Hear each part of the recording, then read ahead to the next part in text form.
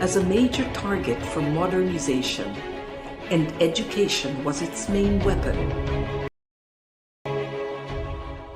7 forward-looking Filipinas came together in 1919 to create a school where young women could gain the knowledge and skills that would make them modern women. Paz Marquez Benitez was the first president of the Philippine Women's College. Jose Abad Santos was its first chairman of the Board of Trustees. Francisca Tirona Benitez was the second president, and with her husband Dean Conrado, guided the school from a house on A. Flores Street to its iconic Taft Avenue campus. In 1932, the college became a university, making PWU the first university for women in Asia founded by Asians.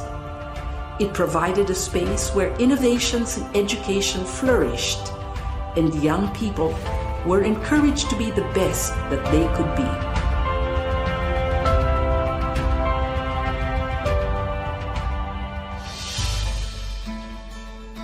For over 100 years, the Philippine Women's University has been known as a leader in quality education. In 1934, PWU moved into its main campus on Taft Avenue, and since the 1970s has been co-educational.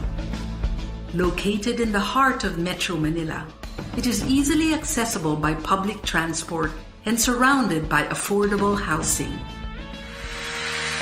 Today's PWU offers undergraduate and graduate courses in several fields of study. Its business and management programs are responsive to the needs of industry, using evolving technology for global competence. PWU graduates excel in arts and sciences, education, social work, and diplomacy. Its fine arts and music programs have produced outstanding graduates through a holistic education that treasures heritage as well as excellence. PWU has pioneered in fields such as food science, nutrition and dietetics, medical technology, pharmacy, and nursing.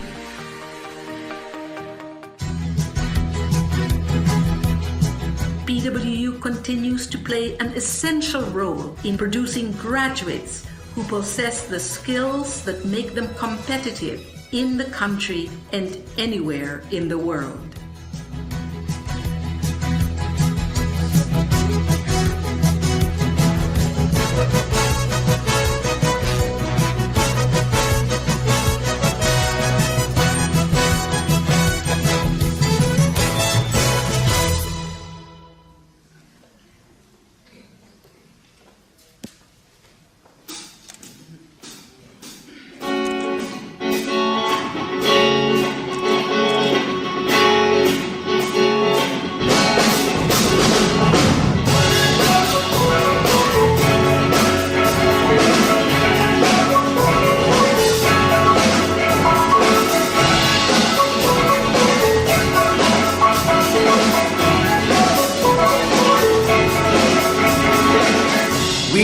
are a united community. We may not be blood related, but we Patriots are one big family. Being part of the PWU community strengthens us. Through the years, we support each other through good times and bad times. We Patriots always have each other's back. It's a big honor to be part of a community that is open to the ideas of each other. It drives us to excel and be the best version of ourselves. That's the standard of excellence that we Patriots strive for. I'm thankful that this community lets us be who we want to be. We thrive because we accept each other for who we are. And like a family, we treat each other equally. Actually, PWU gave us a home and helped us to be a patriot in society. We may have different individual drums and instruments, but we march to the same beat together as one united community.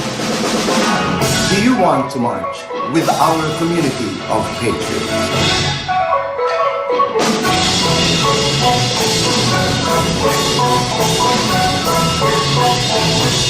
I am a patriot. I am a patriot. I am a patriot. I am a patriot.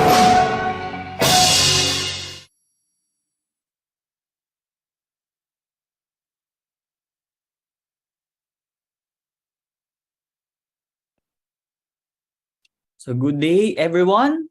So welcome to the PWU Doctor of Hospitality Management's webinar entitled The Digital Mindset, Proactive Approach Towards Innovation, Diversity, and Allyship in the Hospitality and Tourism Industry.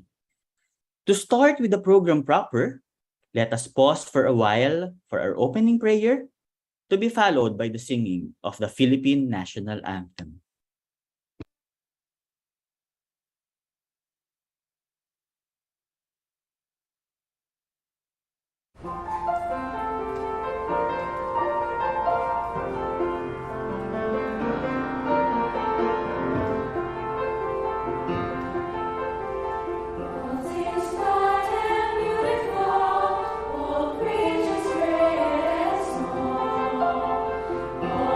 Wonderful.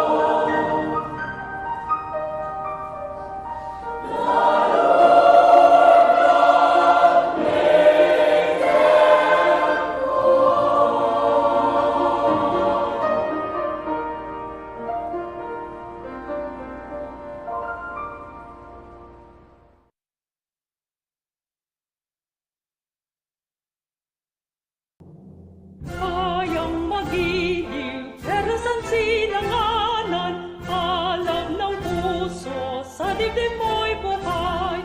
Lupang hinirang, duyat ka ng magiting, sa manlulupig, di ka pasisiin, sa dagat at bundok, sa simoy at sa langit mong bukaw, may dilagang tulad, awit sa paglayang minamahal, ang kisap ng watawat mo'y tagumpay na nagtitingin, ang bituin at araw niya kailan pa may di magdidinig, lupa ng araw ng at ipagsintabay langit sa piling mo, aming ligaya na pag may mga api ang mamatay ng dahil sa'yo.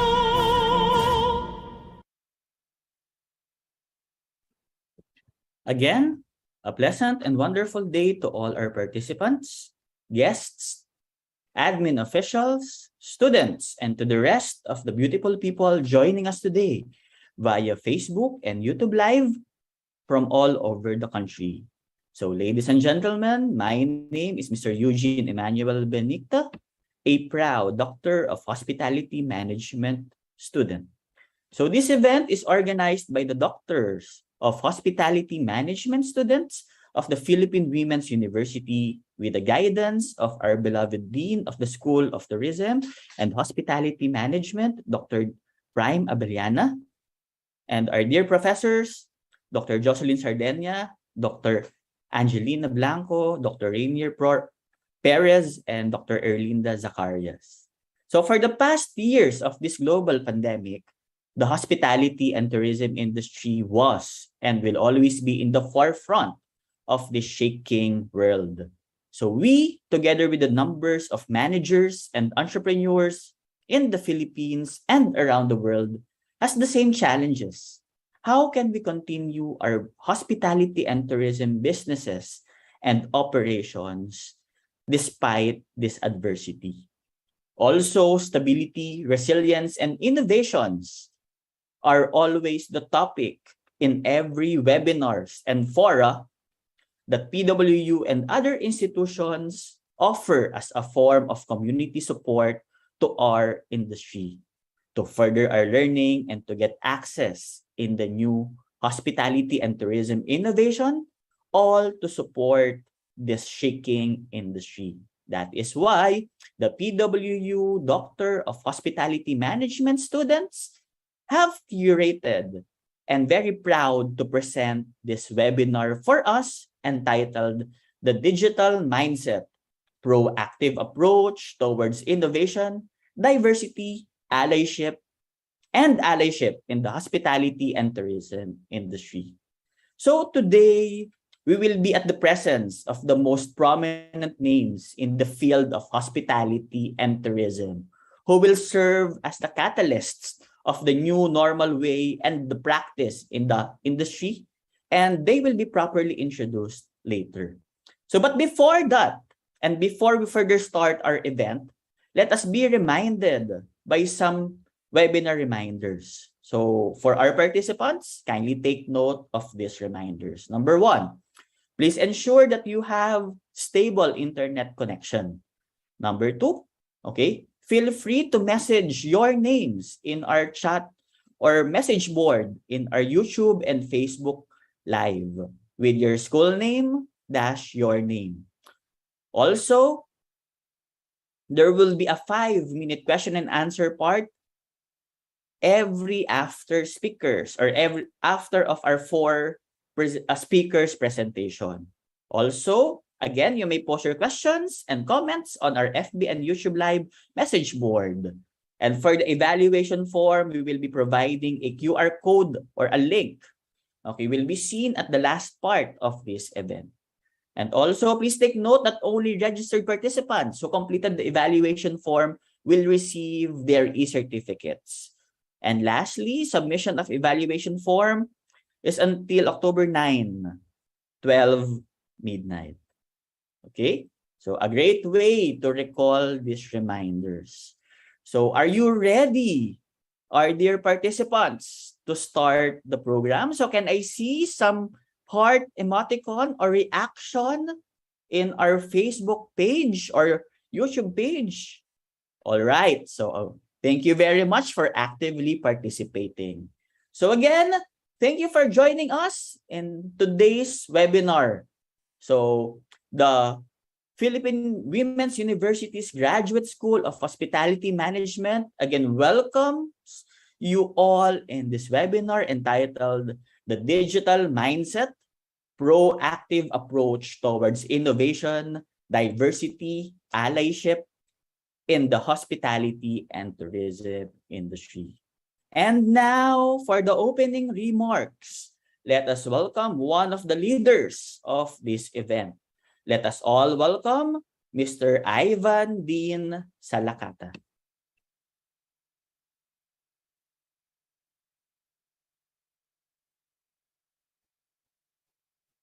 Our University President, Mr. Marco Alfredo Benitez, Dean of School of Hospitality Management, Dr. Prime Abellana, classmates, professors, schoolmates, participants from different colleges, universities, and industry practitioners as well. A pleasant morning to all of you. This webinar is a collaboration of advanced facilities, planning and design, current trend in hospitality history, advanced strategic management, and total quality management subjects, headed by Dr. Angelica Blanco, Dr. Jocelyn Sardenia, Dr. Renter. This webinar focuses on the best practices, whereas emerging strategic alliances in the hospitality industry aligned with the latest trends and technological advancements, innovatively designed concepts to answer to the shifting needs of the market in our industry, focusing on quality service and global practices. Also, it provides a recap of the potentials and opportunities of the hospitality tourism industry by adapting the TQM standards. And lastly, to present the current tourism and hospitality trends as a better new normal business survival. High caliber speakers and their expertise really provides meaningful knowledge that will add to your learnings. Their experiences really focus and on track in terms of what happened to our industry because of the COVID-19 pandemic. Once again, to all participants and attendees of this event, hopefully you can earn and learn new things through our speakers that contribute to your knowledge. Thank you very much and mabuhay. Thank you once again, Mr. Salakata, for that sincere and uplifting opening message. Also, we'll be having 4 distinguished speakers for this event. And this webinar will be divided into 2 sessions, the morning and the afternoon sessions. So guys, or dear participants, expect a very fruitful and full of knowledge day and full of sharing today. So without further delay, to introduce our first speaker, may we call on to the virtual floor one of the DHM students, Ms. Jocelyn Espiritu.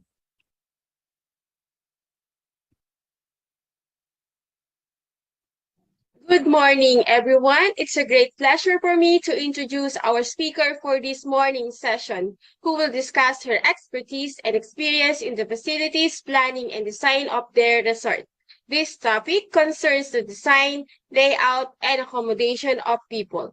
Our speaker graduated with a Bachelor of Arts in Public Administration from the University of the Philippines, Diliman. She is an experienced manager, proficient in customer relations and service quality.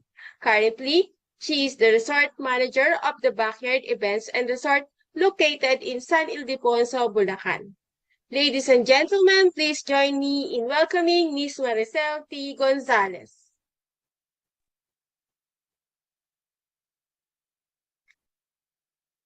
Hi, good morning, everyone. I'm Maricel Gonzalez from the Backyard Events and Resort in San Ildefonso, Bulacan, and I'm honored to be part of this, to be invited in this webinar. So as for me to start my presentation, allow me to share my screen.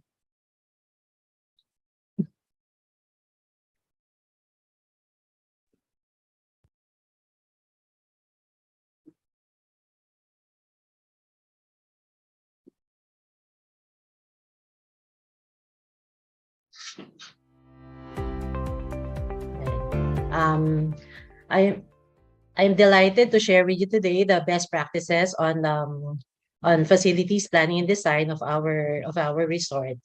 Next slide, please. Ayan po. This is our resort. We just opened last March 20, 2022. And our location, the location of our resort makes it very convenient, especially from those in Manila, because we are just a half an hour, 1.5 hours away from the city. And we welcome everyone from multi-generational families who want to relax and experience comfort away from home. Next slide, please. This is our cabana. We have here one room, the living area, and a kitchen, and our dining area. So this is where the family gathers and shares dinner or lunch as they check in our resort. Next slide. This is our dining area. Usually when the guests request for food, this is how we set it up. Now they find it very nice because the presentation itself is quite luxurious. Next slide, please. Now this is our villa. This villa, sir, and this villa, ladies and gentlemen, we have the attic, which can accommodate 8 persons. And then downstairs, we have a bedroom, which can accommodate 4 persons. So the total accommodation for this villa alone is 12 persons. Next slide, please. And then here we have our guest room. We have 4 rooms. The location of these rooms are across our fish pond. Each room is different from one another in terms of capacity. The biggest room can accommodate 5 persons, and the smallest one can accommodate 2 persons.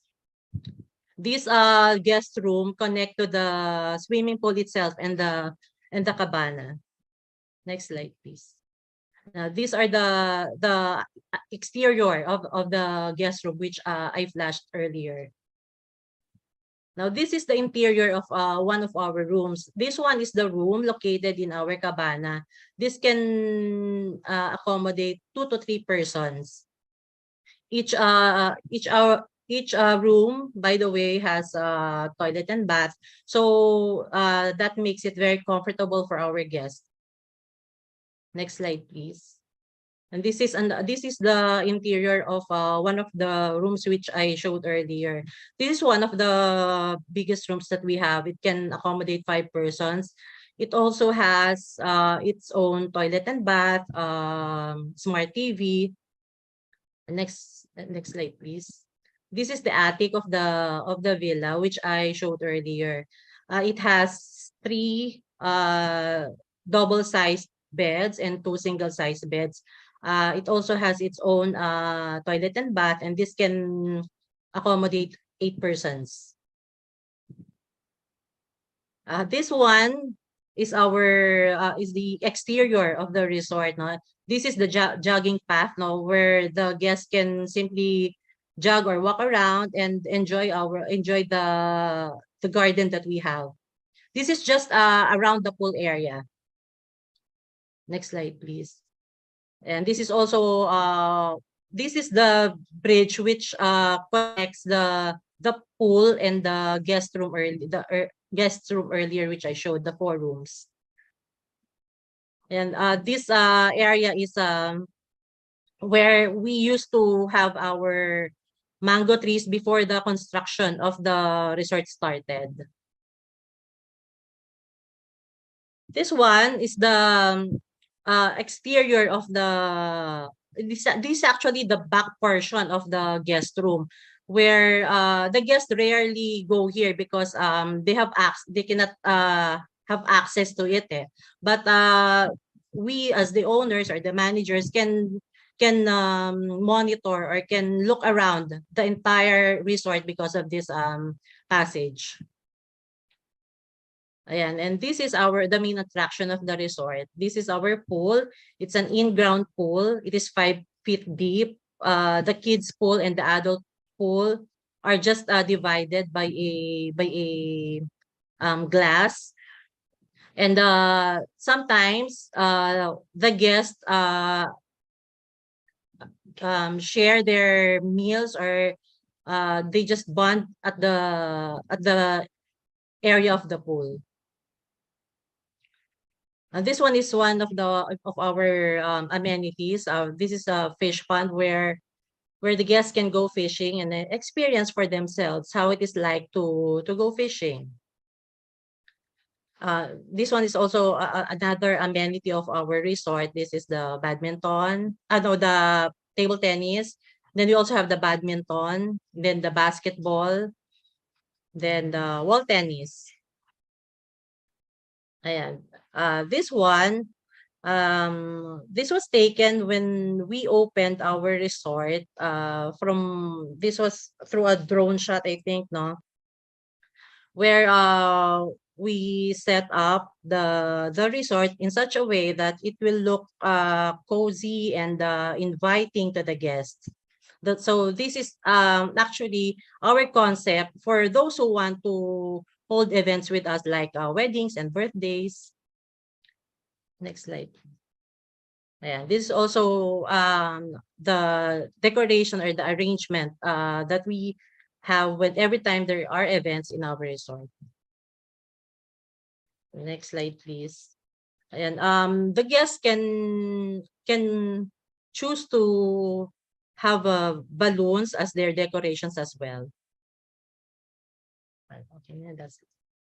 About this slide, the guests have the option to order food from us, or they can bring in caterers depending on their booking.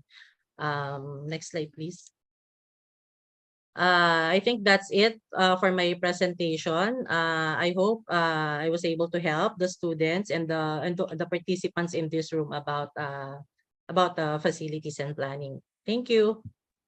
All right. So thank you very much, Miss Ma'am Maricel, okay, for sharing your resort, the backyard resort in Bulacan. Okay, those are truly excellent additions in our preparation as we envision the new culture of the hospitality and tourism post-COVID. And it serves as an inspiration because as per your presentation, ma'am, you started after the pandemic. It's a newly opened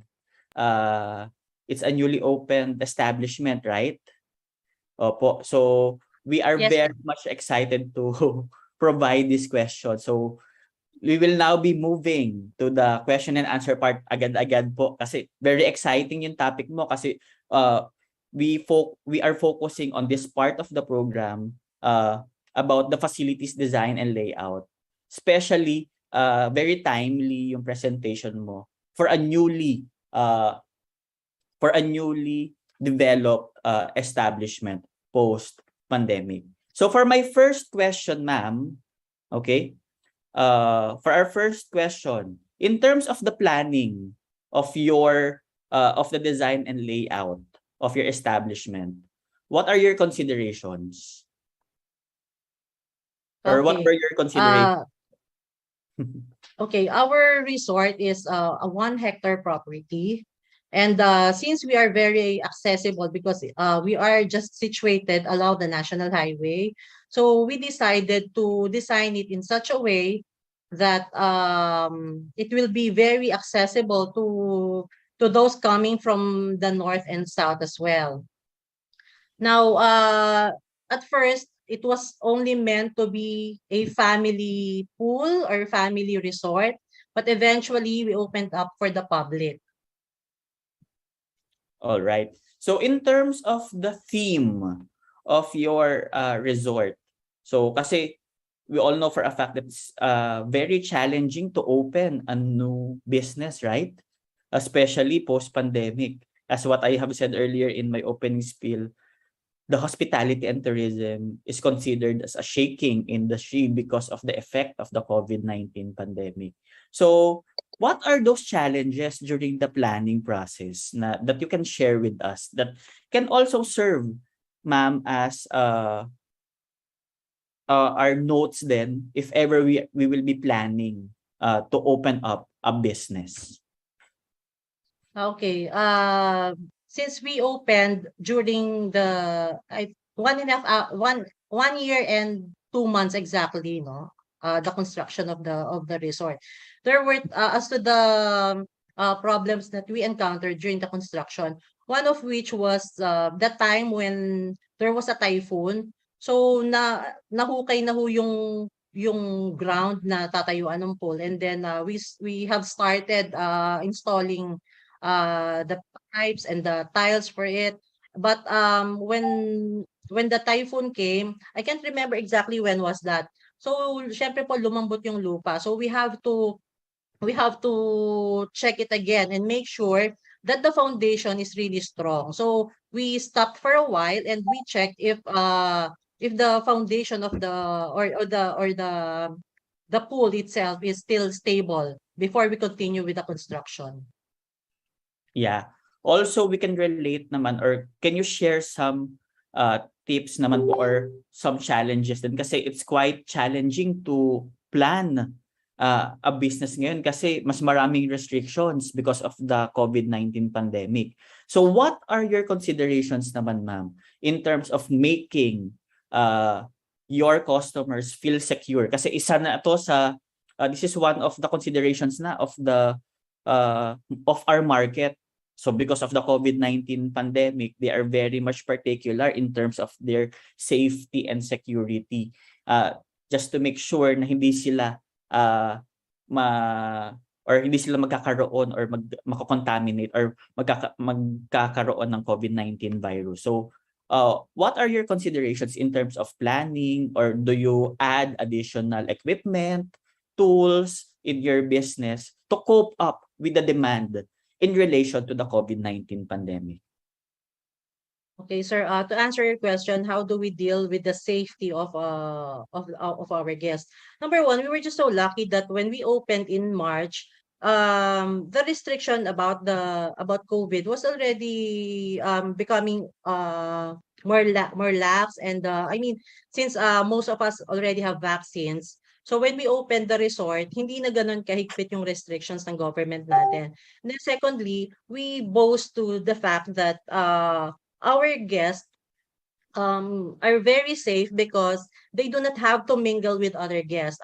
If they book a night with us, that will be our resort will be for their exclusive use, meaning they don't have to mingle with other guests because our resort is privately for them if they book with us.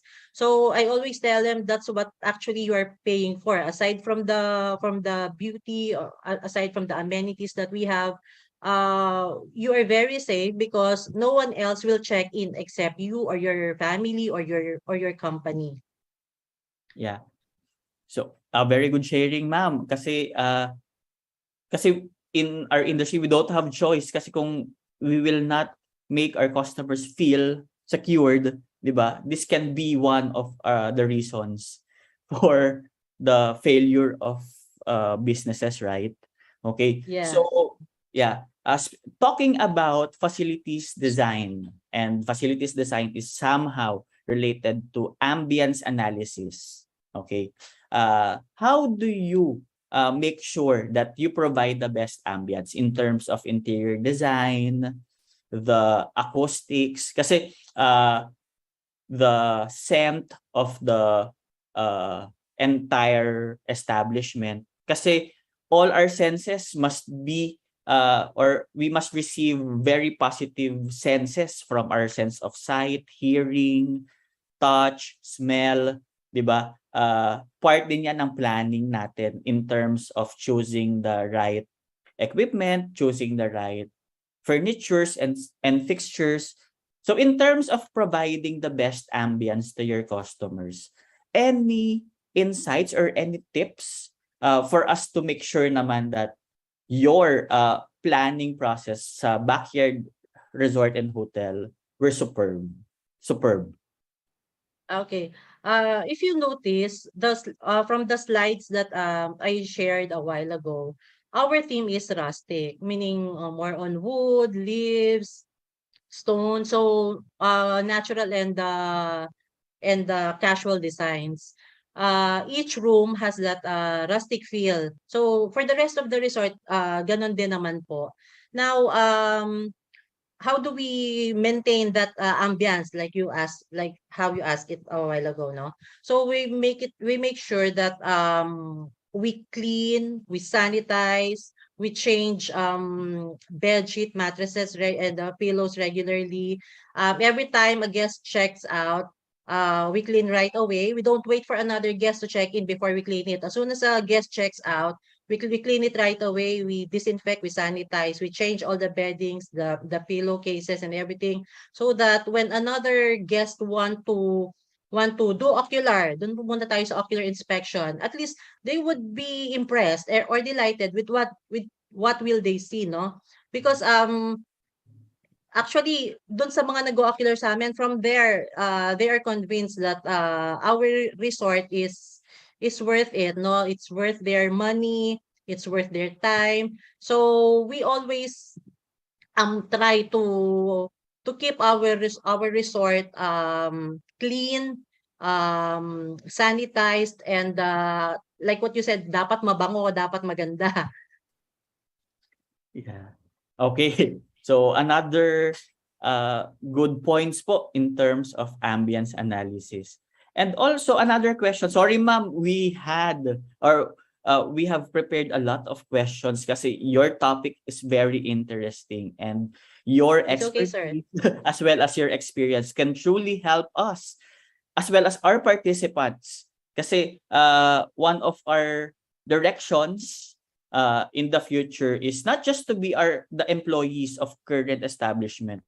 We are also to create our own businesses, and definitely your sharing for today's session is very important and very helpful to those aspiring entrepreneurs in the field of tourism and hospitality.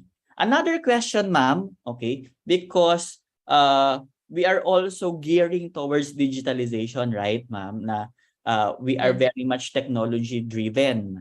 Okay, so how does your hotel respond to the call for digital modernization in terms of the design and as well as the operations, the entire operations of your hotel? Maybe, sir, I'll just talk about our daily operations and how we market our resort. Because these days, even if the guests do not go there personally to visit the site, they can check our website, our FB page, for them to have a glimpse of the backyard resort. Now, if they have questions, they simply send a message to the page, and then me being the manager, I make sure that I respond to them as soon as I can. Now, if they have other inquiries like quotations, I just email it to them. I don't have to bring the hard copy to them. I email it to them, and then they read. And then if they are decided to do a booking, they ask, the next question is, how do we pay? So I always say, we have you can pay through our through bank deposits. So once they make the deposit, they send me the screenshot, and then that's it. I book them right away. Yeah. So certainly your establishment talaga is coping with the demands of the industry through digitalization, and marketing is one of those aspect or department na digitalize ng hotel, which is very good, ma'am. Okay? We are very much interested, ma'am, in terms of the concept. Very good yung concept kasi very homey. Yes. On how you presented it, 'di ba? It's somehow me personally, I felt like going to your hotel right away. After thank this, you, I thank want you. to book na. Okay. Mm. Pero how did you come up with what you said, the rustic? Am I correct? Yes Rustic po. and more on environment ish design. So who decided on that? Kasi I believe our students, our participants are also interested to know sino ba yung nagde-decide? The may-ari ba? Or do you have a consultant? Or the management team ba brainstorm about this? Kasi we all know for a fact, ma'am, na hindi lang basta maisip lang natin na, oy, gusto ko ganitong design. Gusto ko Hello Kitty. Gusto ko ganito. Gusto ko ganyan. 'Di ba? Can you explain further the process? Kasi as we all know naman, nabanggit ko rin kanina na us as well as our participants, one of our direction is to put up this kind of business. Kahit simple, pero I believe your experience can truly help us, ma'am. The entire design concept formulating process. Can you provide us, if you don't mind? Yeah. Kasi sobrang Sure. ganda, ma'am, ng konsepto and not Thank you. naman to copy, but your your experience can be an inspiration talaga for us na parang what's the process and during that process ano yung kumbaga there was this a time na parang sumuko na yung team na uy pandemic ganyan parang hindi natin kakayanin and yet you push through pa din. Can you bring us back to that time po? All right. For everyone's information, this resort, it's a 1 hectare lot.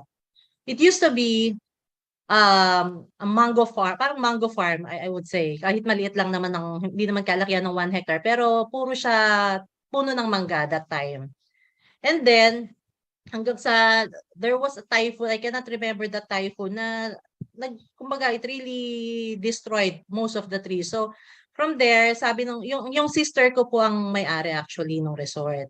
And then we started with only I think 2 villas that time, and then there was a pond, and then the mango trees nga po. And then that triggered her to think of something that will parang something for the family kasi meron na rin siyang mga grandchildren, ganon. So sabi niya parang gusto kong maglagay ng swimming pool para sa mga apo ko, sabi niya ganon. Sabi ko, "De, sige, go ahead." So from the 2 rooms that she had before, then may fish pond nga. So yun po she started consulting an architect, engineers, ganon. Pero the design actually, puro sa kanya yun eh. She's very artistic about and very creative. Although meron siyang kinoconsult na, yun nga po, architects and engineers. Parang the concept, the design, were all from my sister, from the owner. So after nagkaroon po ng swimming pool, merong mga nag-suggest na bakit hindi mo iparent, ganon. So sabi niya, pwede rin naman. So after the swimming pool, nagpa-construct siya ng kabana. And then, yun po, dire-diretso na hanggang sa nagkaroon pa ng additional villa, hanggang sa i-open na po namin for the public. Wow. Sobrang inspiring yung question. Yung answer, yung sharing ni ma'am about the backyard resort. At nag-start lang talaga siya with the passion of the owner. Am I right, ma'am? Na parang, yes, opo. Opo. And this will serve as a learning for every one of us here na if you have the passion and obviously you have the resources, you have the money, your dream will be possible. And in terms of sabi nating resources, hindi naman ibig sabihin na we don't have money today, we cannot put up this kind of business, which is I believe hindi naman talaga natin pwede sabihin na very well off ang family nila Miss Maricel, right? And marami talagang challenges yan. At kung if you will follow lang talaga your passion and you really like what you do, di po ba? It will prosper. And it's God's God's grace din na during that opening of the backyard resort and hotel, medyo lumuwag na yung industry natin. Very timing talaga. Very timing.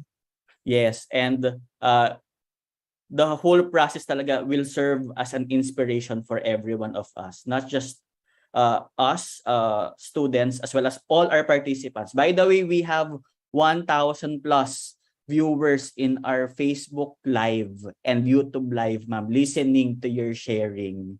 Okay. Oh, And yeah, thank you. and all over the Philippines, and we also have guests from other countries. So malayo yung narating nung tips, yung sharing mo in terms of facilities design and planning. Okay? Ma'am, sobrang dami na ng question namin, but I think I have one last question. Will that be fine? Sure, sir. Yeah, go Okay. ahead. So for my last question, any final tips to our future entrepreneurs? I know marami na kayong nabanggit, pero with your journey towards opening backyard resorts in Bulacan, any tips for our future entrepreneurs? Okay, maybe I just have one main tip for those who aspire or those who want to have their own business, no? Kahit hindi in terms of resort or what. Be hands-on. Being hands-on is very important. You do not just leave your staff and let them run the operation. As much as possible, you devote most of your time in your business because iba yung what do you call this? Iba yung malasakit kapag yung may-ari na ang nandoon. Unlike, well, I'm not saying na walang malasakit yung mga tauhan natin or yung mga employees natin, pero iba pagka po nandun yung may-ari dun sa business. Because he or she can see for herself the first-hand, what do you call this, information or problem that might arise in the course of doing the business. It's not enough that you put up the business and leave it and then you wait for the return or ROI. You have to be there and manage your business as much time as you have. You know what, ma'am? That's definitely correct po. Yung pagiging hands-on. Especially in the planning process. You have shared na kasama talaga. Parang concept ni owner, plus even though they hire consultant and architect, diba? Hands-on pa rin yung owner. And nakita naman natin yung outcome ng design, ng layout, ng the backyard resort and hotel. So kanina ka pa pinopromote ang the backyard resort and hotel. Thank you, sir. Thank you. This last part, baka you might want to invite your our participants to visit the backyard hotel and resorts. Any contact details or your address now we can share to our participants. Maybe I can, Jessica, can be maybe I can share the slide earlier, which is the page and the website. Anyway, if you want to, friends, those who are joined in this webinar, I am inviting you to come over to San Ildefonso, Bulacan, and experience our resort. We are just 1.5 hours away from Manila. It's not too far because we are just along the national highway. So come and experience our resort. And I guarantee you'll have a pleasant stay and you will feel comfort away from home. Okay. So just check the page po. Yes po. For the number. They can also search the backyard. Oh yes, we're in the web. Okay po. So nakakabitin, ma'am, kasi marami pa kaming question na gustong itanong. But if you want to experience the backyard resort, visit them. Visit us na rin. Gusto ko na maging part ng resort. Visit them at San Ildefonso, Bulacan. Again, thank you very much, Ma'am Marisol of the Backyard Resort. We really learned a lot and we got inspired through your sharing about the planning and design process of the Backyard Resort in Hotel in Bulacan. Indeed, your story is such an inspiration to all our participants who want to venture into opening a hospitality and tourism business. Again, ma'am, mula po sa mga organizers, taos-pusong pasasalamat po sa inyo. And now, to show our appreciation, ma'am, please accept the certificate of recognition. Okay, so let me read the citation po. Okay, the Philippine Women's University, Taft Avenue, Manila, hereby awards the certificate of appreciation to Miss Maricel Gonzalez of the Backyard Hotel and Resort in grateful and sincere gratitude for her selfless and commendable service rendered as research speaker during the conduct of the webinar entitled The Digital Mindset, a proactive approach towards innovation, diversity, and allyship in the hospitality and tourism industry, given this 8th day of October 2022 at the Philippine Women's University, Manila, Philippines, via Facebook and YouTube Live. Signed, our dear professors, Dr. Rainier T. Perez, Dr. Jocelyn Sardenia, and Dr. Angelina Blanco. And also signed by our beloved Dean of the School of Hospitality Management, Dr. Efraimwell Jose L. Abellana. Again, ma'am. Thank you, sir. Thank you. Maraming salamat po. Okay po. Thank you.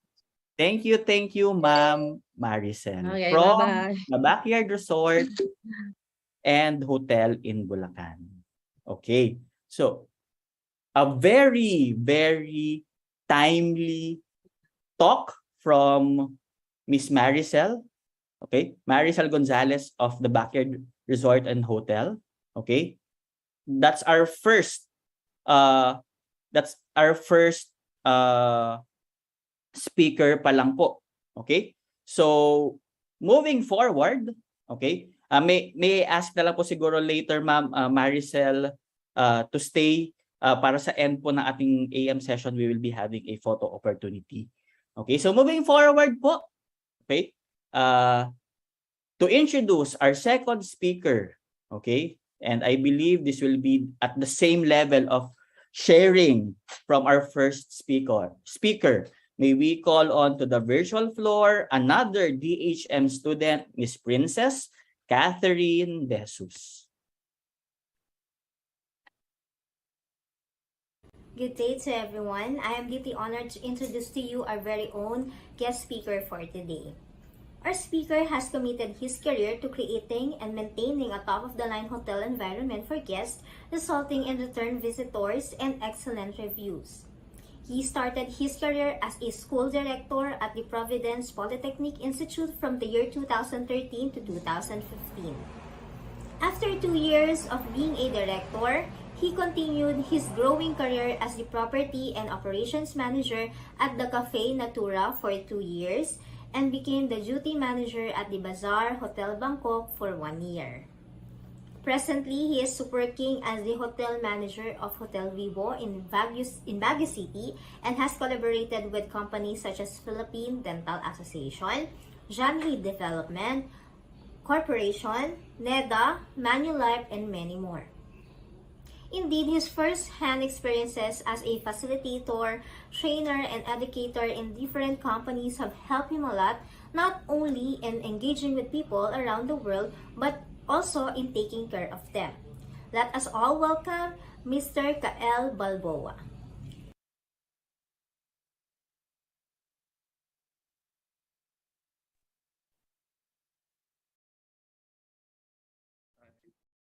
Good morning. Hi, sir. Good morning. Good morning. Can you hear me? Yes, sir. Loud and clear. All right. There. Good morning. Thank you. Thank you very much for that overwhelming introduction. And thank you so much. How are you guys? We're fine, sir. We're very excited to hear your talk and your sharing. So there, guys. Yeah, I think I'm good to start then. All right. So once again, guys, my name is Kale Balboa. I am from Baguio City, and I am currently working as a hotel manager at Bibo Hotel, Hotel Bibo rather. So there, my topic will be, I want you to read this. My topic will be the latest trends in the hospitality industry. I know a lot of you guys are like, keep thinking or like wondering what will be the latest trends like in the hospitality industry, especially with COVID-19 virus. And today we will be tackling about the latest trends in the hospitality industry by starting why is it important to keep up with the latest hospitality trends. Okay, so the most successful hospitality companies are constantly evolving, but if you are going to achieve this, you need to continuously keep up with the very latest hospitality trends. This includes everything from marketing efforts and hospitality processes to embracing the latest technology and responding to global events. Well, actually, with marketing, keeping up with the latest trends will give you the best possible chance of reaching your target audience and conveying what you want to convey. So embracing new technology, meanwhile, can help to make a business more efficient, while in other cases, it can assist in improving the overall customer experience. On the other hand, people, a failure to keep up with the latest hospitality trends can have some serious negative consequences, such as providing rival companies with a clear competitive advantage over you. Worse still, it can lead to your business failing to deliver the kind of experience customers might have come to expect. So when you say we need to keep up with the latest hospitality trends, it's like a competition.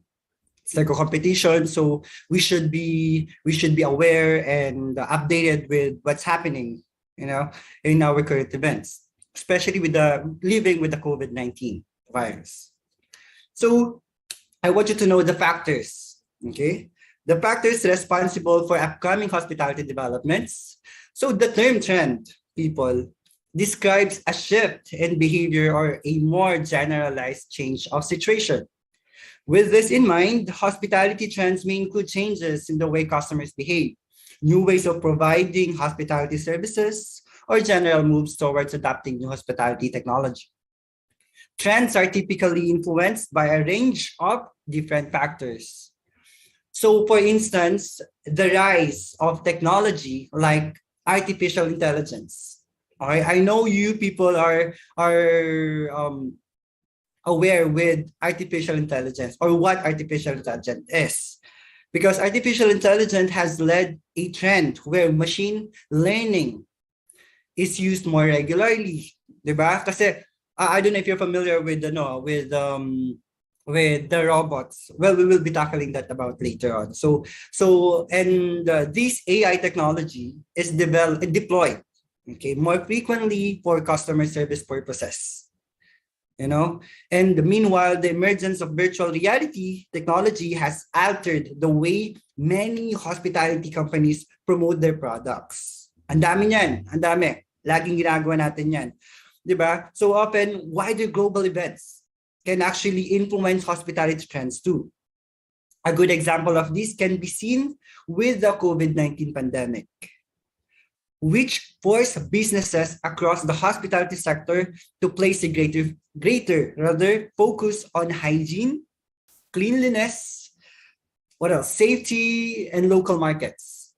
Similarly, climate change concerns have caused companies to focus on eco-friendly solutions. Kasi, di ba, kapag eco-friendly yung place mo, people, di ba, tourists will be enticed to come and visit and see what your industry or your company, okay, has. So that's why I'm giving it to you the 17 general and COVID-connected hospitality trends.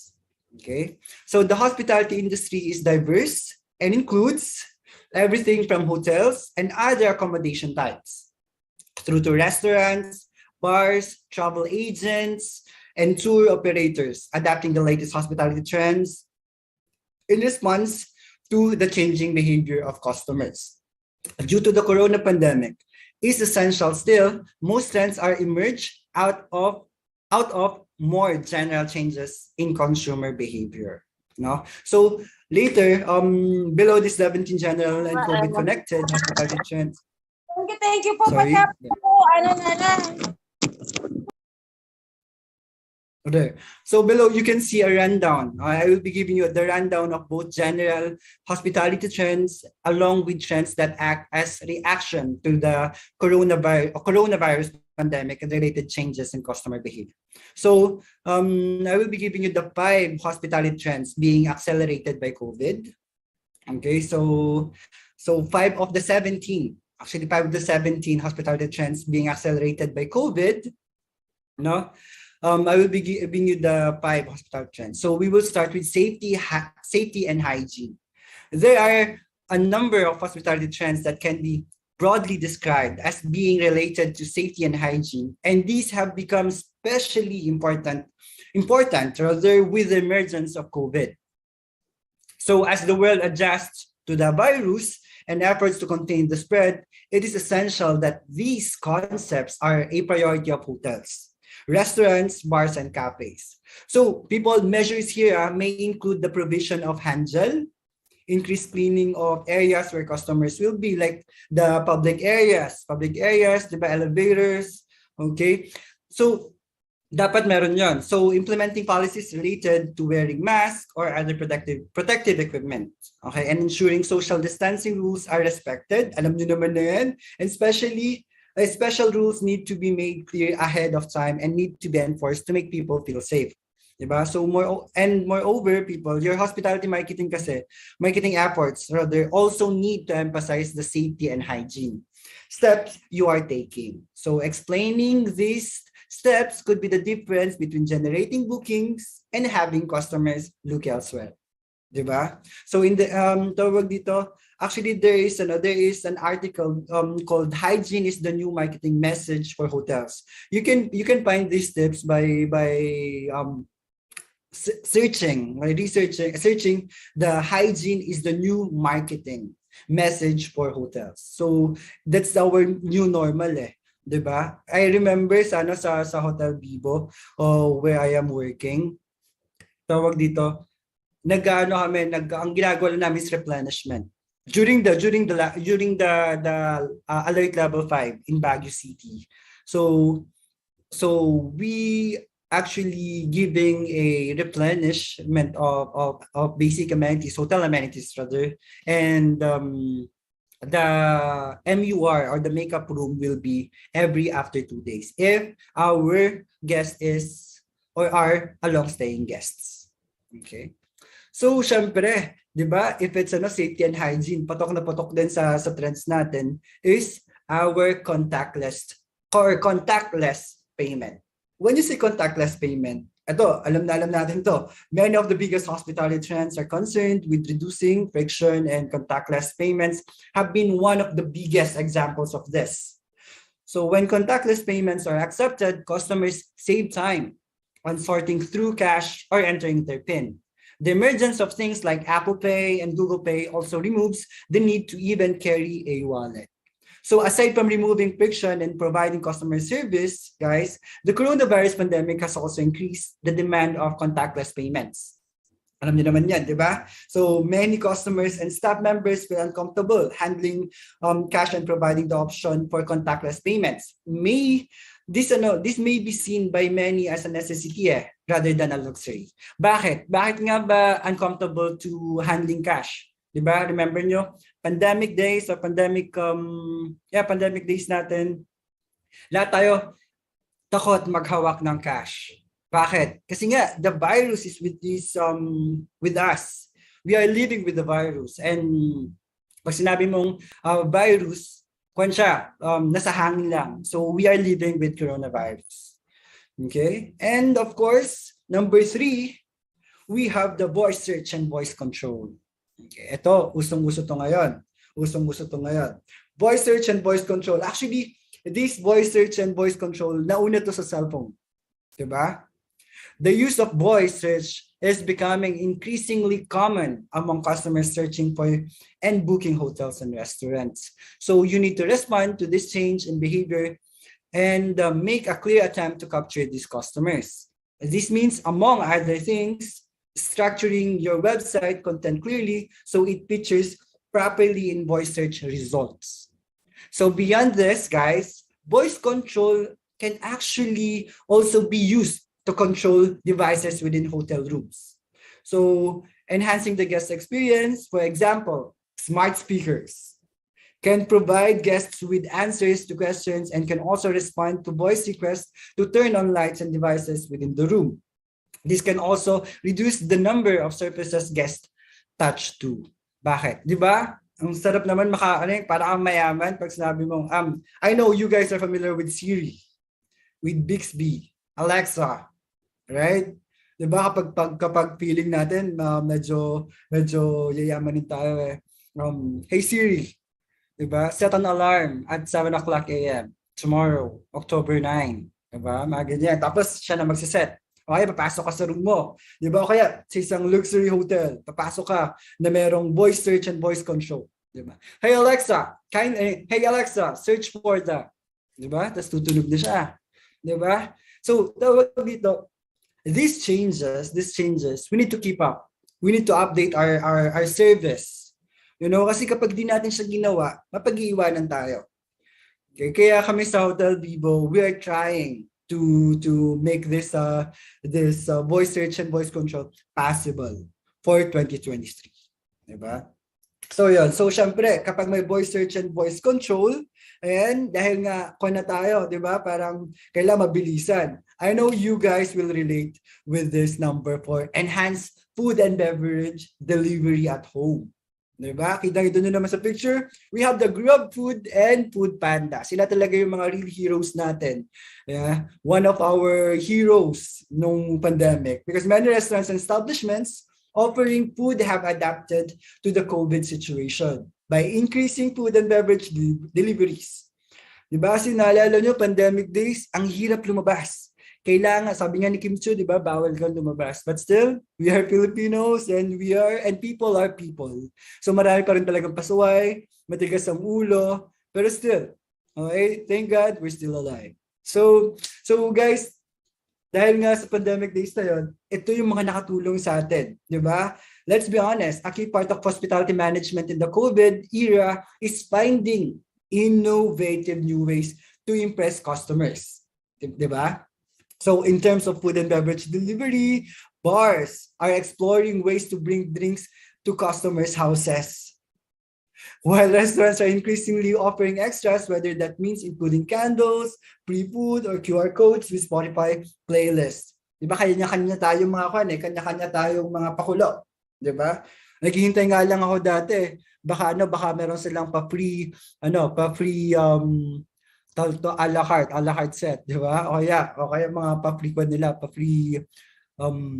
mga freebies kapag nagpapa-deliver. And of course, takeaways then, guys, do produce more waste. So try to use suitable packaging that can be ethically disposed of. Kaya nga maraming kumita ng pandemic.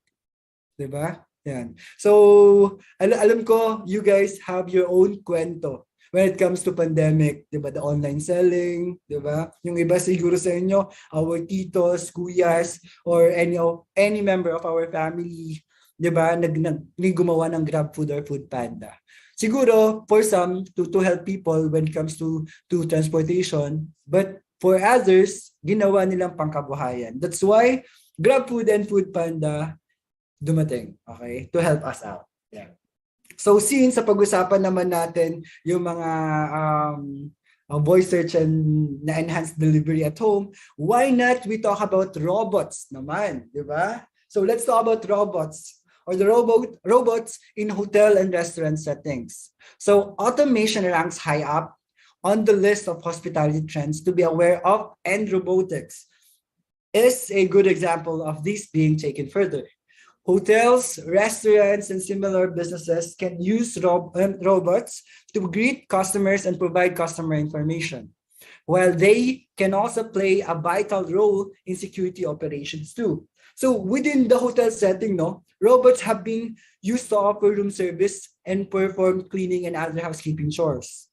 Meanwhile, restaurants can potentially use robots to carry out aspects of food service. I don't know if you're familiar with Good Taste in Baguio City. So our Good Taste is one of the masses friendly na na na restaurant. Kasi bakit?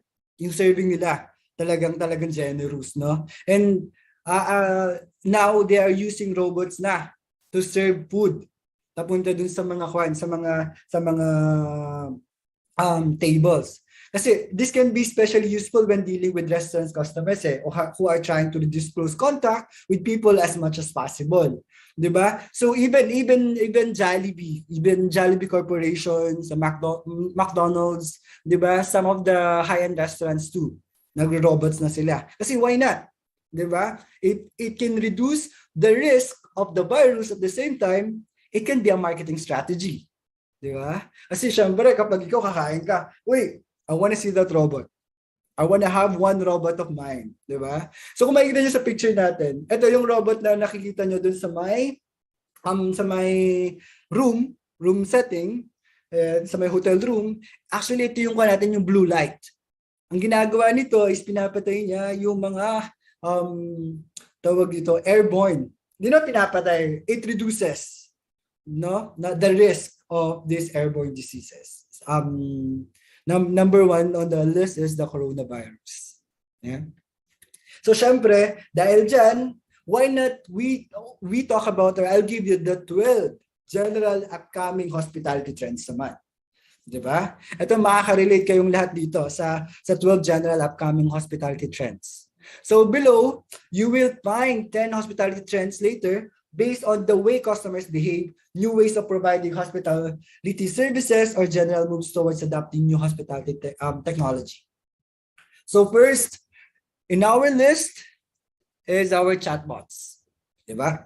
Chatbots are another of the major hospitality trends linked with customer service and can be especially useful for delivering swift responses to questions.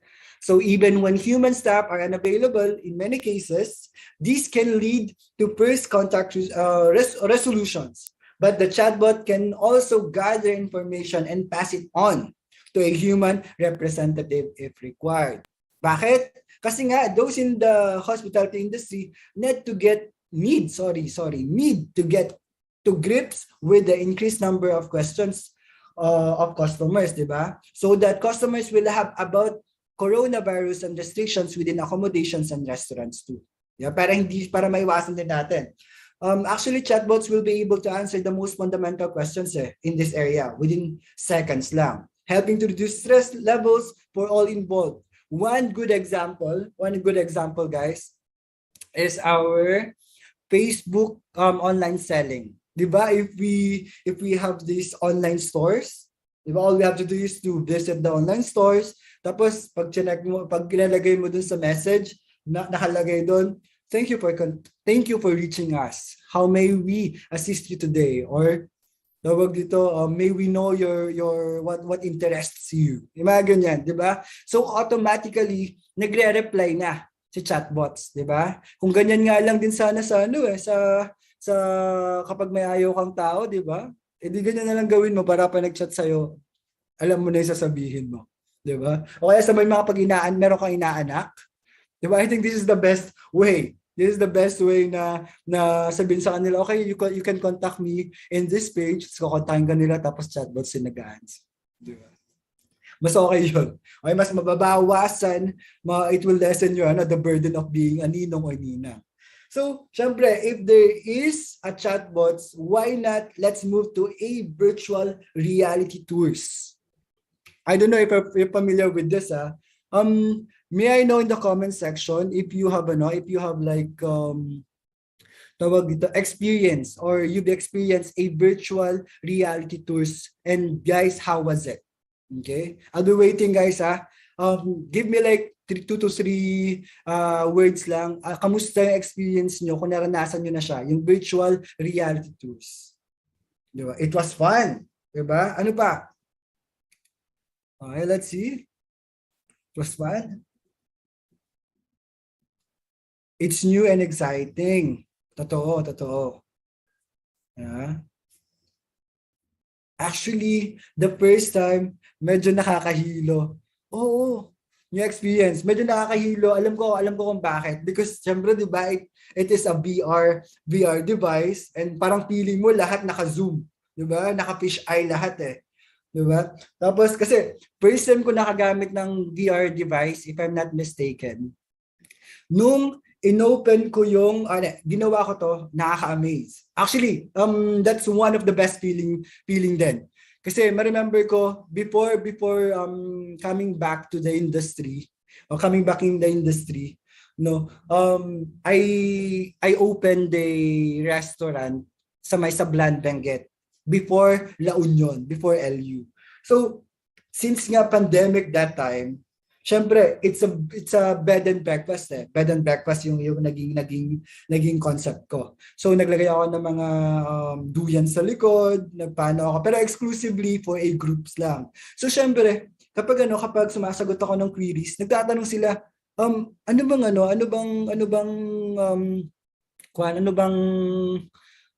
itsura ng lugar. So parang syempre hindi nila ma-appreciate kasi nga minsan nagbibigay lang ako ng picture, innovative at the same time, looking forward for more in the future.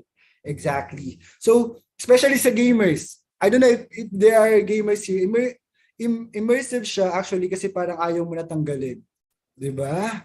Kasi nahuhook yung soul mo. Diba? So, yun nga, going back to my kwento guys.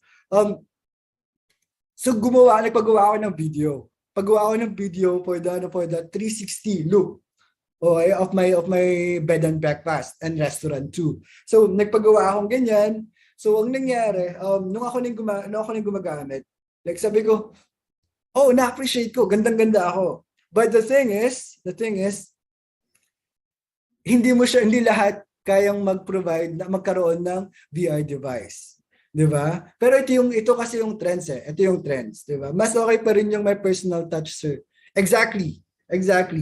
'Di ba? Iba pa rin kasi experience na parang just like if you will visit a country or a place, 'di ba? Yung mga hindi ka familiar na place. I don't know kung have you been to Batanes, guys? Batanes or Boracay, what else? Cebu, mga ganyan, Chocolate Hills. I don't know kung nakapunta na kayo some of you siguro. 'Di ba? Meron kasi yung feeling na parang breathtaking. Diba? Breathtaking, overwhelming.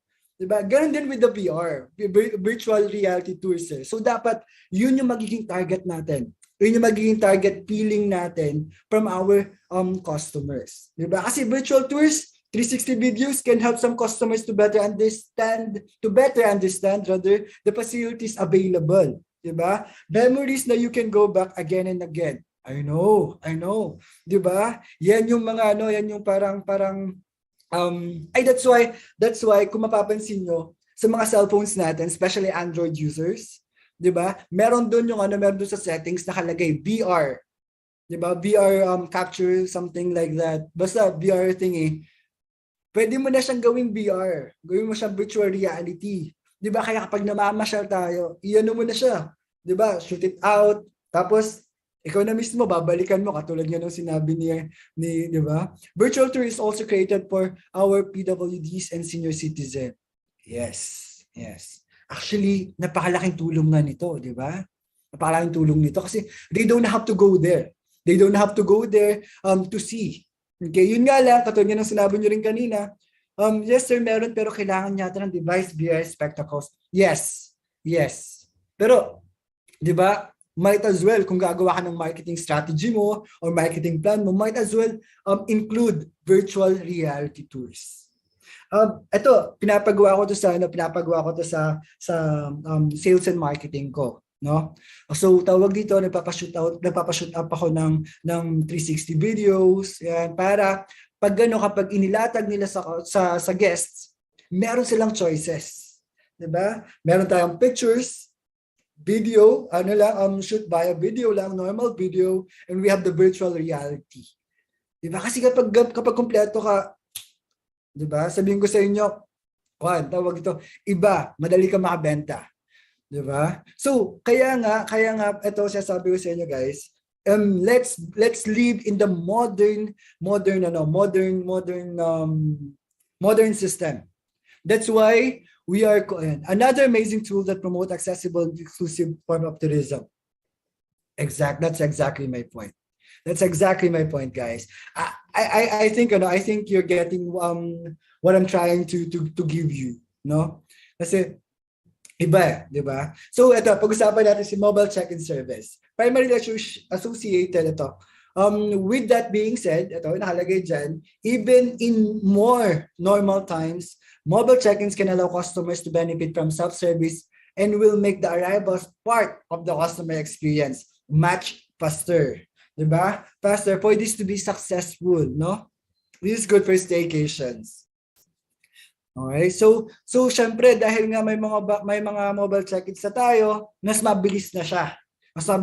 So syempre kapag with all the COVID protocols and all, ngayon pwede mo na ma-experience even the local experience Because another trend that those in the hospitality industry are getting to grips with is the desire for tourists or travelers to enjoy. Okay, kasi people, to make it short, no, businesses in the hospitality industry are responding to this. In order to cater to these demands, hotels might provide local products, while other options like Airbnb and farmhouse accommodations can offer more authentic guest experience. Diba? So, syempre kapag may mga ganyan local experience, eto na, yung pinaka naging patok sa atin nung pandemic. Healthy and organic food and drinks. Diba? So in the past, a substantial section of the hospitality industry was made up of fast food restaurants. Pero hindi lang yung mga fast food restaurants natin, di ba dati, some of them nag-convert or parang binago nila yung concept nila from well, let's be honest, from unhealthy to healthy and organic food and drinks. Bakit? Kasi yun yung trend. Everybody wanted to have a healthy living, a healthy lifestyle. That's why go with the modernization. Diba? Kung yun ang hanap, what the masses are looking for, then you provide what the community is actually what they need. Diba? That's why, diba? I'm giving you healthy and organic food and drinks. So, syempre sa mga hotel, paano to nagkakaroon ng changes? We have what we call sustainability. Increasingly, customers are concerned with the environmental issues and want to know that the businesses they deal with are behaving ethically.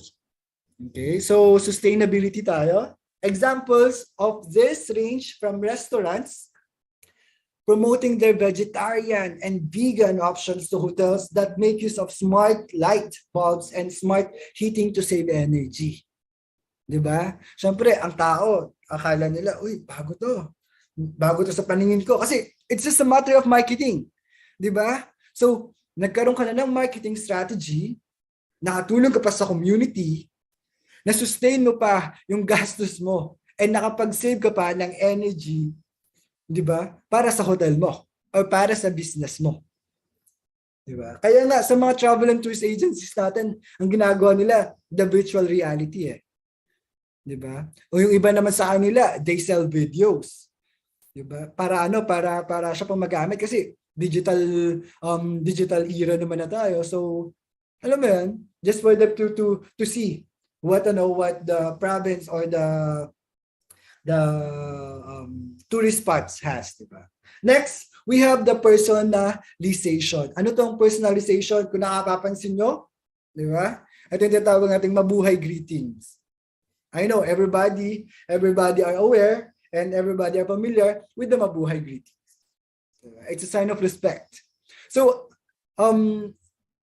para naman sa bilis, personalization, guys, can be deployed in a variety of ways within hotels. For instance, returning customers can be automatically provided with similar services. Siyempre, kapag dating mo na yung guest, hi, Mr. Smith, welcome back. O kaya, dahil nga, maganda pa ikitungo na sa'yo, di ba? Ito, pwede ka mangamusta, di ba? How's your daughter? How's your son? Diba? Mga ganyan. So, mas mapipil nilang at home sila. So, mapipil nilang at home sila. Kaya nga, di ba, yung total personalization natin, they can be greeted a member of staff upon arrival. Yung iba nga using GPS technology and booking data. Di ba kapag booking data, yung trending ngayon, kapag papabook ako, same guest tayo. Same guest ang ginagawa niya, nagbibigay tayo ng special message. For a special message, di ba sasabi natin, Dr. thank you for parang welcome back, Mr. Smith. And we are looking forward for your arrival. Again, I hope you enjoy your stay just like the first time that you visited us. Di ba? Mga tipong ganyan na parang, naalala pa nila ako. Di ba? Naalala pa nila ako. Especially kapag you have smart hotels, guys. Di ba? Guests feel appreciated. Exactly. Paano pa kapag meron kang smart hotels? Pag sinabi ito yung smart hotels, ito yung mga, one example. Aircon. Di ba? Parang, pindot ka na lang eh. Some of the hotels, kapag smart hotels ka, let there be light. Then there's light. Nga ganyan. Matibang ka.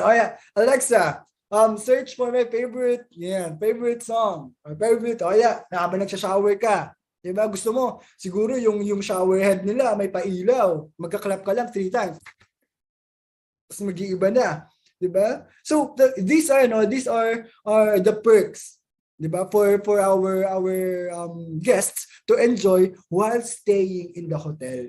Diba? In the hotel or the hotel or anything as long as it provides hospitality service. Diba? Matipong ganyan. It's just one click away. Or since we have smart hotels and personalization, why not let's talk about pinakausong-uso to sa Japan. Okay? Artificial intelligence. Ito, by the name itself or the title itself, diba? Alam nyo na ibig sabihin ng artificial intelligence. So, ibig sabihin, a man-made intelligence. So, ibig sabihin, gawa pa rin natin siya. Yan nga lang, in-impart lang natin siya sa isang robot or device para our life will be easier. Diba? Kasi, our smartphones has AI or the, tawag dito, artificial intelligence o para mas madali. I don't know if you have smartphones na nagbibigay ng beautification or yung to beautify your images. Di ba? Na parang panag-picture kang ganyan, pag-ita mo sa picture mo, kumuha ako na si Richard Gutierrez. Di ba? So that's one good example of an artificial intelligence. Di ba? Kasi syempre, kapag artificial, meron ba sa atin dito na mahilig sa anime? Japan anime. Yes! Nako, I'm also an otaku. Diba? One Piece, the best. Demon Slayer, I really love the tawag dito, yung cinematic effect nun, di ba? Ng Demon Slayer, talagang sobrang Naruto, nakakaiyak yan. Okay? So ito mga to guys, di ba? Kapag anime lover ka, pagpunta ka ng Japan, anong pinakapupuntahan mo talaga? Siyempre, the advanced city, which is one example is the Akihabara. Akihabara nila, ito, isang lugar na to, lahat doon, all animes, all robots, Gundam Seed, Gundam whatever, all robots, tapos may mga kawaii robots pa sila na naka pangloli, but they have an artificial intelligence. Na parang kapag lumapit ka na, they detected you, sabi nila, welcome back master. Mga ganyan, matipong ganon that can make you feel at home at the same time, nakikater ng maayos. Okay? Same like with our hotels too. That's why we have the artificial intelligence for our robots. Diba? Siyempre, kapag may robots, we have the augmented reality. Ayan. Ito, guys, before natin siya, to make it short, ito augmented reality. Ginagamit ko to sa mga estudyante ko before, when I was in the academy. Okay? So, for them to have an experience, kasi nauso si virtual, diba? Si VR device. So CBR device, instead of using it, and siguro we have 5 that time sa sa school kung saan ako nagtuturo. Okay? Actually, it was my tito, actually my tito opened the school. It's a technical vocational school. Yan. So we are catering housekeeping services for students na gustong maging room attendant someday. So what we do, yung sa VR pala, pag chinek na nila, nakikita na nila kung paano ayusin yung bed. I know pwede siya sa video, pero iba pa rin kasi yung experience. Na as if you are there to watch and you are there na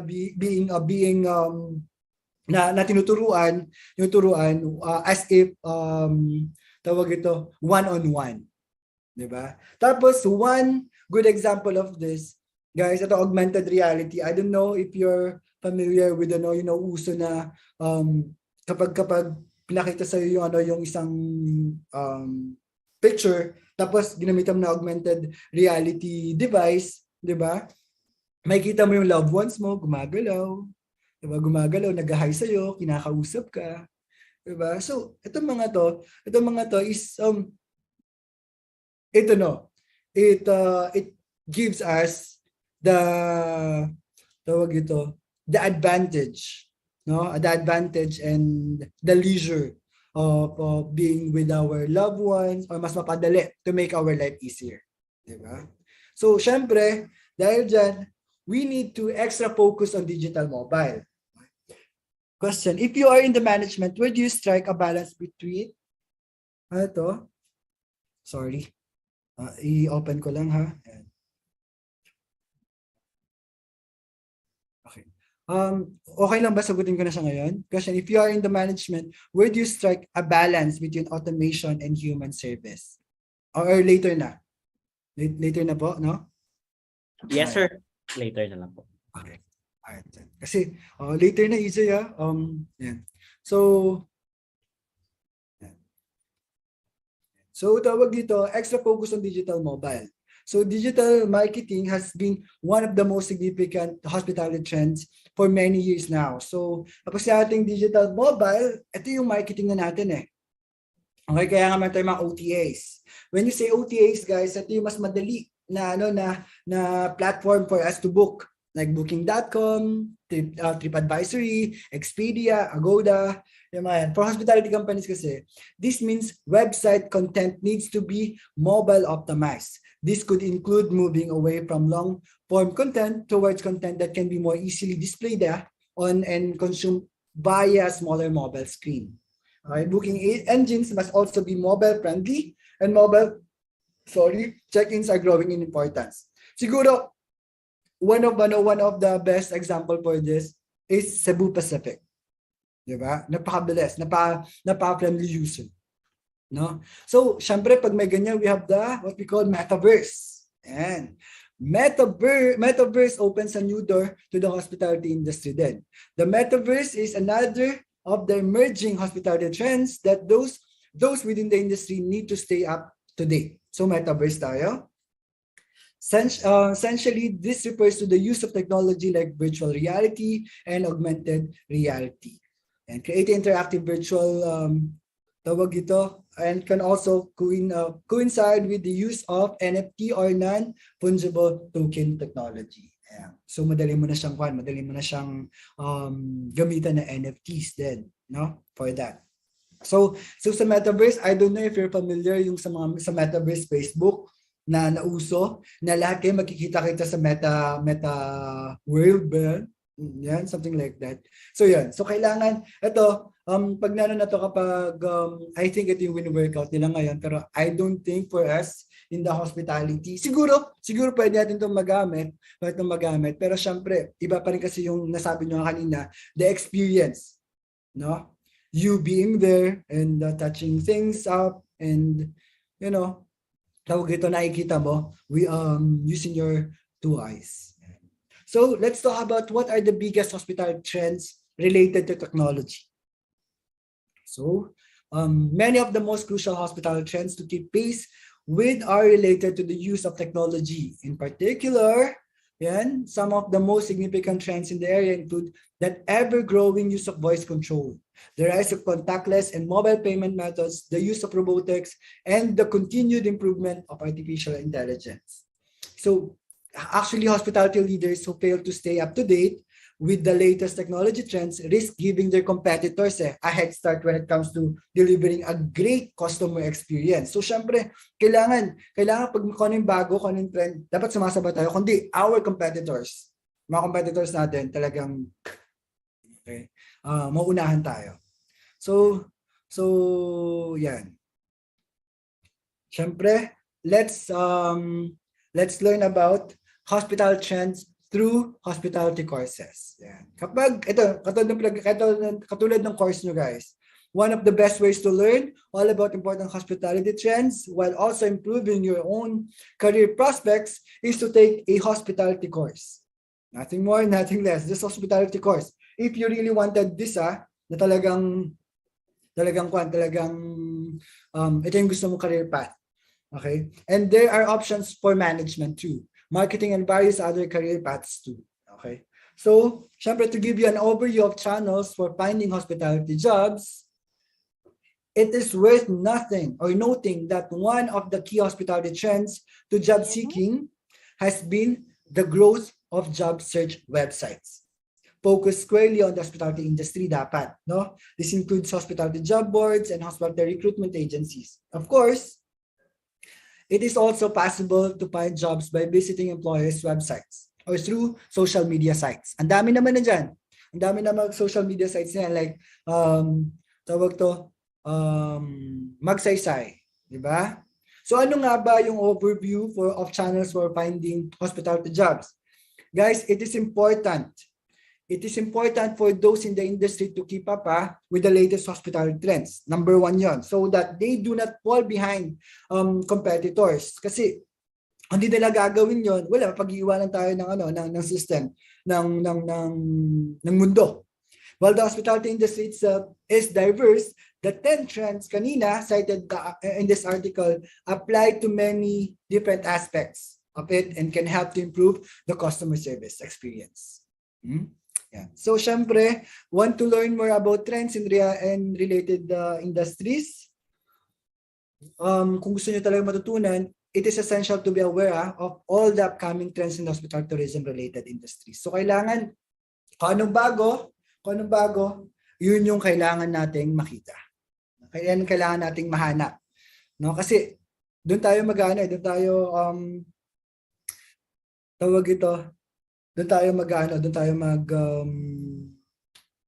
magbibigay ng magkukuha ng ideas for marketing. Yes po. Yeah. So yun. Kaya nga I think that's the end of my slides, pero I just wanted to share you guys the experience no sa ito, sagutin ko lang okay lang ba? Sagutin ko na. Sure, sir. So sabi ni EJ kasi, if you are in the management, where do you strike a balance between automation and human service? Actually, nagkakaproblema tayo dito sa automation and human service. Kasi nga, una, I will tell you the advantage muna. The advantage of this, of having the automation service is, andun na. Lahat ng kailangan mo, andun na. Di ba? All you have to do is to wait and check kung ano yung mga questions, 'di ba? Kung ano yung mga paano nila nasasagot, 'di ba? But for the human service naman, syempre ang advantage nito, nakikater yung pangangailangan ng guest natin and naaalagaan natin sila. No? So let's talk about where do you strike a balance between automation. Disadvantage muna tayo. The disadvantage of having automation, guys, is that tatamarin ng tao. Siyempre wala na silang gagawin. 'Di ba? Wala na silang gagawin. So parang bakit pa ako nandito? Bakit pa ako nandito kung meron namang automation service kaysa naman sa nabibigyan ako ng service. But to give a balance between the two, okay, just like what EJ asked, is kailangan the balance will be, if you will be giving an automation service, it's all database. All database, kung anong kailangan nila from the data or away from the hotel na hindi nila kailangan pa pumunta. Okay? So the balance will be the balance is for the human service, is to cater the extra questions that the automation service cannot cater. One good example is by providing pictures and videos, virtual reality videos and all. So there. Para lahat may trabaho. Okay. Yeah. So yun. So any more questions? Yeah. All right. So that is Mr. Kael Balboa of the Hotel Vivo in Baguio City. Hotel Vivo. Okay. In Baguio so City. thank you very much, sir. So ladies and gentlemen, this is to remind everyone to start using the message board or the chat box in both FB and YouTube Live for your questions.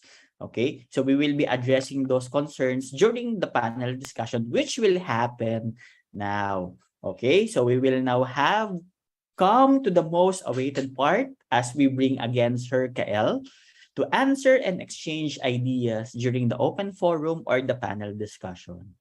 Okay, so I have here a first question, sir. Okay, so thank you very much, sir, for the 17 facts or trends in terms of the operation of the hospitality and the tourism industry. Okay, so my first question, sir, this is related to the question of Sir AJ a while ago. Okay, in your own opinion, sir, do you think that having robots in the workforce will have a negative impact in the industry? Of course, it will always gonna be an impact in the hospitality industry. Why? Let's be honest. From the coronavirus, starting with the pandemic, a lot of people lost their jobs, diba? Especially if that's the only job they know, diba? So if you're gonna ask me if I am in favor with the robotic era, actually, yeah. But just like what AJ Villaflor said, we need to strike a balance between our service, okay, and the automation or the automated service. Kasi bakit? Kasi kapag lahat robotics na, ano pa magiging silbi ng course natin? Ano pa yung magiging silbi ko as a manager? Kung lahat ng management na ilalatag na lang through message. Okay, floor 1. Okay, what you need to do are this. Yada. Okay, tapos may umiikot na robot, 360 na lang. Tapos ini-scan, chine-check na lang kung malinis or hindi. Diba, sample sa atin yun. So if I'm gonna be asked if I will be in favor for this, siguro yes, konti. I will not be hypocrite about it, but unti lang siguro. Balance. Siguro para hindi tayo mapag-iwanan ng mundo. That's one. But still, let's create more service for us human. Bye-bye. Thank you. Yeah. So syempre, siguro pwede natin gawin 'yon na parang tayo ang magtuturo or just like to lessen the burden or the loads with the job needed. Yeah, I think it's a matter of balancing everything, sir, no?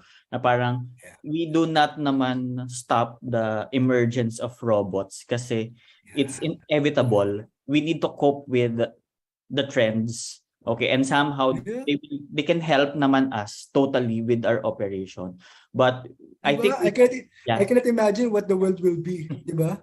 Huwag nangyari yun. So yeah, I think we should always stick then with our mantra in our industry to provide customized service that only warm bodies can provide.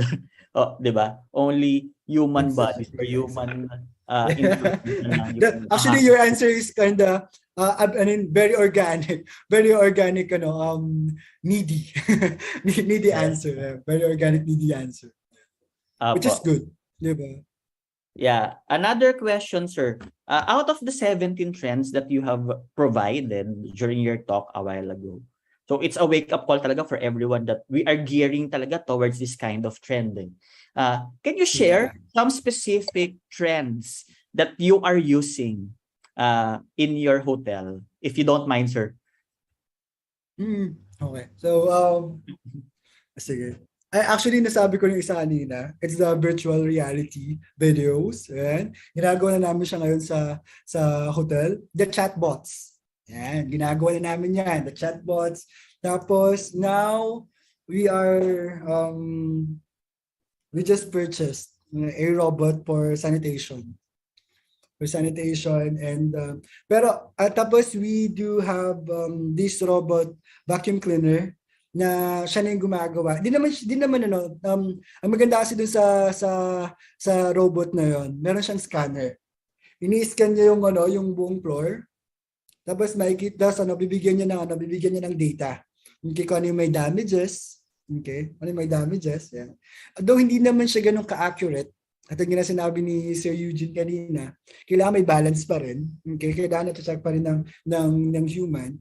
And tawag dito, sa pagdating sa marketing naman, okay, that's the technology that we are using, no? And the OTAs too. Okay, kasi that's part of the technology, the OTAs or tawag dito, the Agoda, yung mga yan, booking.com, wala na yung problema, dire-diretso na lang yun. Tapos one is our the life-size screen. Yan, the life-size screen that we have. Ito, meron siya, ang balak sana namin is to provide a virtual assistant, the AI, ayan, artificial intelligence. Hopefully matuloy siya. But isa yun sa mga project namin na magkaroon ng ganun na may nag-welcome. Kada may papasok sila, it's part of the marketing then. Okay? Doing the mabuhay. Yan, doing the mabuhay greetings. Yan, tapos tuloy po kayo. Ayun, ganun. Mga tipong ganyan. Tapos, pagkatapos na ipapalabas yung mga kwan namin, mga promotions and all, and ads, di ba? Mga tipong ganun. Yan yung mga nasa plano. Ayun yung mga nasa plano. But the chatbots are basically the one that we are using in the industry.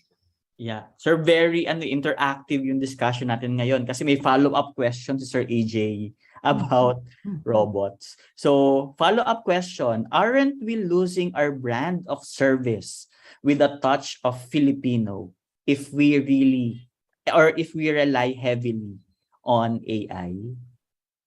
Okay. So, actually, this is a very good question, no? Kasi napaka-smart ng question actually. 'Di ba? Na we might lose our brand of service. Actually, we might if we will let it. Okay? The system or this era or the robot era for us to lose the brand of or the Philippine brand of service that we have.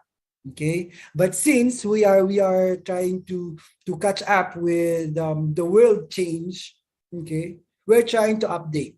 But to answer your question, I'll be honest and specific with this. We won't lose our Philippine brand of service. Why? As I said a while back, when you say automated or automated service, it's gonna be all data and all. But when we say the brand of service that we are giving, the hospitality that we are giving, the smiles and the way we do our hotel service with the only tool that we have, which is our hands, okay, by the touch of a Filipino service, I think we won't. Because no robots can do that. And I think no hotels or stakeholders will risk, okay, to have that. Okay, kasi let's be honest, even though if we will be having this AI devices, the wow factor will be there. But if I will be a stakeholder, I will be expecting that a lot of issues will rise up, okay, for this. Why? because they are artificial intelligence. They don't have the feelings, okay, to see and check what the Philippine brand of service really is. I hope I answered your question. Yeah, I totally agree then about losing the sense of service, especially us Filipinos, kasi we are known for being hospitable and providing the best and high quality service to our clients. So siguro the worry lang here is hindi siya maging customized kasi nga kung may invade tayo ng robots, 'di ba? We might lose those sense of customization, sense of And it's gonna be apocalyptic. Yeah. And somehow ito yung isa sa mga proud characteristic ng industry natin eh. We always provide very personal services to each and every clients. So let's just make sure lang, we provide an efficient service to robots at the same time not lose the sense of service. Yes. Actually, I agree with with Sir Eugene, no? Kasi tawag dito, we won't lose the Philippine brand of service because we are Filipinos. Yeah. And being a Filipino, we always have the heart for what we call quality customer service. Yeah. So the trends I hope. Yes, sir. So very rin talaga that it is based on your experience din eh na na we can say na though we are gearing towards digitalization talaga, we still need to go back to our core, to our our core function in providing the best service to our clients. A second to the last question, sir. Okay, so being or following a trend is very challenging. I believe you will be agreeing with this. In terms of the acceptance of the management of your establishment, as well as the acceptance of your customers, nagkaroon po ba ng challenges? Kasi shift yan eh, paradigm shift yan ng nakagawian or our tradition versus the trend. So can you share more about the transition? 'Di ba? Kasi merong mga challenges, for example, wag tayong mag-chatbot kasi mahal yan, kasi walang marunong, yung ganun. Meron po bang mga same experiences or that you would like to share and give us some tips on how to overcome? Kasi this will not be an experience from your end. This will be an experience for all of us in the industry. Actually, good question. Tawag dito. Actually, meron. And tawag dito, pinaka-challenging na experience ko was dealing with our beloved elderlies, senior citizens. Actually, the word expensive, from your words, sir, na expensive. Actually, let's focus on that. Our seniors, kapag nakita nila or parang napansin nila because let's be honest, not all of them are very techy. Diba? We need to teach them and we need to explain to them, diba? For them to embrace the changes. Actually, nung about chatbots na to, ang nagbo-book nito is hindi pa naman siya ganun katanda, pero hindi siya computer literate or literate sa cellphone niya. So tawag dito, nakita niya, kwento lang to ng isang guest namin nung papunta mag-check-in. Okay, kwento niya is medyo nagkaroon pa daw sila ng discussion with the lola, okay, kasi habang ginagawa niya yung booking, nung nag-comment sila sa Facebook page namin, chatbots ang sumasagot. And it's in English.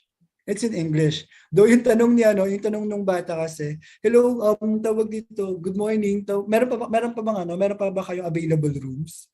Tapos, ang sumagot, thank you for reaching us. To know more, yada, yada, yada. Tapos nagbibigay siya ng options. So, i-click na lang nila kung ano yung magiging tanong. Tapos meron na siyang programmed answer. Then the Lola was like, bakit dyan tayo? Tawag ito, kung paano pa lang sila sumagot, ini-English ka na. Mahal dyan, sigurado. So inaaway na yung lola, yung apo. Inaaway na yung apo kasi nga, ang feeling nila, expensive yung hotel because of the chatbots. Okay? So tawag dito, siguro, yun yung kailangan nating i-consider, no, para sa ganun. So what we did was, we called the guest through our phone call. Okay? We assisted them. Okay, tapos because the lola will be the one to pay for the accommodation, I talk to the lola. Sabi ko, tawag ito, lola, ginagawa lang po natin yan kasi ina-explain namin. Marami po tayong sinasagot na queries. At the same time, para makasave tayo ng time. But eventually, we are choosing the questions naman po that we can cater, no, para sagutin. Just like po what your apo did. Okay, na po siya. Nag-message na po siya sa aming mobile phone. So, we called them, we explained it to them, then yun, tawag ito, nabaitan naman si Lola. That's why, ulitin ko kanina, the Philippine brand of service, hindi talaga mawawala. Kasi, kakailanganin pa rin natin siya. So, I think the best thing to do kapag may mga chatbots na ganito, is kapag gagawa kayo ng programmed answers, is dapat relevant, okay, napapanahon, at kung ano yung mga usual question na pagdating sa accommodation. That's why I think it's better for you to watch Family Feud sometimes, because andun you can get ideas from there. You know, anong yung mga usual questions, mga usual answers for this, di ba? And then andun na, di ba? Kasi if you're well aware about this, your marketing skills actually lalawak eh. Ang dami mong options, di ba? So yun, so tawag to, yun yung mga isa experience namin. Second is yung tawag ito, yung blue light robot. Sinipa ng bata, tawag ito, nagka-damage kasi may part na plastic na basag. Yun, tawag dito, nagkaroon kami ng reklamo kasi nga syempre pinapabayad namin sa guest, sabi sa amin, tawag na ba kasi kayo maglalagay ng ganyan? Doon yung malit lang yun na UV light yan doon sa para siyang mosquito killer. Yan. Tapos yun, ba't kasi kayo maglalagay niyan? So yun yung disadvantage of having that, especially if they have kids. O kaya kapag yun mga screen na gano'n, yung hinahawakan ng kids, that can cause pwede silang makuryente. Yan. So I think the best thing na pwedeng gawin kapag may mga devices kayo is upon check-in pa lang, you're explaining it to them na. Sir, ma'am, we have this kind of device. So, konti ingat lang po, ganyan. Or will it be okay if you can wait? Kasi kapag nagpapa-UV light kasi isang room, it will take like siguro an hour para masanitize siya ng mabuti. No? Kasi syempre, minsan di natin may iwasan the back-to-back check-ins. Diba? You have check-out, then you have check-in for that particular unit or room. So yun. So yeah. I think it's better for you to explain first. You know what, sir? It's really nice to hear personal experiences kasi it validates na these are really happening. These scenarios are really happening and not just a theory that we teach to our students. Na simple things like this, we really appreciate simple sharing from your personal experiences. We are greatly appreciated kasi nga it validates everything. Opo. So, yes, sir. Sir, so to add to add up ito, for our G students, actually sinabi ni Sir Eugene, it actually validates lahat. So, alam ko, pagdating sa school, magtataka kayo bakit ibang-iba pag sa industry. But this, tawag ito, I want you to embrace this and know this, no? Lahat ng ituturo sa school, lahat yan nanggagaling din sa industry. from experiences, not only purely academic, but from the experiences of hoteliers. Okay, kaya ngayon, kaya siguro, kaya ini-invite kami to validate na these issues, actually maraming issues.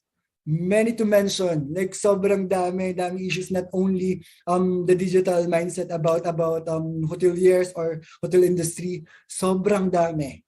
Okay, so this is like like every day of a hotelier is like opening a Pandora's box. It's gonna be like full of surprises. So be ready about it. No? Kaya habang kayo nasa school pa lang, savor it, enjoy it. Kasi you might not notice this now, but eventually you will discover na, oo nga, napadaanan namin to sa school. Now I'm experiencing it na. Since meron na kayong basic knowledge about it, you know what to do, or you will know the basic solution for this. It's like a first aid kit, okay, for the battle that you're about to encounter. So actually, mas swerte nga ngayon yung generation ngayon. Kasi naranasan yung pandemic, naranasan yung virtual experience, the Zoom meetings. Alam mo yun, it teaches you how to become responsible and how will you balance it out and become a successful professional if after the pandemic and you get hired to the industry. So I think you should thank your teachers right now or after you graduate, guys, because it's really helpful, because it's gonna be your first aid kit when you get here in the industry. I promise you. I totally agree with your statement, sir. The generation today, okay, the members of the generation today are very lucky to have this kind of platform. Kasi before, I'm not saying that we're old already na we invest talaga we invest talaga to face-to-face seminars, face-to-face trainings, and that's why we are very glad and we are very proud in the Philippine Women's University, to be specific, sa School of Hospitality Management, that our professors, our dean, and all the administrators of the university is pushing their students to invite industry practitioners like you. Kasi nga, as what I have said, most of us are in the academe and we also have students coming from the industry na nagkakaroon tayo ng bigger picture of what's really happening in our industry. Okay? And through this platform, di ba, students nowadays can easily access this information. Di po ba? Na before talaga we need to pay a certain amount to go to this hotel, to experience, to talk to a hotel manager. Investment. Yes po. Yeah. Kaya kudos to the organizers, to all the students who are coming up with this kind of event. Okay? And though we are moving forward na rin sa face-to-face, we still continue this kind of online event kasi this is very much helpful. And be thankful to your faculty members, to our 1,000 plus participants today in FB and YouTube Live. Yeah. Kasi minsan kasi nafe-feel ng students na overwhelming, sobrang dami ng webinars and all. Pero if you will recollect at the end of the day na sobrang daming blessing na we need to appreciate, na sobrang it's up to how you absorb and accept it. Yeah. Kasi, that's why we are very thankful for you, sir. Hindi kasi, let's be honest, let's not be hypocrite about it. Siyempre, as a student, di ba? We were once a student. So parang, alam mo yung feeling na parang, yan naman yung pinag-aaralan. Ito na naman, ang daming pinapagawa ni sir o nila ma'am. Guys, but siguro that feeling, embrace that. Kasi babaunin nyo yan. Siguro ma-appreciate nyo lang itong mga to if you're doing it already. Okay? Kasi, hindi naman to basta dahil trip lang ni Sir Eugene, o ni Ma'am Carol, or ni Ma'am Jackie, or ni Sir Kurt na magsabi ng ganito, or magturo ng ganito na walang basis, walang basehan. No? Ako, I can say I'm not that a veteran pagdating sa hospitality. But I do know, okay, what's happening in the industry because one, I am doing the experience. Second, may baon akong experience. Third, I have my first aid kit with me. Diba? Kasi tawag ito, hindi lang naman tayo basta nag-aral. Nag-aral tayo to become one. Diba? Kasi after you graduate, you will no longer a nobody. Tandaan niyo yan. Nothing in the industry or no one, walang tao na magiging nobody after they've been granted with knowledge, just like the course that you are taking up right now. You know, and Philippine Women's University, hello. Alam naman natin, they're one of the respected schools. Yeah. Okay, because of their standard, okay, of education. So walang masamang tinapay sa mainit na kape. Okay. So there. Yeah. Again, yeah, I totally agree, Sir Kael. Okay. I'm sorry to say, but we are down to our last question. One last question. Any final tips to our participants or any final message? I know meron ka nang nabanggit during our question and answer part. Pero I think mas marami ka pa rin gusto pang sabihin to our participants. Thank you, Sir Eugene. Siguro the final tip, siguro let's not nandun pa lang sana sa question tayo mag-stick. Siguro let's not talk about final. We stick with beginning. Always treat your experience or always treat your tomorrow a beginning. Okay, always a beginning. That's why our brand of service, when it comes to marketing, any time of the day, we always greet our guest a good morning. Because it's always a beginning for a new transaction, for a new project, for new experience, to meet new people, to wear a new mask, and to be a somebody. Tapos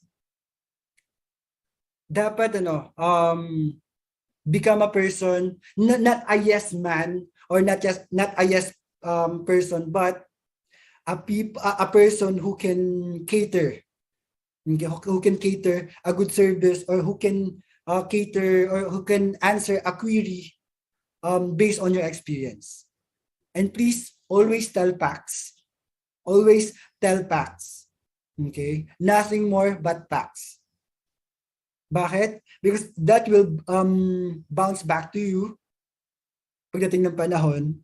Okay? And when it comes to opportunity, if you have two ladders, one is the manual ladder and one is the escalator, if you think na gusto mo na mabot yung goal na yon, basta gusto mo, if you wanna take any of those, kung kailangan mong mag-escalator para mapabilis, you grab the chance. Because you only live once. And I think one is enough, okay, to live it, to use it wisely. I just want to share this to you. I have read a book. It's about an African archaeologist, but this an American archaeologist who went to Africa. So during his stay there, meron siyang ginawang project. So parang meron siyang pa-freebies. Kasi nga it's a community project for the kids. Okay, so may mga pagkain siya. Or let's say siguro yung mga pagkain ng cookies. So maraming kids 'yan. So nilagay niya yung cookies sa gitna. Tapos sinabi niya dun sa isang bata, sige na, unahan mo na. Kunin mo yung isang cookie. Yan, kuha ka ng isang cookie tapos sa'yo na yan. Alam mo, wala lumalapit. Nagtawag pa siya. Come on, come and get your cookies now. Okay, o you in blue shirt, come and get your cookies. Ayan. So walang kumukuha until nagtanong siya, bakit hindi mo kinukuha? Nagtanong siya sa isang bata, bakit hindi mo kinukuha yung cookies? Ang sagot ng bata, Ubuntu. Guys, I want you to remember the word Ubuntu. What's an Ubuntu? Sabi niya, what's an Ubuntu? I am because we are. That cookies, if I'm gonna get that, dapat lahat kami. Because I am, because we are. Meaning, if ever guys, na you get an opportunity, or sabihin natin, nahirapan ka in life, hindi kalabisan ang humingi ng tulong, hindi kalabisan na i-share yung opportunity na meron ka sa iba, at hindi kalabisan na i-accept mo ang ignorance sa sarili mo. Because acceptance of ignorance is one of the key for you to get successful. You know? Sabihin ko nga sa inyo, wala pa ako dun sa peak ng life ko. But you know, I'm trying to live my life with a purpose. And a purpose, our dear students, it's not about helping a big or small community. The purpose that I'm talking about is every time now you will wake up in the morning, what's gonna be your purpose? Well, my purpose for this morning, I'm gonna fold my bed. I'm gonna fix my bed. I'm gonna fix my pillow. My purpose today is to make breakfast for my family. So when you say purpose, it's a renewable purpose. It's a renewable tawag dito, perks in life. So if I'm gonna end this tawag dito, pabaon, don't stop from learning. Because when you do, you are no longer human. That's all. Wow, sir. I'm speechless. Thank you.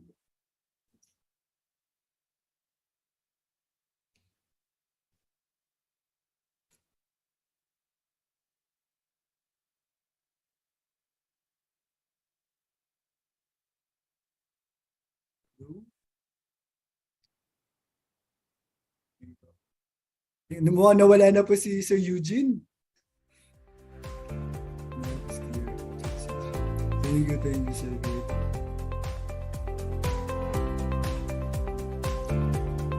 Jackie, take over, Jackie. Hello, ayan, I'm back. Welcome back, sir. Welcome back. Parang, sir, nadala yung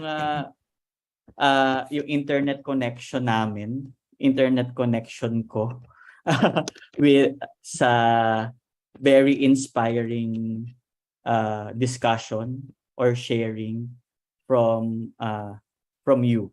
Okay? But we still have a lot of questions. Perhaps baka pwede nating makasingit pa. Kasi there are a lot of interesting questions pa. Okay? So first yes sir, first question po is ayan, what will happen sir to those people that you've hired if the robots will do the job? Another interesting question. Okay, thank you for that question. No, actually, obviously, they'll be jobless. They'll be jobless. Okay, obviously, they will be become jobless because of the robots that will take over their job. But as I said, we are in the hospitality industry, and when you say hospitality, we have a lot. We have tons of jobs. Not only housekeeping, food and beverage, front office, but a lot. And I don't think that robots can take over all of those. Yeah, correct. By the way, that question is from our YouTube viewer, Clarence Balayo. So hi, Clarence. And to our 1,700 participants Dami. in Facebook. Okay? So another question, interesting question, somehow personal. So as a hotel manager, do you still have enough time to your families and loved ones? Because I think you're busy for in terms of managing the hotel. This is from our Facebook participant Earl James Azuelo. Okay? Parang ito madalas din 'tong tanong, valid question ito kasi ito yung common fear ng mga students, sobra daw demanding ng work. Pero any sharing about that? Well, actually, it made me closer to my family. You know why? Because this job made a realization to my life. Why? Because I realized that I can give a hospitality service. So the realization there is I can give more to my family. And being busy, that question, the question na being busy with the management. Guys, let's talk about marketing. The marketing starts in you. Invite them for your new promotion. That's still marketing. You're being close with your family. You're doing your job as a sales and marketing. You're trying to be more for the company. And I assure you, your family member, if they will see you work, they will be the proudest. And that's gonna be the sweetest thing, okay, to give and to get from them. Na parang, uy, yung anak ko yan. Kasi guys, if you're working in the hospitality, I don't think it's gonna be a problem or it's gonna be like, tawag dito, it's like a borderline for you and your family. All you have to do is to make things possible. Suggest that to your marketing manager. Suggest that to your supervisor. Sir, since meron tayong mga bagong ganito, why not let's start the marketing from us? Treating our family member. Get together. So, mangyayari, paano kapag, kung mag-question ka, paano kung naka-duty ka pa, sir? Siyempre, di ba, bawal sa industry? Ulitin natin. We have the Philippine brand of service. Your family is there. Wala kang gagawin sa andun pa rin yung trabaho mo. But this time, you will be the one to show and do the service for your own family.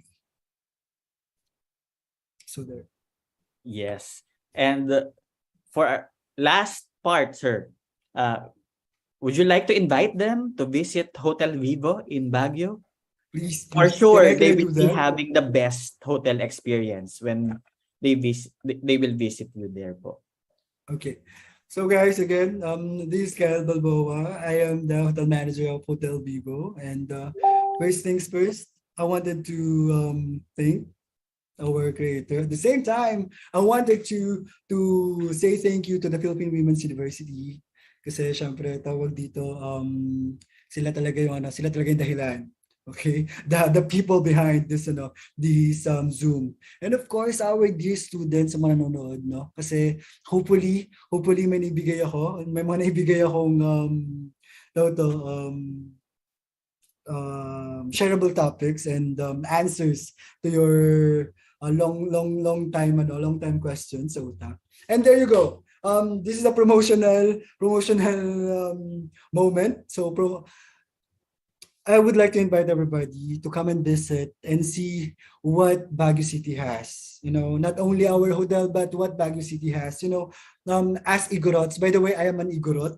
And I'm an Igorot. I am Ibaloy, and from the Ibaloy tribe. And being an Igorot is come and see what we can give you. Not only the experience, not only the tourist spots, but the excellent customer service experience. And yes, Hotel Vivo, don't forget to come and visit us at Hotel Vivo, because our hotel is designed for millennials, for Gen Zs, and for business people. Our rooms are very minimalist and very business-like, and the structure is good for the business world. And this is a perfect place if you're looking for a place wherein you will feel the modernization of when it comes to structures. So there, guys, we have a lot of promos, so please do visit our Facebook page. Just look for the Hotel Vivo page, and you will see all the promotions there, especially with our October, make it a October to remember, and we also have this October Food Fest. So there, grabe, I'm so talkative. Yeah. I think a lot of our participants and a lot of my classmates are on their way to Baguio. Expect a fully booked weekend. Please. I will try to cater you guys. Yeah. Okay. Yeah, with you alone, you're a very good ambassador of your hotel, sir. Thank you. And through this discount rate, I will be giving you a very a generous, a handsome discount rate. I promise. All right. So again, thank you very much, Sir Kael, for those insights, especially those innovations that you have shared to us all. Indeed, in these dark times that all institutions are experiencing, okay, we need this kind of talks to strengthen resilience as we aim for developing new strategies as we face the new and the now normal in the hospitality and the tourism industry. Again, Sir Kael, buong pusong pasasalamat sa inyong oras at panahon. Okay? So now, to show again our appreciation to you, Sir Kael, please accept this certificate of recognition from the organizing committee. So let me read again the citation. So the Philippine Women's University, Taft Avenue, Manila, Philippines, hereby awards the certificate of appreciation to Mr. Kael Balboa of Hotel Vivo, Baguio City in grateful and sincerest gratitude for his selfless and commendable service rendered as resource speaker during the conduct of the webinar entitled The Digital Mindset, a proactive approach towards innovation, diversity, and allyship in hospitality and tourism industry. Given this 8th day of October 2022 at the Philippine Women's University, Manila, Philippines. Signed by our dear professors, Dr. Rainier Perez, Dr. Jocelyn Sardenia, and Dr. Angelina U. Blanco. And also signed by our beloved Dean of the School of Hospitality Management, Dr. Efraimwell Jose L. Abellana. Please accept this small token from the organizing committee, okay? And our sincere appreciation to you. Once again, thank you very much, sir. Thank you so much, sir. Sir, can I request? Sure. I have a request. Sir, can I have one photo of us tapos? Pero po, I cannot screenshot it. So if you don't mind me sending it po. na lang. Apo, can we have a quick photo opportunity before we proceed with the next part of the program to all the organizing committee? And to Ms. Marisette, if you're still here, may we ask you to open your camera for a photo opportunity, a quick photo opportunity. Okay, so documentation committee, please be ready. Team, open your cameras. Okay.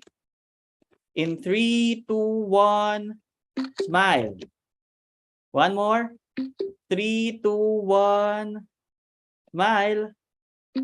One more. And last page. In 3, 2, 1, smile. All right. So we'll be sending you the screenshot, sir. Yes po. Sir, can I invite you as my interviewee for strategy management? Yes po. Just ano po, paano i-dean ko na lang po kay Sir Joseph or Sir Eugene kung sino man po. Yan, thank you so much po. Ayan. Thank you. Maraming salamat. I really Ayan. appreciate you guys. Indeed, a very fruitful and full of or an insightful session with Mr. Kael, okay, and also with Ma'am Maricel for today's or this morning session, and to provide us with a synopsis of what has transpired during this morning session of the event. May we call on to the virtual floor, okay, two of our hardworking organizers, Ms. Cherry Fonny Gonzalez and Mr. Ivan Dean Salakata.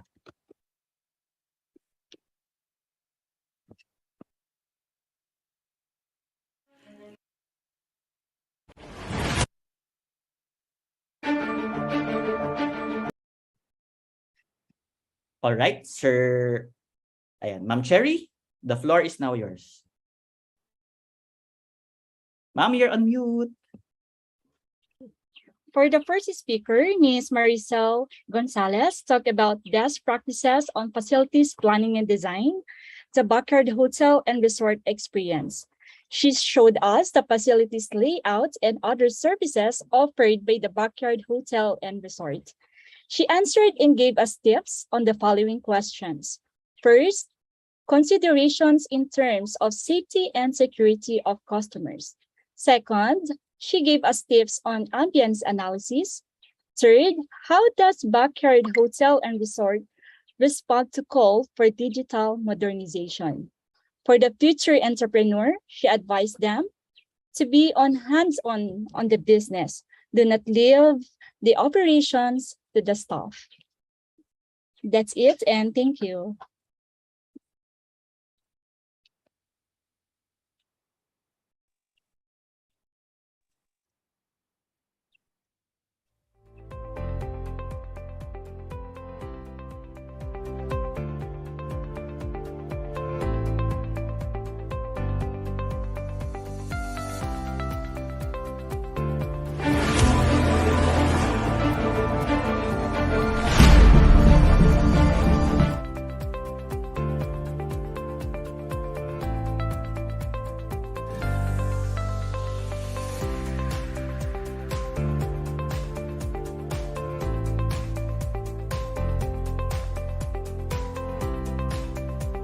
Sir Ivan, you're on mute.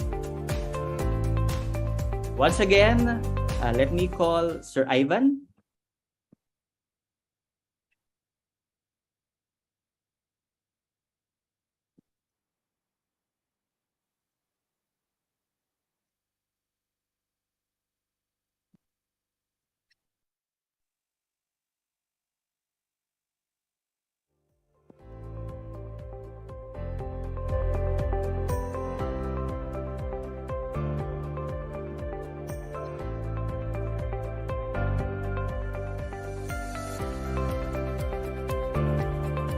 Excuse me, Sir Ivan, we cannot hear what from your end.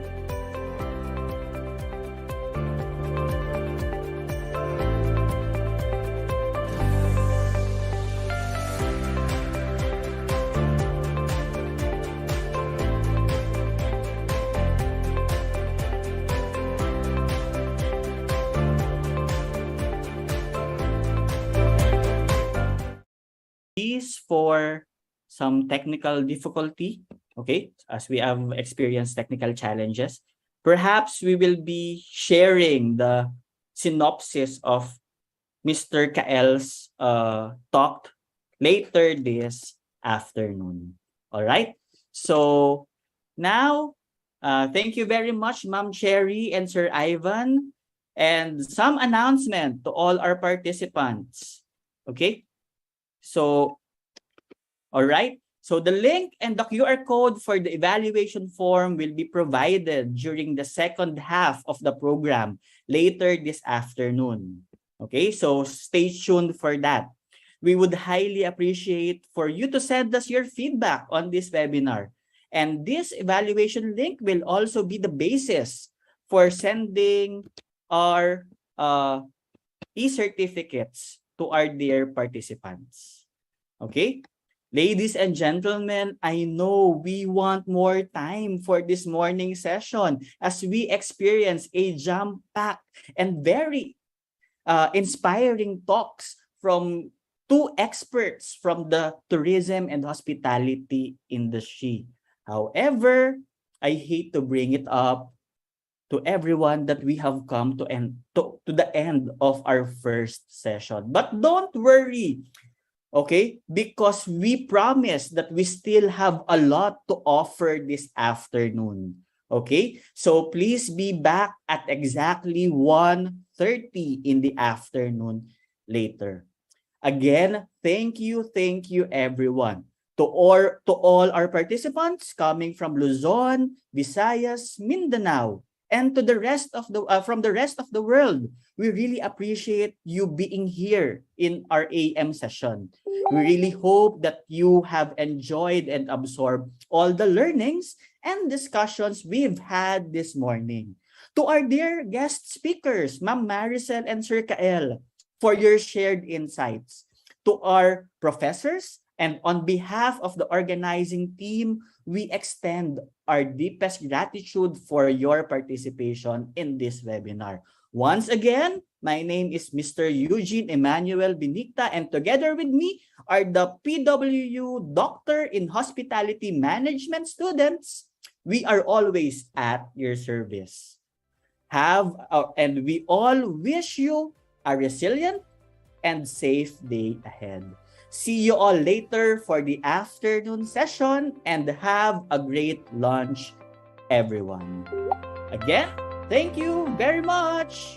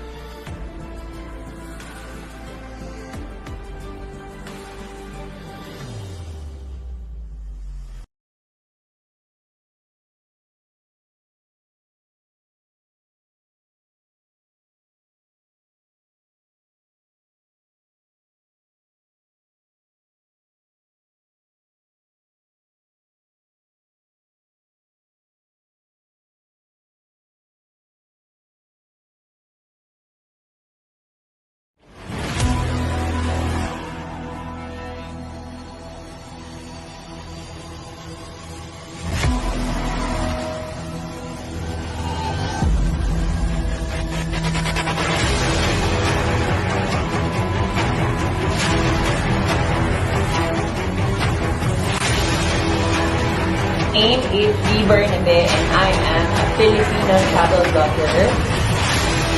Hello everyone, this is your professor once again, Danny Adeleta Pagulay.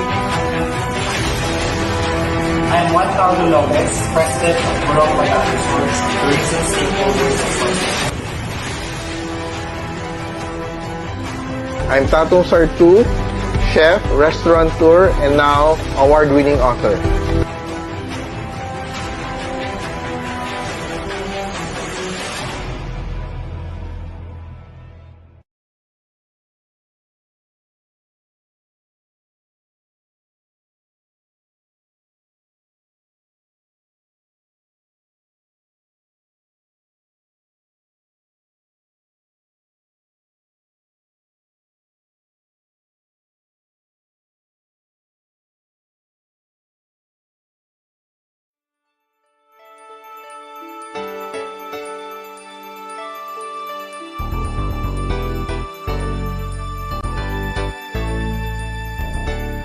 compared to other schools, I could say that Philippine Women's has a lot of advantage.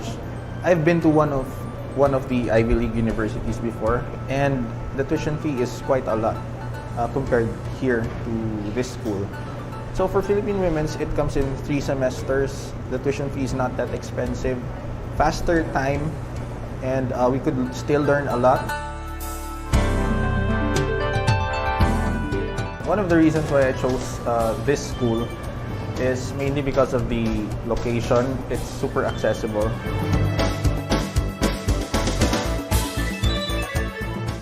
I did choose PWU University because of the way they approached me from the beginning, starting from the door guard, ending with the school dean interview. Everyone was friendly. They helped me to fit in from the first moment. They answered all my questions in a manner that I understand and in a perspective that I can relate to. Everyone was very friendly. I fit in from the first time.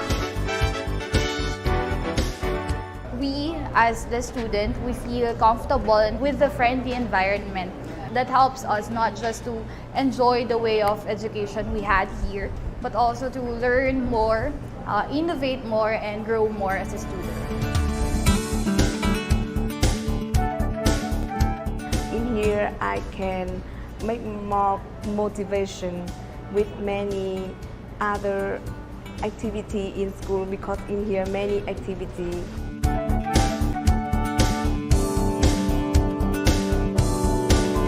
The second is no stress because I can confident, comfortable in this school. So I think Philippine Women University is my good choice.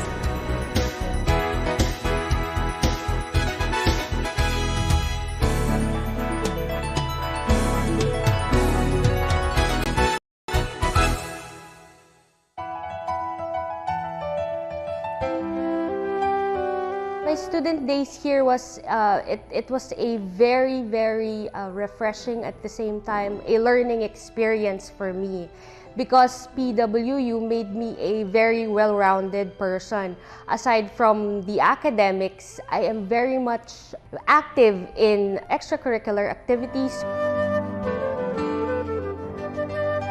Life here, it's different because we're not confined within the department. I learned how to interact with different students in different departments, like for example in the HRM department, in Fine Arts department. We don't have any barriers here. We are like a family here in this institution. That's what PWU is different from different schools. I hope that the students would enroll here because they will learn things that they would use in the future as they go outside in the real world, and they would use it to improve themselves more and to be successful in their chosen career in the future. I am Mary Antoinette Salgado, a graduate of Bachelor of Science in Accountancy here in Philippine Women's University.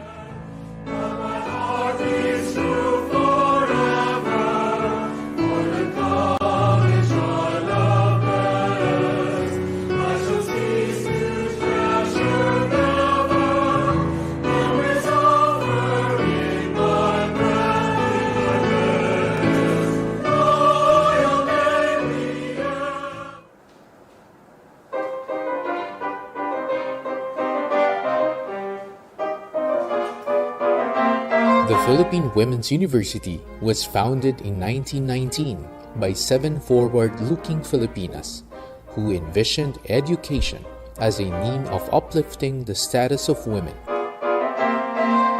Since the 1970s, PWU has been co-educational, and today's campus, located in the heart of Manila, is dynamic and diverse. The reason I choose Philippine Women University is I can easily enroll with the test, and the semester in here, 1 year have 3 semesters with 1 summer semester, so I can graduate soon.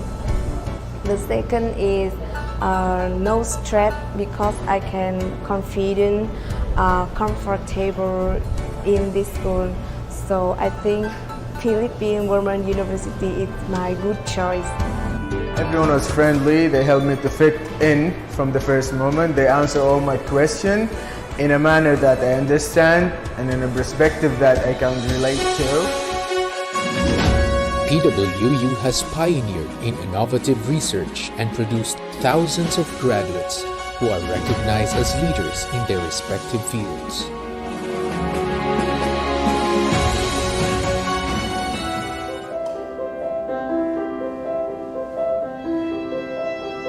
PWU's College of Music and Arts was founded in 1947 and is today recognized as a Center of Excellence by the Philippines Commission on Higher Education for the quality of its research and the excellence in its teaching methods.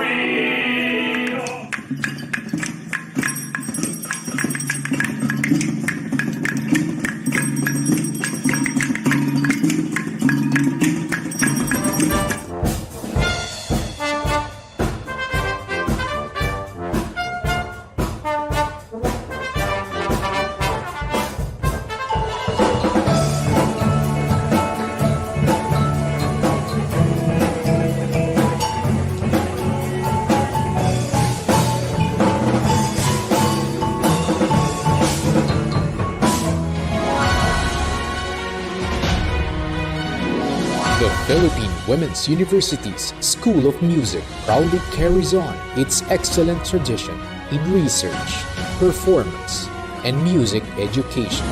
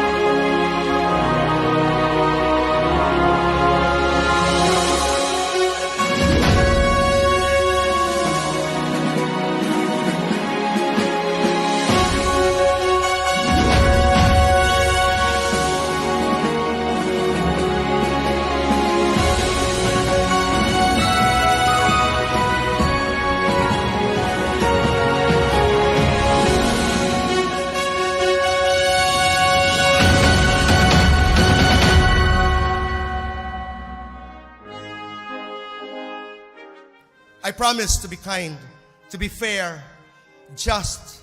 I promise to be forgiving. Nanay, I promise to be a good citizen of this country and to be a good child of God. I promise to take good care of you with all my love and might. And yes, I promise to take good care of myself so I can take good care of others. On this most important day of my life, my graduation day from our beloved Philippine Women's University, my heart overflows with joy. I thank God for Nanay. I thank God that despite dementia, She has not forgotten the name of her son. She knows deep in her heart and in her soul that something else was meant to be. Your words still ring like the church bells of our town, sonorous, powerful, sacred. My son, you're my winner. And for now and always, this is all that matters.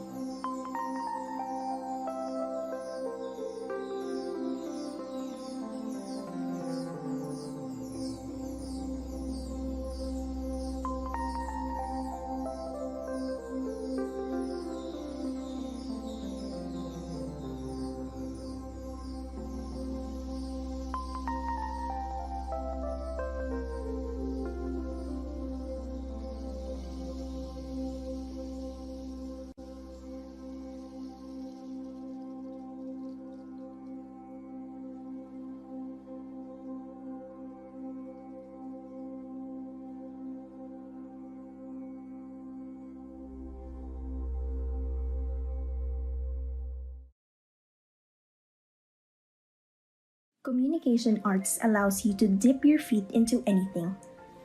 You will never feel limited, and you will never feel boxed in. Taking up communication arts made me realize I can be at places I didn't imagine. Eventually, along the process, na-discover ko pala na I can do more. I am more than my dreams. And so being a comm arts major gives me confidence that wherever I am, I can speak my mind in any situation and communicate with ease with others. Most importantly, communication arts students have the opportunity to understand communication in a wide variety of contexts. We have the power to influence and educate others for the better. Philippine Women's University allowed me to explore far beyond my expectation. Whether you are just building your networks or just exploring who or where you want to be, PWU will not just give you papers, exams, curriculums, but you will learn by experience.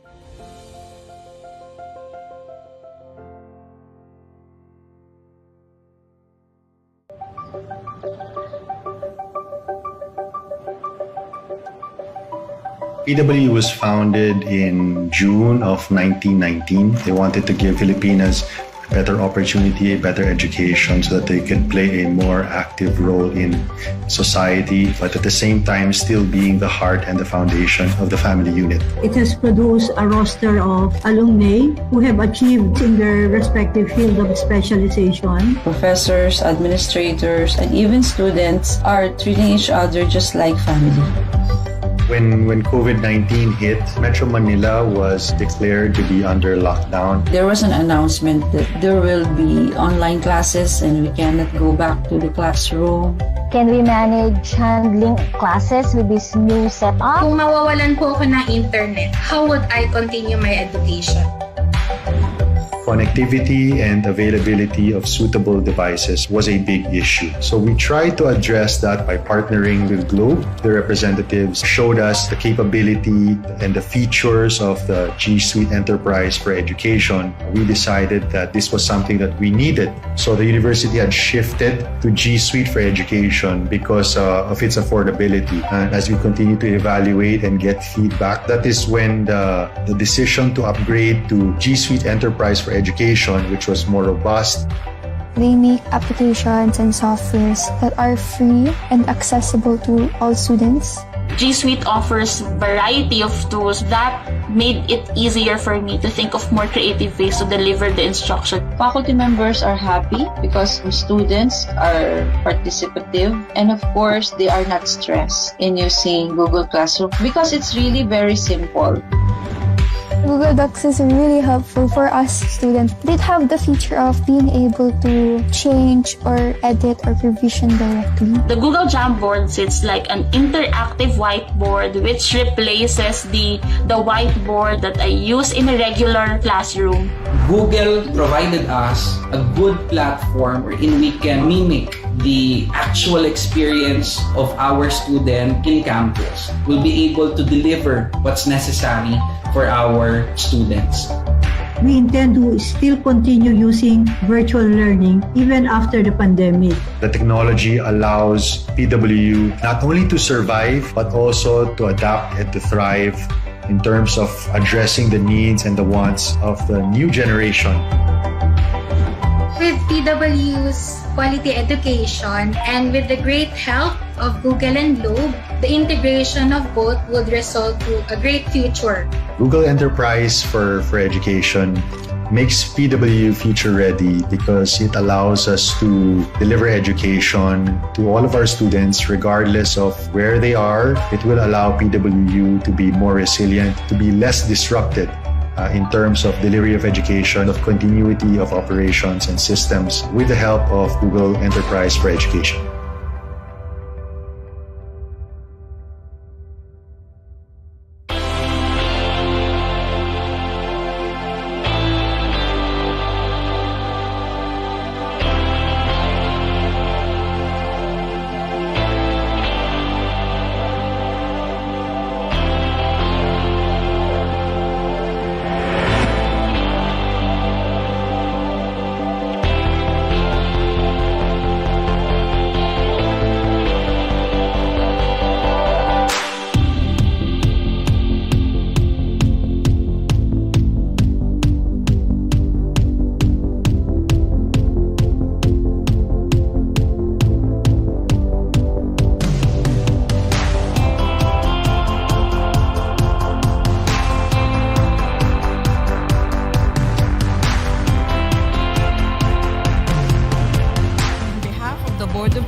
trustees of the Philippine Women's University, I am presenting to the public the 10th President of the University, Mr. Marco Alfredo M. Benitez. As the chairperson of the Philippine Women's University Board of Trustees, I hereby pass on the scroll where the PWU legacy is inscribed, a legacy of service to God, country, and home.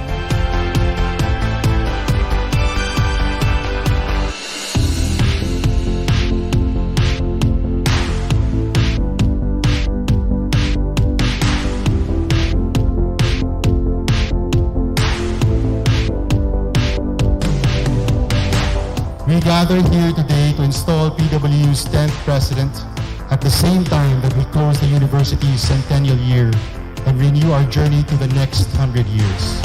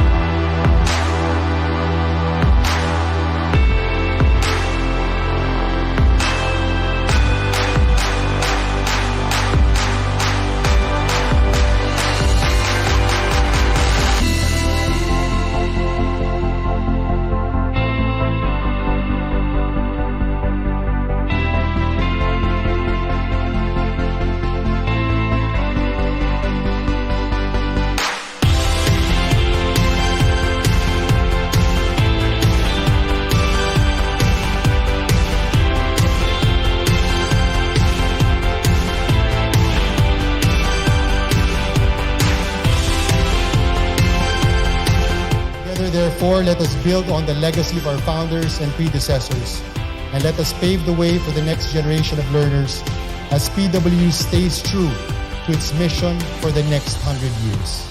Thank you and mabuhay po tayong lahat.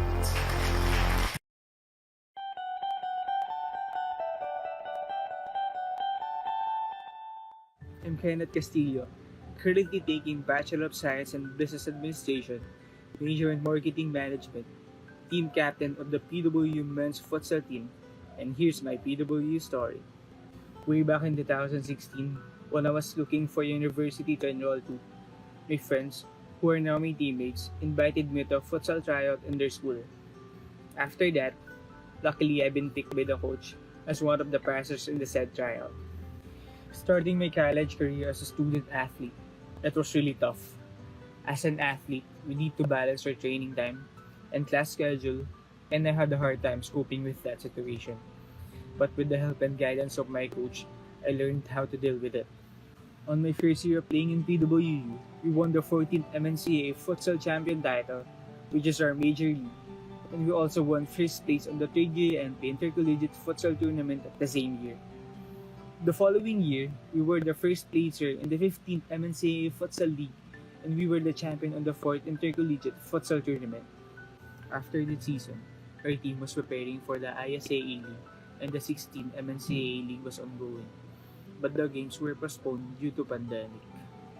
This pandemic gave us a harder life, and it challenged our lives. For us as a student athlete, the pandemic doubled our hardships and struggles as compared to our normal lives, because all activities, including trainings, has to be done online.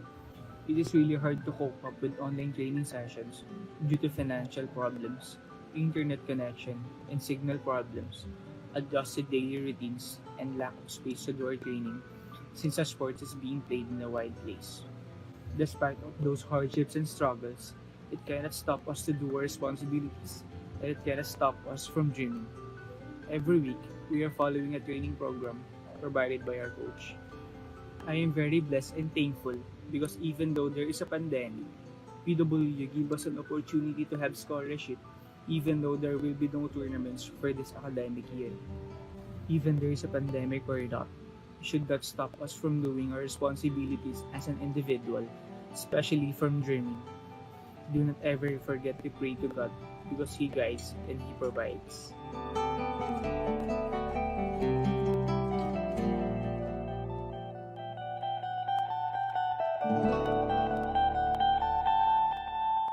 Good day, my name is Jana Micaela S. Rosas. I live in Parañaque City and here's my PWU story. Ever since I was young, my dream is to be a student athlete, to fulfill my dreams, to do what makes me happy, which is basketball, and to support my studies and not be a burden to my family. After I graduated from senior high, I started to train every day because I want to try out at different universities. And I am blessed because I have a friend, his name is Kim, and he knows a varsity player in PWU. So I try out there, and then I was fortunate enough to be welcomed into the Philippine Women's University.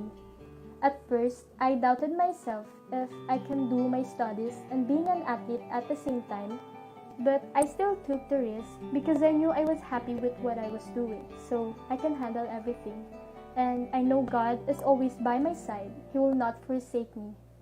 Being a student athlete is very challenging, but being a student athlete at PWU requires discipline, time management, commitment, mental sharpness, obligation, teamwork, and a lot of pride in representing the university.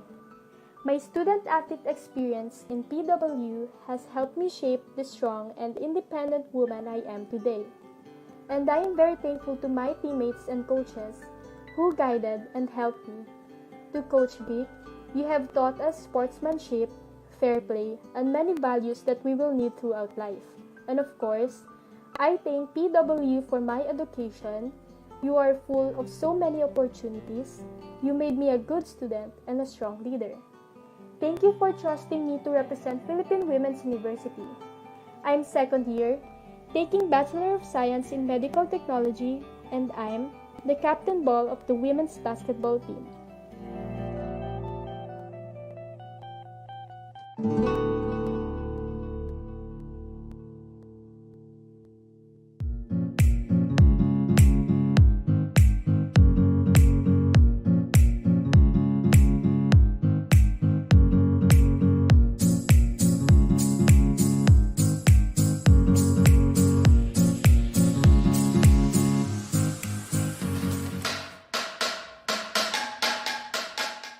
PWU Music Education provided a big boost to my teaching arsenal, as it opened up a big opportunity to render my services to teach Philippine and Asian music cultures in an exclusive institution for future women leaders.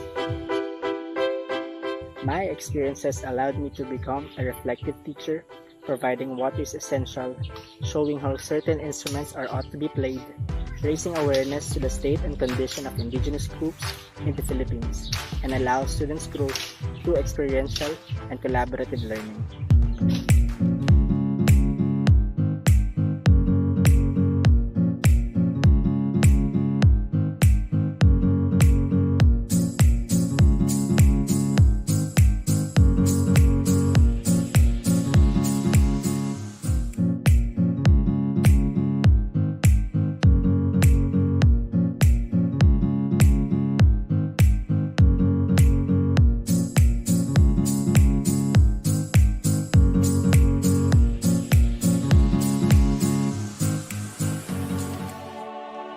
Music can never be like a loose rope when we teach it. It has to be very tight with information to help understand the reasons why we should study this, like any other subjects. We cannot just say, listen to it, but rather lead them to comprehend on the hows and whys of every music there is, to make it more meaningful and connecting. That is what I gained in my degree. Music education brought us to teach every young artists that the root is where we should always begin, to bridge the ends of knowledge and passion.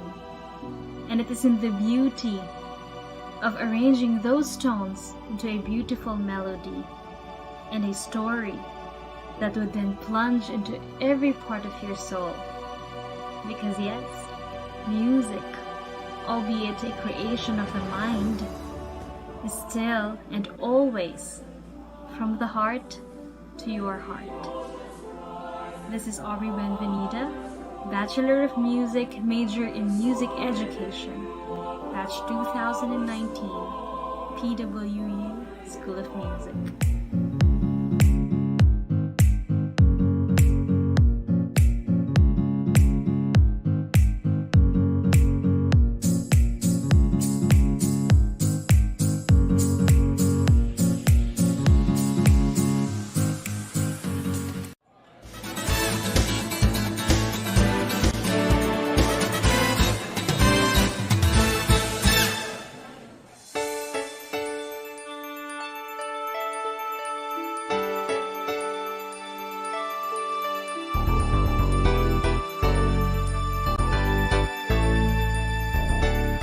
Compared to other schools, I could say that Philippine Women's has a lot of advantage. I've been to one of the Ivy League universities before, and the tuition fee is quite a lot compared here to this school. So for Philippine Women's, it comes in 3 semesters. The tuition fee is not that expensive, faster time, and we could still learn a lot. One of the reasons why I chose this school is mainly because of the location. It's super accessible.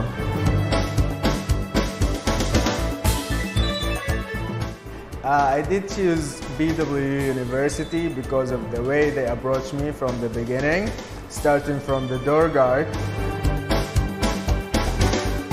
ending with the school dean interview. Everyone was friendly. They helped me to fit in from the first moment. They answered all my questions in a manner that I understand and in a perspective that I can relate to. Everyone was very friendly. I fit in from the first time. We, as the student, we feel comfortable with the friendly environment. That helps us not just to enjoy the way of education we had here, but also to learn more, innovate more, and grow more as a student. In here, I can make more motivation with many other activity in school because in here many activity.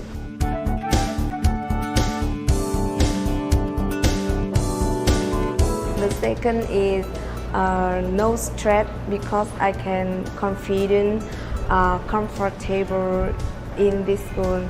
So I think Philippine Women University is my good choice.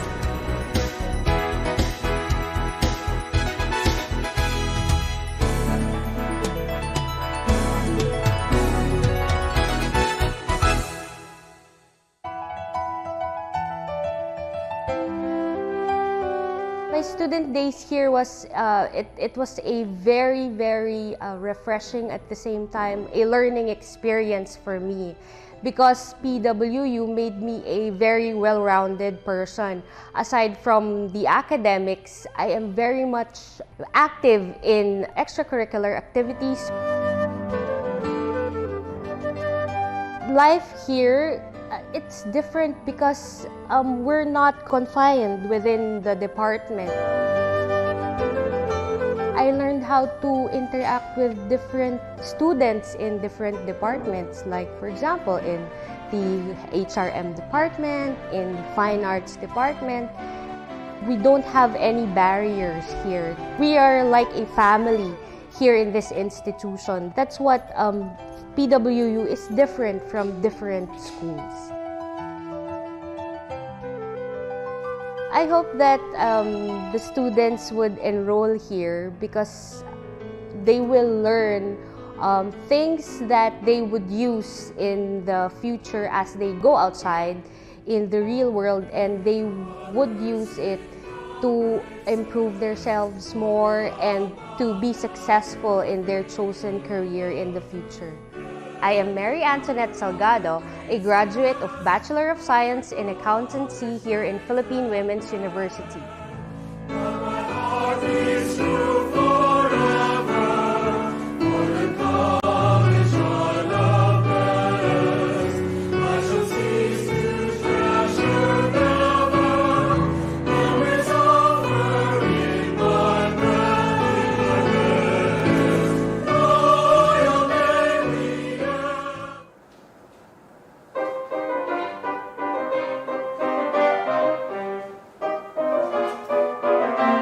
The Philippine Women's University was founded in 1919 by 7 forward-looking Filipinas who envisioned education as a means of uplifting the status of women.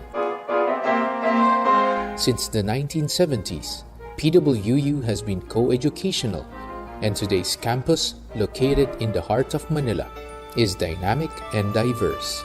The reason I choose Philippine Women University is I can easily enroll with the test, and the semester in here, 1 year have 3 semester with 1 summer semester, so I can graduate soon.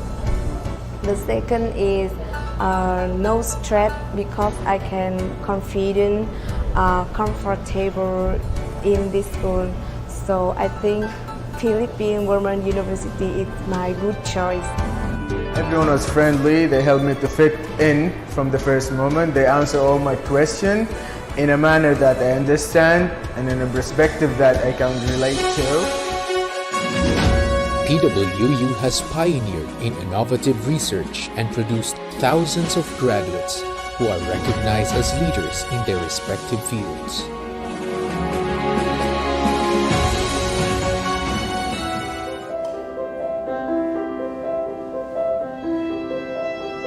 PWU's College of Music and Arts was founded in 1947 and is today recognized as a Center of Excellence by the Philippines Commission on Higher Education for the quality of its research and the excellence in its teaching methods.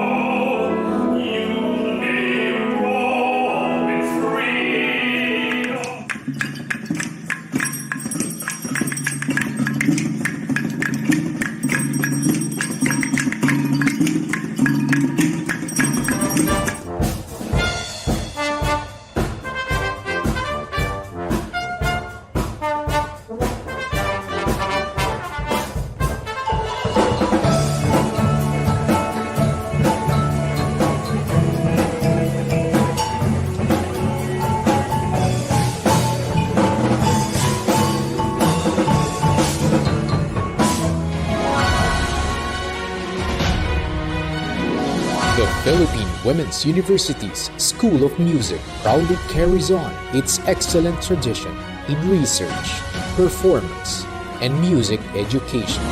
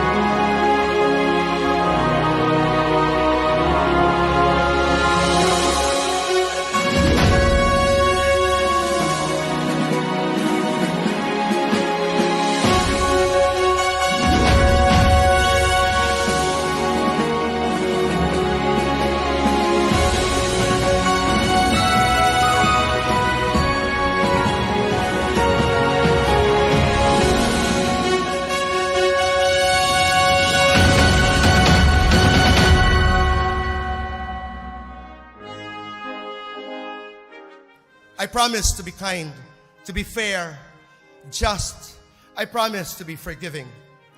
Nanay, I promise to be a good citizen of this country and to be a good child of God. I promise to take good care of you with all my love and might. And yes, I promise to take good care of myself so I can take good care of others. On this most important day of my life, my graduation day from our beloved Philippine Women's University, my heart overflows with joy. I thank God for Nanay. I thank God that despite dementia, she has not forgotten the name of her son. She knows deep in her heart and in her soul that something else was meant to be. Your words still ring like the church bells of our town, sonorous, powerful, sacred. My son, you're my winner. And for now and always, this is all that matters.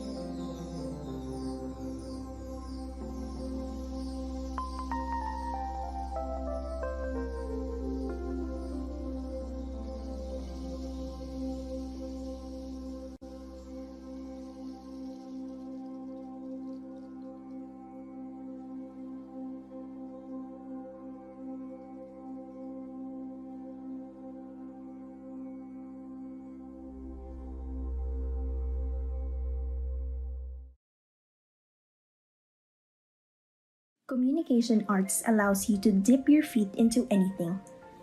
You will never feel limited, and you will never feel boxed in. Taking up communication arts made me realize I can be at places I didn't imagine. Eventually, along the process, na-discover ko pala na I can do more. I am more than my dreams. And so being a comm arts major gives me confidence that wherever I am, I can speak my mind in any situation and communicate with ease with others. Most importantly, communication arts students have the opportunity to understand communication in a wide variety of contexts. We have the power to influence and educate others for the better. Philippine Women's University allowed me to explore far beyond my expectation. Whether you are just building your networks or just exploring who or where you want to be, PWU will not just give you papers, exams, curriculums, but you will learn by experience.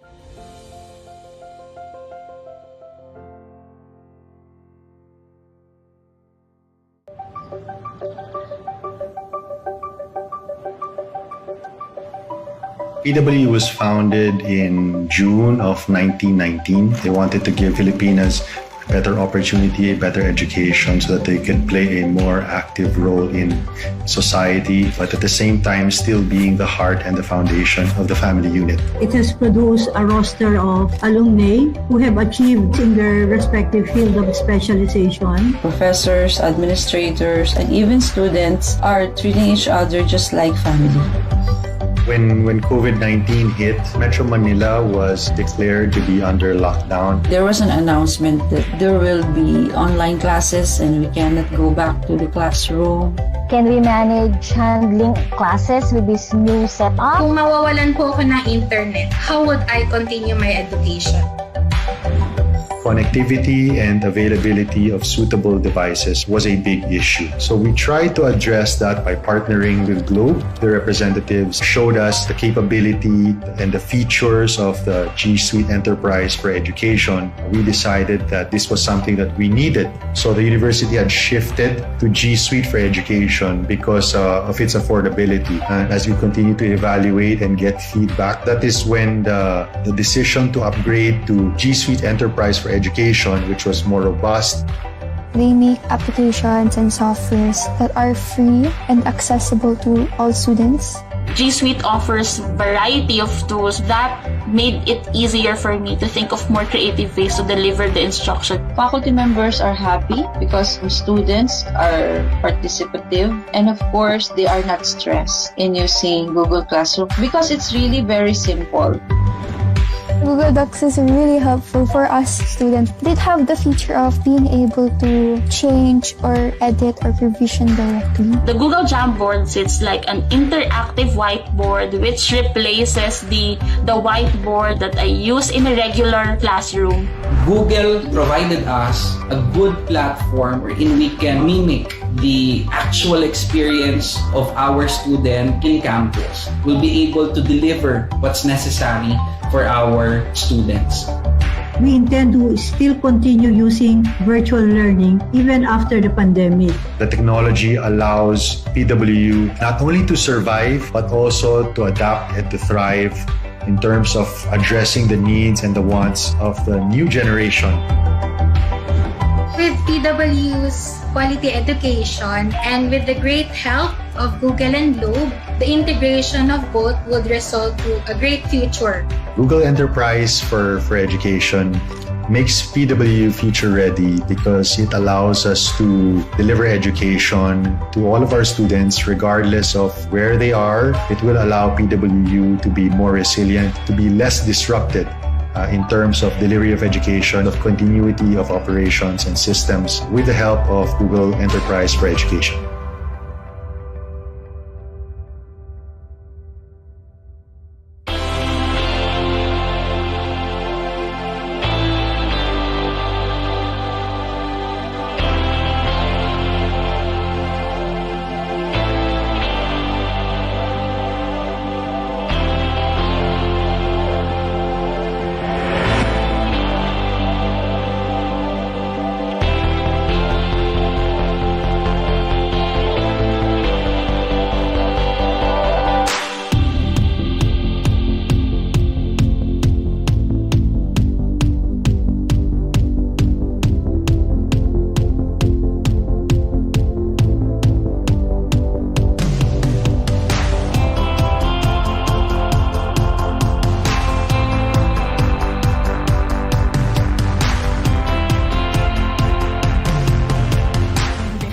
Board of Trustees of the Philippine Women's University, I am presenting to the public the 10th President of the University, Mr. Marco Alfredo M. Benitez. As the chairperson of the Philippine Women's University Board of Trustees, I hereby pass on the scroll where the PWU legacy is inscribed, a legacy of service to God, country, and home.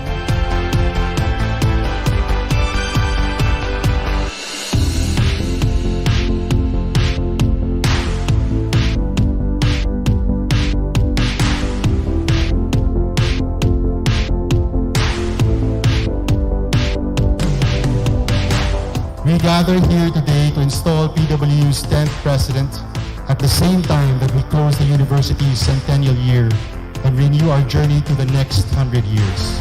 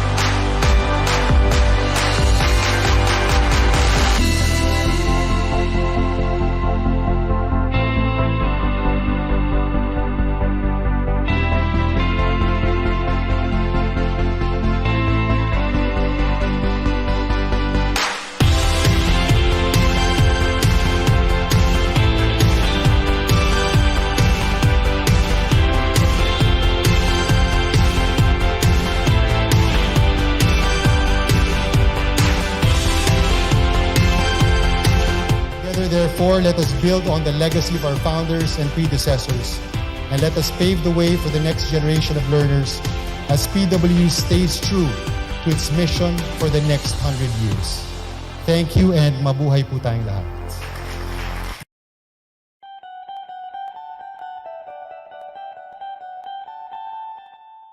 I'm Kenneth Castillo, currently taking Bachelor of Science in Business Administration, major in Marketing Management, team captain of the PWU men's futsal team, and here's my PWU story. Way back in 2016, when I was looking for a university to enroll to, my friends, who are now my teammates, invited me to a futsal tryout in their school. After that, luckily I've been picked by the coach as one of the passers in the said tryout. Starting my college career as a student athlete, that was really tough. As an athlete, we need to balance our training time and class schedule, and I had a hard time coping with that situation. But with the help and guidance of my coach, I learned how to deal with it. On my first year of playing in PWU, we won the 14th MNCAA Futsal Champion title, which is our major league, and we also won first place on the 3rd year MP Intercollegiate Futsal Tournament the same year. The following year, we were the first placer in the 15th MNCAA Futsal League, and we were the champion on the 4th Intercollegiate Futsal Tournament. After the season, our team was preparing for the ISAA League, and the 16th MNCAA League was ongoing. But the games were postponed due to pandemic. This pandemic gave us a harder life, and it challenged our lives. For us as a student athlete, the pandemic doubled our hardships and struggles as compared to our normal lives, because all activities, including trainings, has to be done online. It is really hard to cope up with online training sessions due to financial problems, internet connection, and signal problems, adjusted daily routines, and lack of space to do our training since our sport is being played in a wide place. Despite of those hardships and struggles, it cannot stop us to do our responsibilities, and it cannot stop us from dreaming. Every week, we are following a training program provided by our coach. I am very blessed and thankful because even though there is a pandemic, PWU gave us an opportunity to have scholarship even though there will be no tournaments for this academic year. Even there is a pandemic or not, it should not stop us from doing our responsibilities as an individual, especially from dreaming. Do not ever forget to pray to God because He guides and He provides.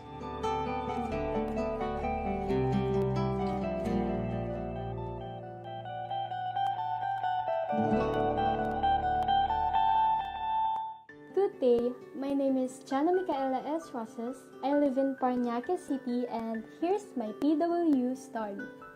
Ever since I was young, my dream is to be a student athlete, to fulfill my dreams, to do what makes me happy, which is basketball, and to support my studies and not be a burden to my family. After I graduated from senior high, I started to train every day because I want to try out at different universities. And I am blessed because I have a friend, his name is Kim, and he knows a varsity player in PWU. So I tried out there, and then I was fortunate enough to be welcomed into the Philippine Women's University. At first, I doubted myself if I can do my studies and being an athlete at the same time, but I still took the risk because I knew I was happy with what I was doing, so I can handle everything. And I know God is always by my side. He will not forsake me. Being a student athlete is very challenging, but being a student athlete at PWU requires discipline, time management, commitment, mental sharpness, obligation, teamwork, and a lot of pride in representing the university. My student athlete experience in PWU has helped me shape the strong and independent woman I am today. And I am very thankful to my teammates and coaches who guided and helped me. To Coach Vic, you have taught us sportsmanship, fair play, and many values that we will need throughout life. And of course, I thank PWU for my education. You are full of so many opportunities. You made me a good student and a strong leader. Thank you for trusting me to represent Philippine Women's University. I'm second year, taking Bachelor of Science in Medical Technology, and I'm the captain ball of the women's basketball team.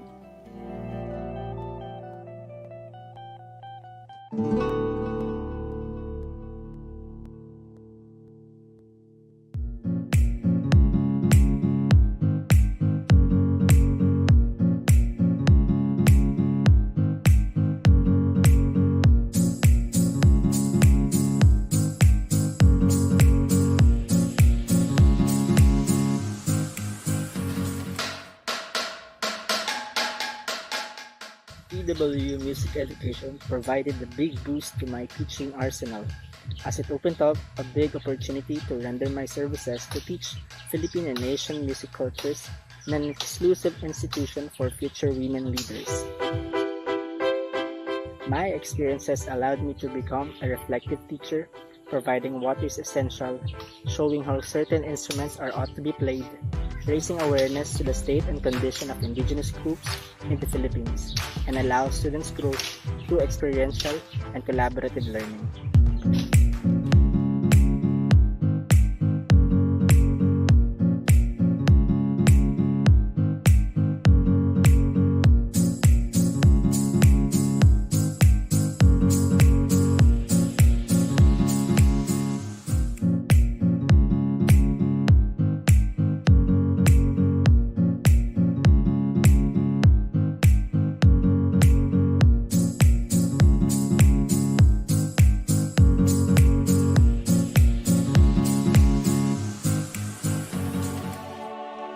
Music can never be like a loose rope when we teach it. It has to be very tight with information to help understand the reasons why we should study this, like any other subjects. We cannot just say, listen to it, but rather lead them to comprehend on the hows and whys of every music there is, to make it more meaningful and connecting. That is what I gained in my degree. Music education brought us to teach every young artists that the root is where we should always begin, to bridge the ends of knowledge and passion. And it is in the beauty of arranging those tones into a beautiful melody and a story that would then plunge into every part of your soul. Because yes, music, albeit a creation of the mind, is still and always from the heart to your heart. This is Aubrey Benvenida, Bachelor of Music, major in Music Education, batch 2019, PWU School of Music.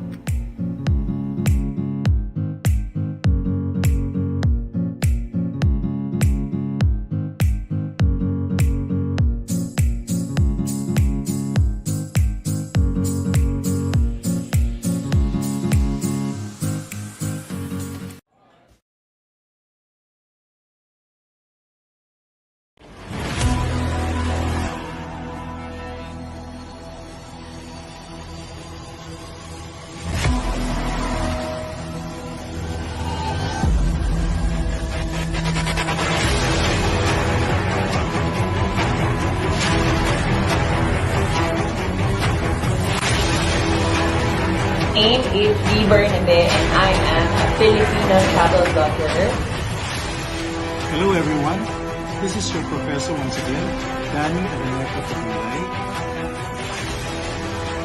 I am Juan Paulo Lopez, President of Burong Resorts, Tourism Stakeholders Association. I'm Tatong Sartu, chef, restaurateur, and now award-winning author.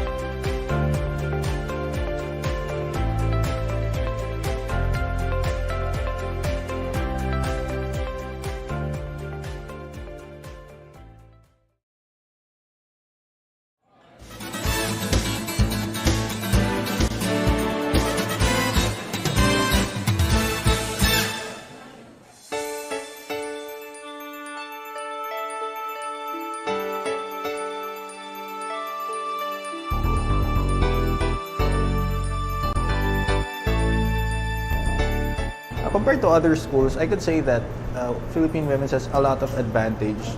I've been to one of the Ivy League universities before, and the tuition fee is quite a lot compared here to this school. So for Philippine Women's, it comes in 3 semesters. The tuition fee is not that expensive, faster time, and we could still learn a lot. One of the reasons why I chose this school is mainly because of the location. It's super accessible.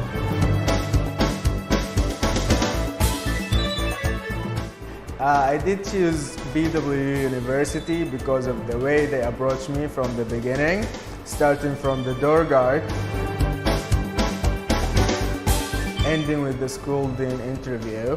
Everyone was friendly. They helped me to fit in from the first moment. They answered all my questions in a manner that I understand and in a perspective that I can relate to. Everyone was very friendly. I fit in from the first time. We, as the student, we feel comfortable with the friendly environment that helps us not just to enjoy the way of education we had here, but also to learn more, innovate more, and grow more as a student.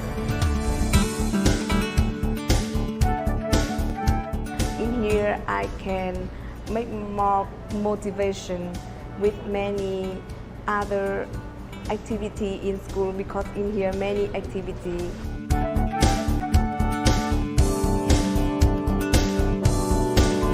The second is no stress, because I can confident, comfortable in this school. So I think Philippine Women University is my good choice.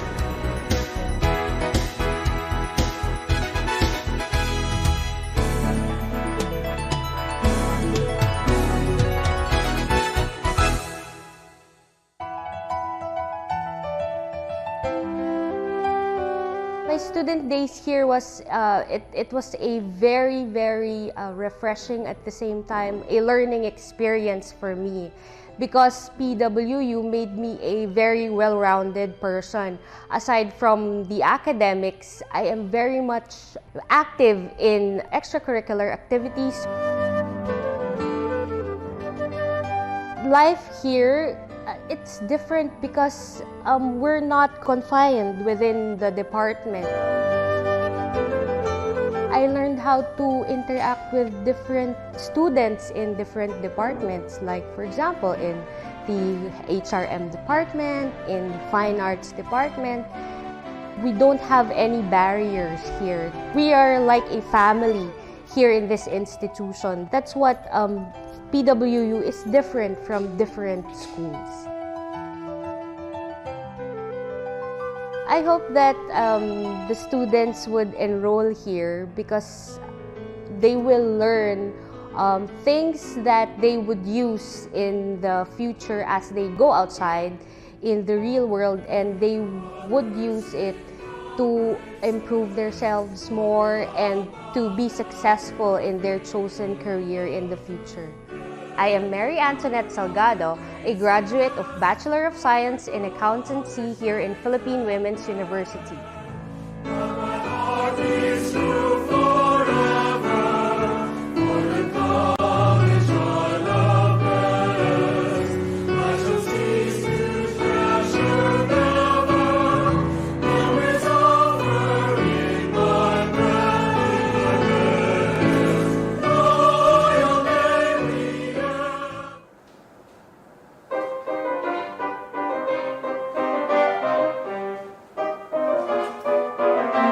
The Philippine Women's University was founded in 1919 by 7 forward-looking Filipinas who envisioned education as a means of uplifting the status of women. Since the 1970s, PWU has been co-educational, and today's campus, located in the heart of Manila, is dynamic and diverse. The reason I choose Philippine Women University is I can easily enroll with the test, and the semester in here, 1 year have 3 semester with 1 summer semester, so I can graduate soon. The second is no stress, because I can confident, comfortable in this school. So I think Philippine Women University is my good choice. Everyone was friendly. They helped me to fit in from the first moment. They answer all my questions in a manner that I understand and in a perspective that I can relate to. PWU has pioneered in innovative research and produced thousands of graduates who are recognized as leaders in their respective fields.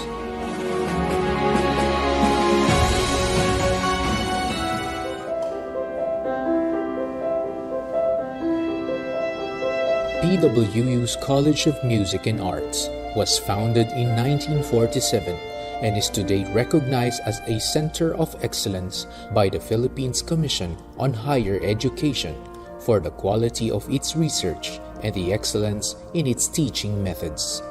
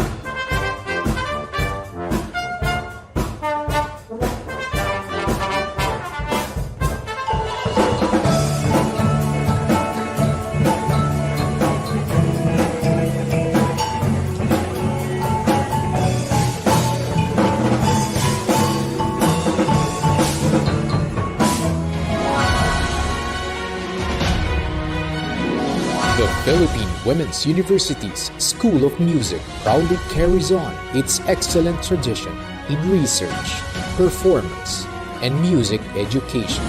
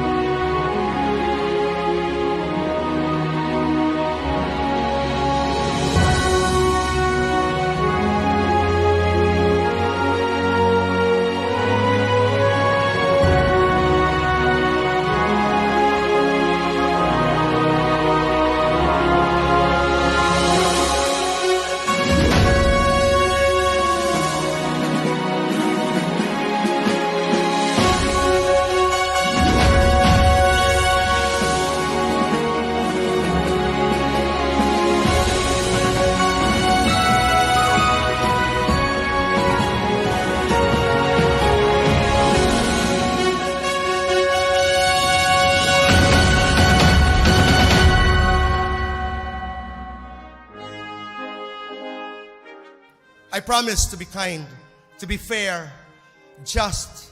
I promise to be forgiving. Nanay, I promise to be a good citizen of this country and to be a good child of God. I promise to take good care of you with all my love and might. And yes, I promise to take good care of myself so I can take good care of others. On this most important day of my life, my graduation day, from our beloved Philippine Women's University, my heart overflows with joy.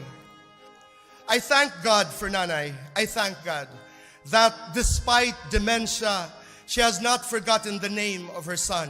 She knows deep in her heart and in her soul that something else was meant to be. Your words still ring like the church bells of our town, sonorous, powerful, sacred. My son, you're my winner.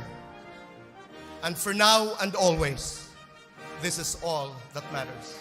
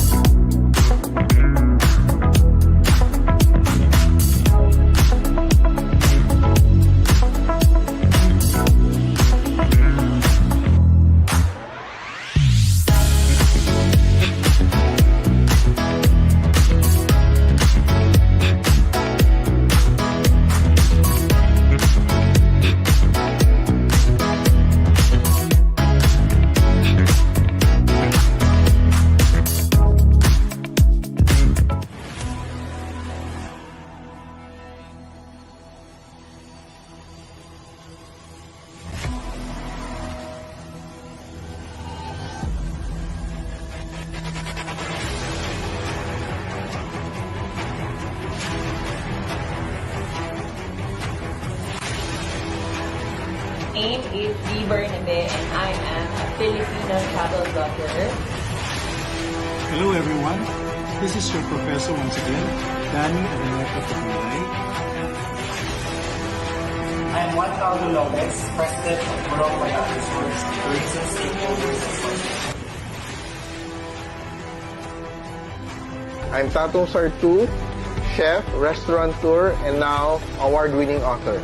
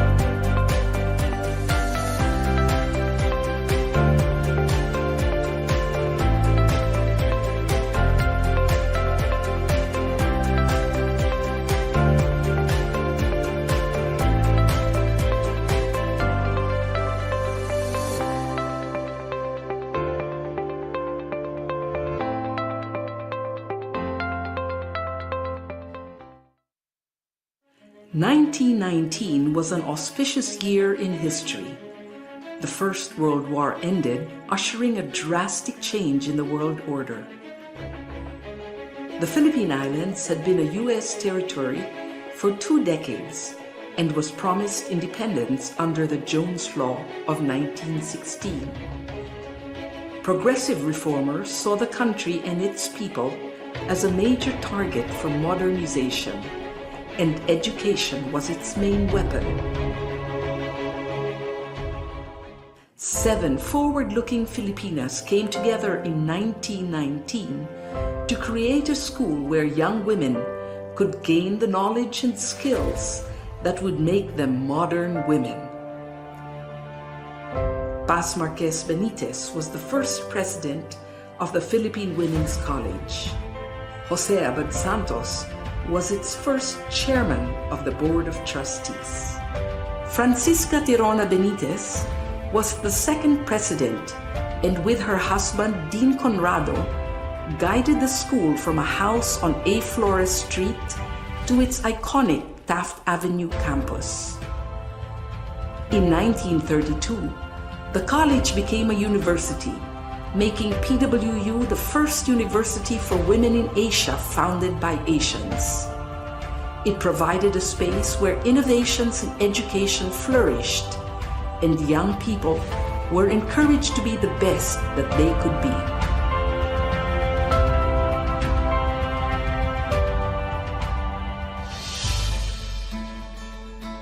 For over 100 years, the Philippine Women's University has been known as a leader in quality education. In 1934, PWU moved into its main campus on Taft Avenue, and since the 1970s has been co-educational. Located in the heart of Metro Manila, it is easily accessible by public transport and surrounded by affordable housing. Today's PWU offers undergraduate and graduate courses in several fields of study. Its business and management programs are responsive to the needs of industry, using evolving technology for global competence. PWU graduates excel in arts and sciences, education, social work, and diplomacy. Its fine arts and music programs have produced outstanding graduates through a holistic education that treasures heritage as well as excellence. PWU has pioneered in fields such as food science, nutrition and dietetics, medical technology, pharmacy, and nursing.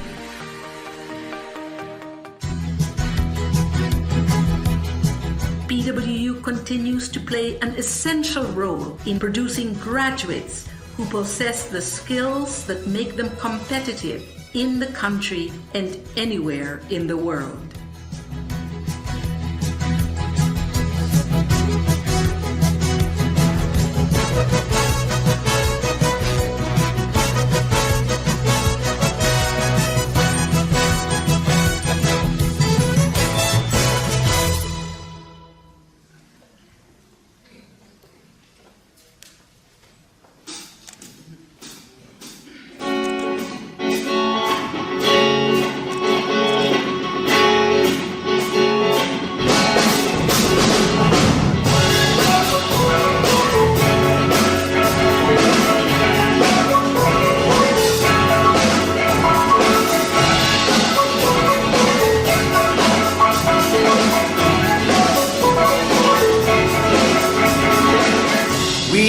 are a united community. We may not be blood related, but we Patriots are one big family. Being part of the PWU community strengthens us. Through the years, we support each other through good times and bad times. We Patriots always have each other's back. It's a big honor to be part of a community that is open to the ideas of each other. It drives us to excel and be the best version of ourselves. That's the standard of excellence that we Patriots strive for. I'm thankful that this community lets us be who we want to be. We thrive because we accept each other for who we are. And like a family, we treat each other equally. Actually, PWU gave us a home and helped us to be a patriot in society. We may have different individual drums and instruments, but we march to the same beat together as one united community. Do you want to march with our community of patriots?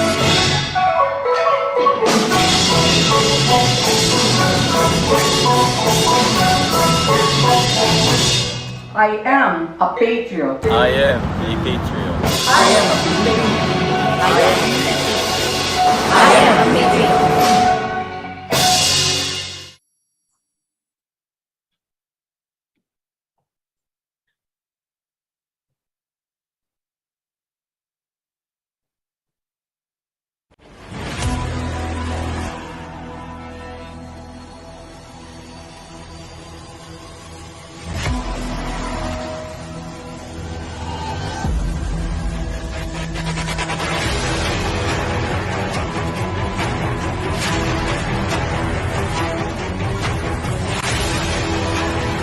Name is V. Bernabe and I am a Filipino travel blogger.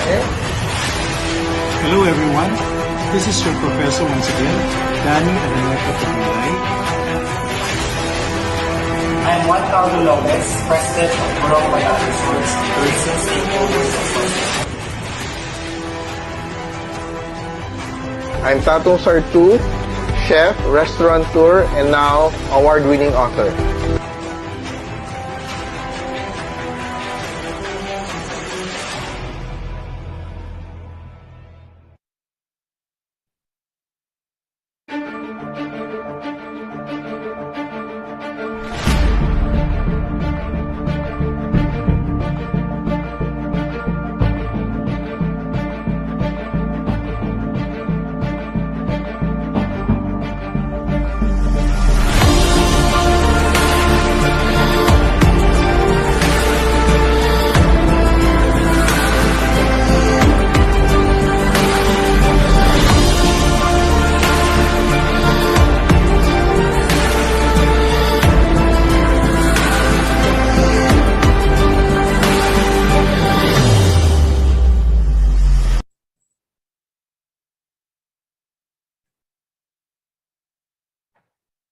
Good afternoon. Good afternoon, everyone.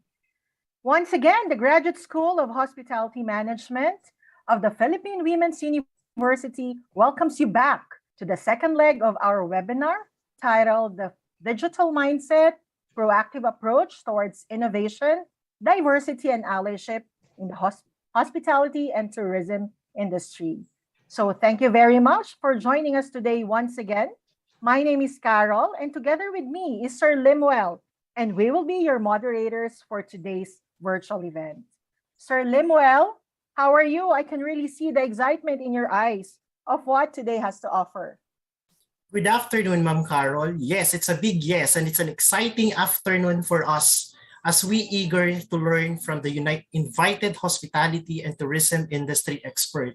The morning session has been filled with so much learning and insights. Likewise, our invited speaker for this afternoon will surely provide us with knowledge and updates about the tourism and hospitality industry. It is indeed an honor and privilege to have them with us today.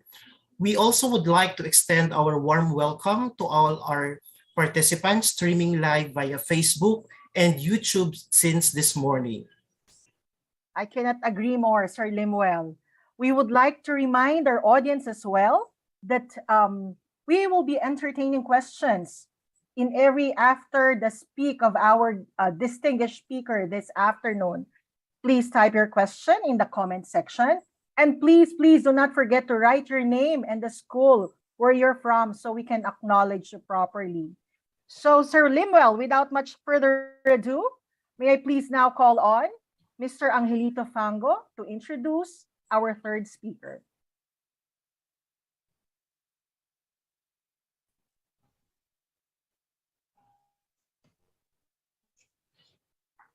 It is my privilege and honor to introduce our speaker this afternoon. Ms. Padronio honed her skills and knowledge in the National Teachers College in Manila and successfully finished BSHRM. She pursued master's degree and graduated Masters of Science in Business Administration at the University of Baguio.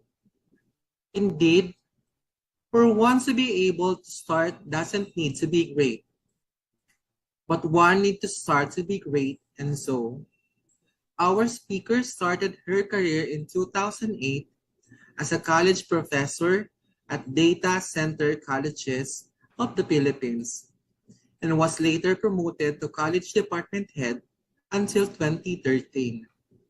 With her love, passion, and understanding to managing and supervising, she became the manager and supervisor of different well-known restaurants and hotels in Baguio City, some of which are Azalea Residences, Mines View Park Hotel, and many more. Ms. Jennifer is also an accredited TESDA assessor for food and beverage, commercial cooking, and front office services, which are all under National Certificate Level 2. And in addition, she is a person in charge safety officer Level 3 with merits in Abu Dhabi, UAE. Currently, she is the country manager of Petrolead Technologies in Abu Dhabi at United Arab Emirates. Without further ado, please all welcome and give her a round of applause, our speaker this afternoon, Ms. Jennifer Roland Padronio.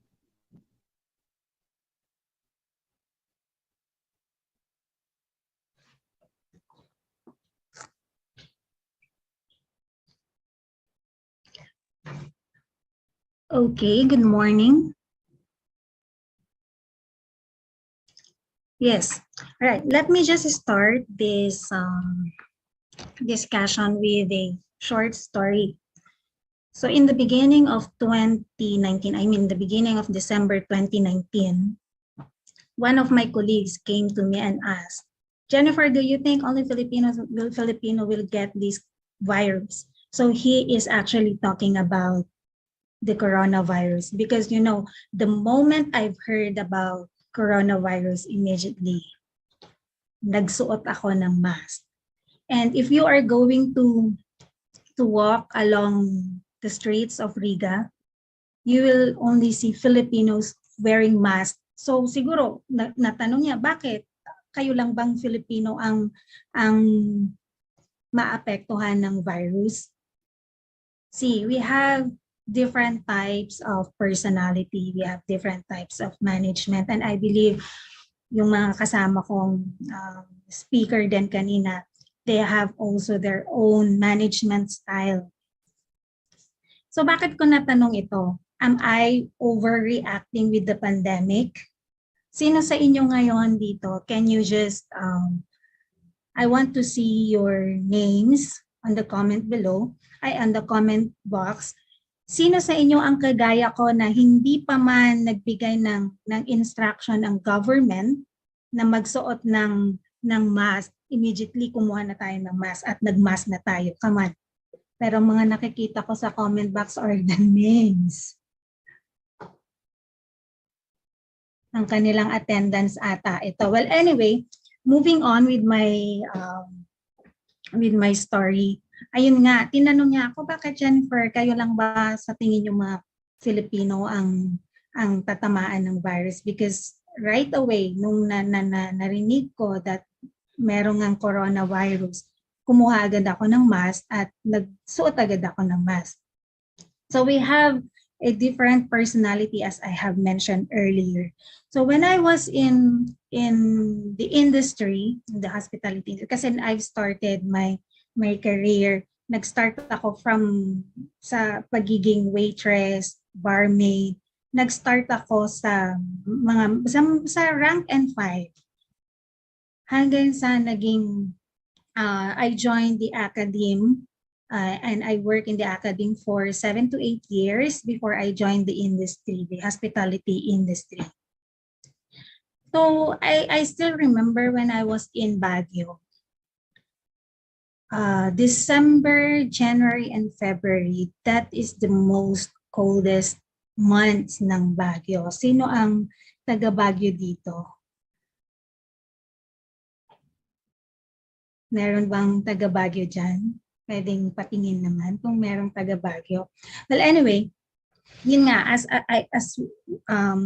gaya ng sabi ko kanina na we have different personalities. I would say na I'm a type of a manager na stricto, always focus on the operations.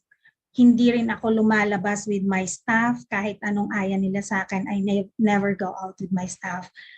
But I make sure na lagi ko silang pinapaalalahanan, especially nga sa Baguio kasi nga malamig sa Baguio during December, January, and February. And aside from the fact na napakalamig doon, ito rin yung buwan wherein nagiging immortal ang mga hotelier, mga restaurateurs sa Baguio because this is the busiest season ng Baguio. Dahil pupasok dyan ng Christmas, New Year, at papasok ang Panagbenga.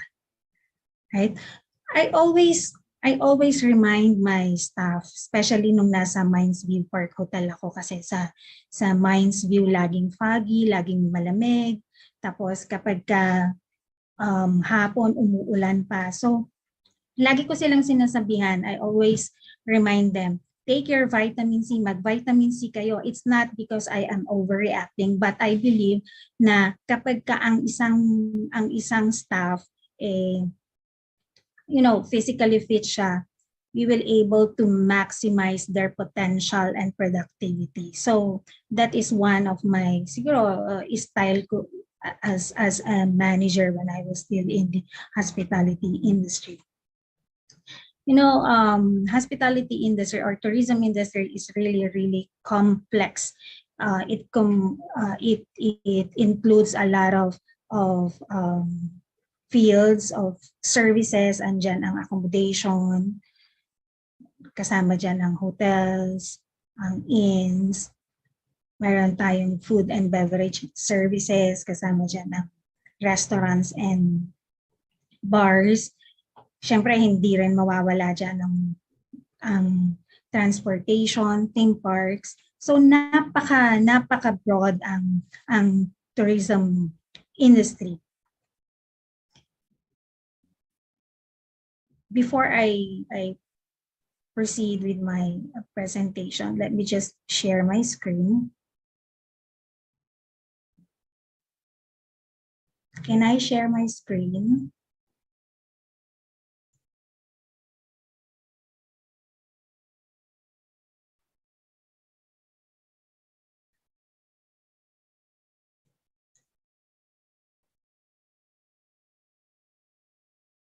Ma'am, are you able to share your screen now?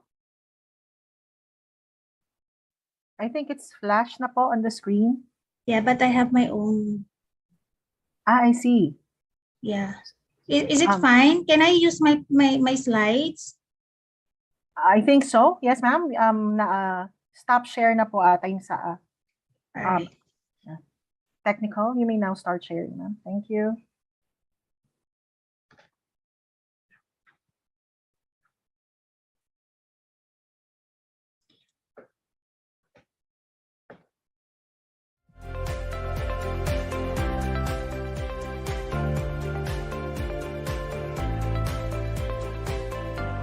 Right. So as I'm saying earlier, let me just share my screen po para may guide po tayo. Wait, why I cannot find. Yeah.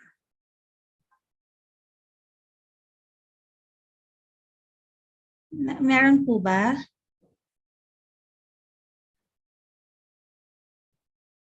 Ma'am, I think what we can see right now is the one in Facebook.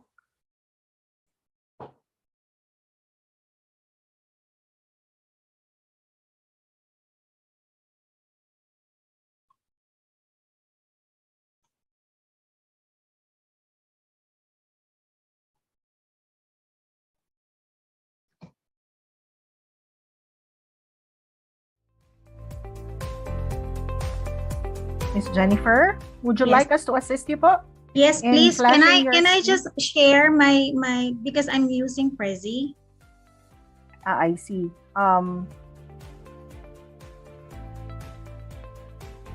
Is it a different presentation now from There the one? are some changes, but however, all right, you can share my screen and then I will just use mine.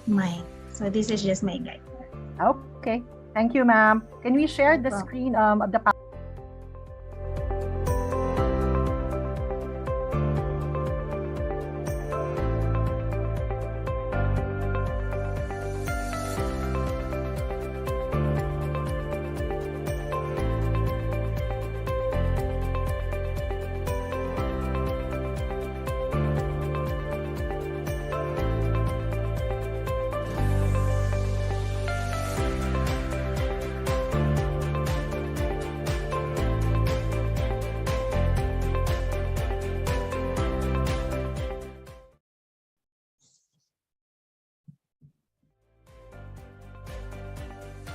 All right. So moving on, pasensya na kayo sa right. So as what I'm saying earlier, tourism industry is really a complex industry. So, nung nag-start ang pandemic, who among of you here ang kagaya ko na right away kumuha ng mask tapos nagsuot ng mask? Yan, puro attendance yung nakikita. Ayan, thank you. Thank you for that response. Okay, pero may I just know kung anong year na yung mga, ayan, nakikita ko may mga third year, may mga first year na naka-join ngayon. So, dumating ba, I mean, did you come into a point during the pandemic na naisip nyo ba na tutuloy ka pa ba tong course na to? Should I pursue my dream of becoming a flight attendant of the most prestige airlines in the world? Naisip nyo ba na kailangan ko pa bang i-pursue itong career na to? Gusto ko pa bang maging chef? Gusto ko pa bang maging director of sales ng IHG? Gusto ko pa bang maging duty manager ng Accor? Gusto ko pa bang maging food and beverage manager ng Burj Al Arab, which is a 7-star hotel in Dubai? Naisip nyo ba or dumating ba kayo dun sa point wherein nagtatanong na kayo, ay ayoko nang mag HRM, ayoko nang mag-tourism kasi magsasara ng mga airport, wala nang future. Meron ba sa inyo ang kagaya ko na nag-isip ano pa ba ang mangyayari in the near future? Meron ba dito? Yes, thank you for that response. So before moving on with my presentation, let me just introduce to you the topics that I'm going to discuss this morning. We have tourism. I'm going to present to you the status of tourism in the Philippines. And then the second topic is the different business models. So I'm going to present several brands at kung ano yung kanilang mga business models that they are practicing, and of course the different emerging alliance, right? Sino sa inyo yung nandito kanina, yung nakinig at may natandaan during the presentation of Sir Kael? Kasi matatouch din yung ibang mga trends that he discussed this morning. Ayan. All right. Thank you for the first one. Okay, moving on to the next slide.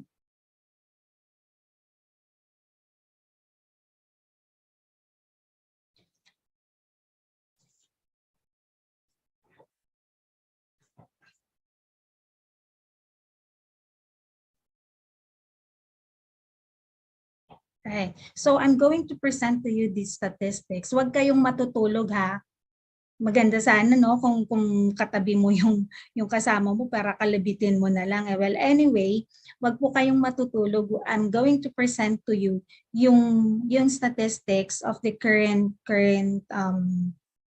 the current statistics of the Philippine tourism. So during 2019, the contribution of the tourism sector in Philippine GDP is 12.7%. So napakalaki. In the last 7 years, actually 2019 is the highest. Okay? So nag-contribute ng 12.7%. So in the last 7 years, ito yung pinakamataas.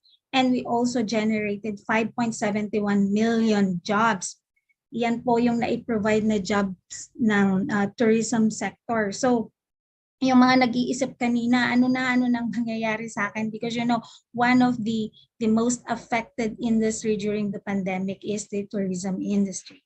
Okay, moving on to the next slide.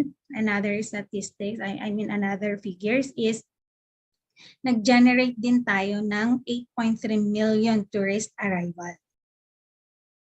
Okay, with this 8.3 million tourist arrival, nakapag-generate tayo ng 9.3 billion from the international tourism.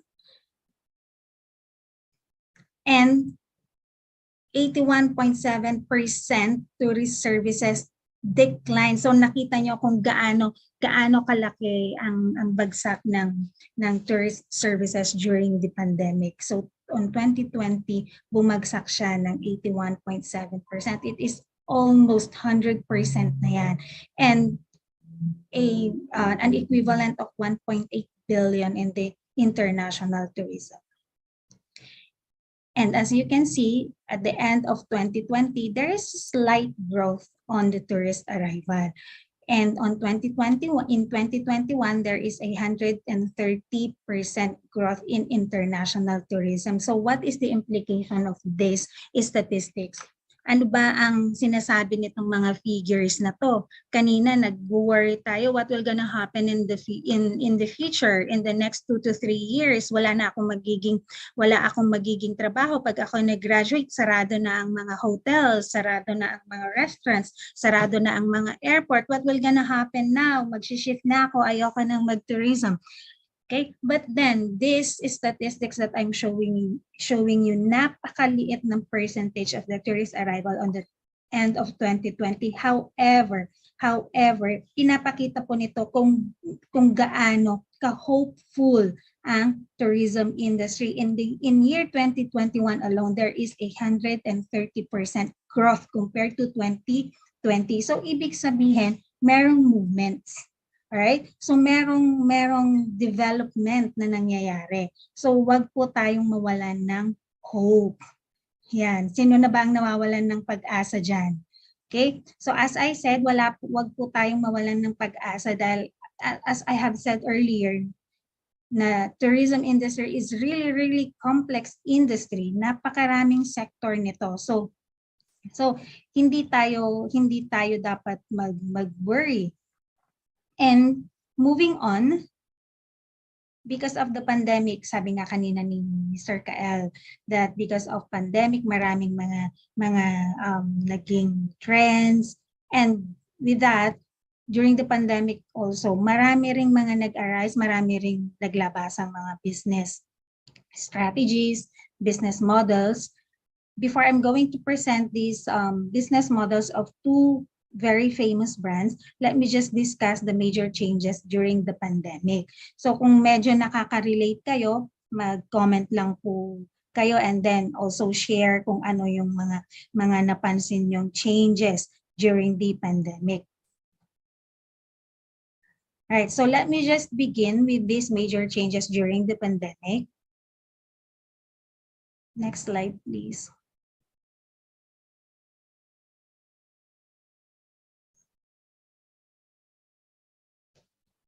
Okay, so value proposition. Ano nga ba ang ibig sabihin ng value proposition? Value proposition, this is actually offering your product, offering your services, all right? you're going to offer this to your guests, to your customers, to your clients in a different way. Kung dati ganito mo siya sinaserve, ngayon ganito mo na siya isa-serve. Alright? To give you an example are the hotel rooms. Ano ba ang nangyari sa mga hotel rooms during the pandemic? Okay, to give you an example here in UAE, during the pandemic, nag-lockdown on March 2020. So, pag sinabi naming lockdown dito, talagang lockdown. Walang lalabas, wala talaga as in. Otherwise, datamputin ka ng police, i-detain ka. Alright. So, ano ang nangyari sa mga hotel rooms during that time? Na-convert into quarantine facilities. I think same also in the Philippines. Nangyari din sa Philippines to, wherein the hotel rooms are being converted into different into quarantine facilities. Other than quarantine facilities, dito din sa UAE, parang nagkaroon ng collaboration ang mga hotels and the government para gawing government offices, yung mga government offices, yung kanilang mga rooms, naging healthcare clinic services, something like that. Okay, and another is the innovative products and digitalization of hospital services. Ito maraming na-discuss kanina, yung previous na speaker natin. So na-mention niya ang na-mention niya na ang artificial intelligence. Ayan. So what I'm going to give you as an example under the innovative products and digitalization is yung facial recognition. So si Marriott, nag-start na siya ng facial recognition checking in China. Meron siyang hotel in China wherein pag nag-check-in ka na, you don't need to fill up forms, you don't need to queue. So pupunta ka na lang sa mga designated kiosk. Tapos facial recognition na lang yung gagawin, and immediately makukuha na lahat ng identity mo, all your details, and then immediately you will be checked in. So ang checking in procedure will only take 3 to 5 minutes na lang. Another example of this innovative products is yung robot. Ito na-mention din kanina ng previous speaker. To give you an example, when we were dining in one of the restaurant in Dubai, sama ko yung anak ko. Nagulat kami, ang nag-serve is robot na. Okay? So, ito yung mga examples na nag-emerge na changes during the pandemic. Although, we already know na talagang nasa future na yan. However, mas napabilis yung innovation during the pandemic. Okay? Another major changes during the pandemic, kindly move on, yes, is nakafocus naman siya sa revenue aspect, wherein before, kanina nakita natin dun sa statistics natin that the international tourism arrivals in the country is napakataas. Now, ang hospitality industry targeting domestic tourism dahil nga sa restrictions sa travel, ayan, ganyan. So nag-focus sila sa domestic tourism. And another is yung flexibility on reservations. Sino sa inyo nakakaalam that when you sino sa inyo nakatry na nagpa-reserve ng room, tapos nung nag-cancel ka, you were charged. Na-charge ka ng cancellation fee or nawala na yung dinown mo, so pinorfeit na nila yung deposit mo. So sino ang naka-experience na dito? But during the pandemic, kasi that is actually the policy of the reservations. Kapag nag-check-in ka, immediately you have to proceed with your bookings. Otherwise, pagka kinancel mo yon, you will be charged of some amount. However, during the pandemic, naging flexible yung reservations natin.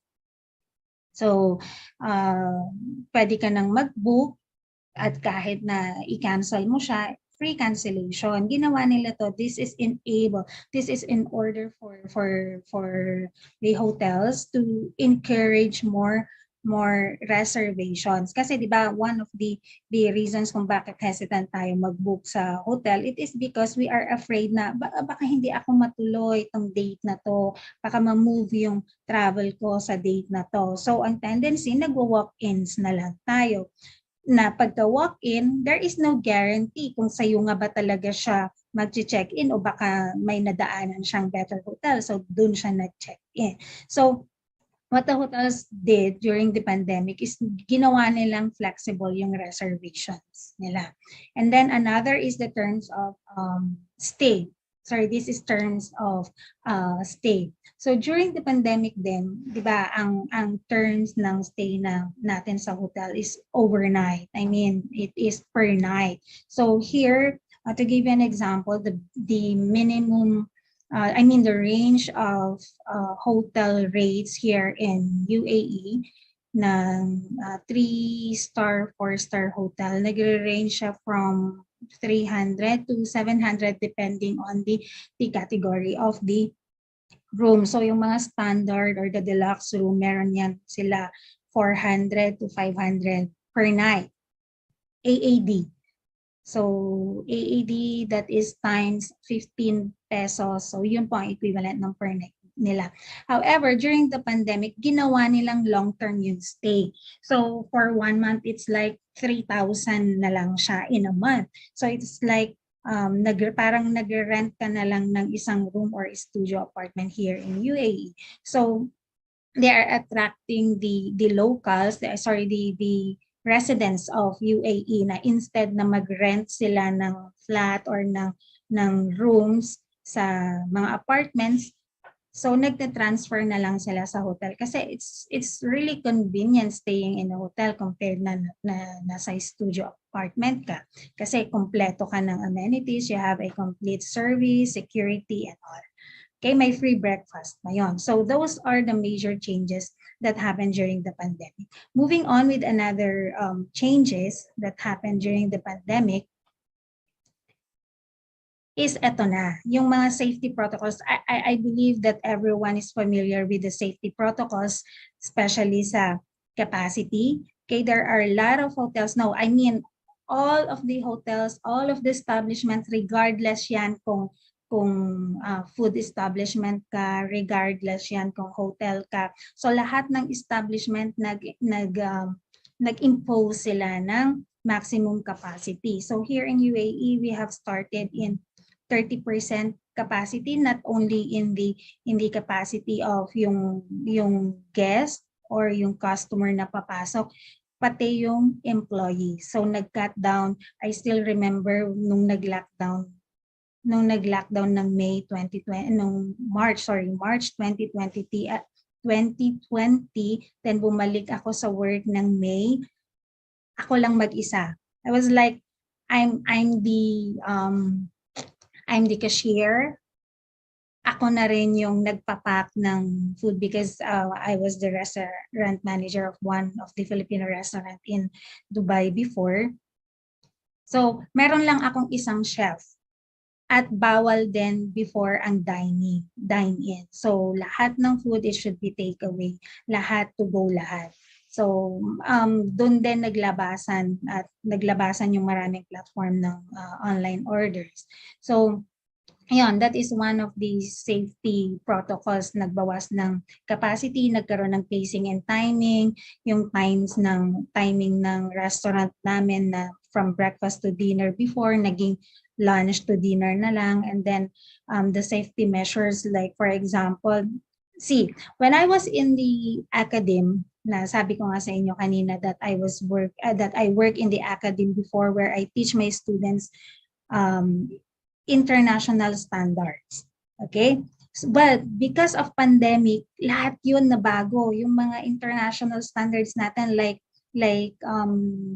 yung pagsiserve, yung tamang pagsiserve ng food, anong mga cutleries and tablewares na kailangan natin gamitin, lahat yun nabago because of the safety measures that was imposed by the government.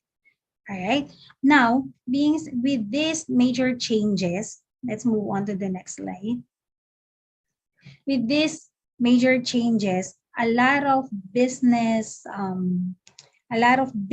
owners nag-isip sila. Alright? Kasi tayo nga na yung mga nasa bahay nga, 'di ba? Nakapag-isip sila, how I'm going to survive this pandemic. Ang daming naglabasan ng mga online sellers, ng mga ganon. Right? Because of the rapid spread of the new digital technologies, it has brought fundamental changes in the hospitality industry. So, what I'm going to present to you is the new business models acquired or using by the two famous brands. So, sino sa inyo nakakakilala sa Accor? Meron bang nakakakilala kay Accor? Ayan, thank you. Thank you. All right. Accor is one of the biggest hotel chain in hindi lang sa Pinas. Okay? So malaki ang Accor. So what are their business models? Ano ba yung mga business models na ginagamit ngayon ni Accor? Number one is they divest their real estate property. Anong ibig sabihin ng divest? Why they are divesting? Bakit nila dinidispose? Bakit nila binibenta? Right? So makikita natin as we go along, makikita natin what are their reasons. Okay, kung bakit nga ba sila bakit nila dinadivest yung kanilang real estate portfolio. In 2025, between 2025 and 2029, the network has sold 841 properties. So imagine kung gaano kalaki ang Accor. But then from 2025 to during 2005 to 2009, nakabenta sila ng 841 properties. Ganon kadami ang kanilang hotels. And on 2013, nakabenta sila ng 450 na properties. And in 2018, 55% na more than half of their properties na benta nila. Okay? Ano kaya yung reason? What do you think is the reason why they are selling their properties? Right? They are selling their properties because they want to employ yung tinatawag nating asset light. So later on, di-discuss din natin kung ano yung ibig sabihin ng asset light. Alright? Aside from divesting their real estate portfolio, nag-expand din sila ng acquisition in technology and innovative brands because of the technology din. So, binenta nila yung property nila and then nag-invest naman sila sa ibang field of business. So, an example of this is they acquired John Paul. It is a concierge service provider. Another is the One Fine Stay.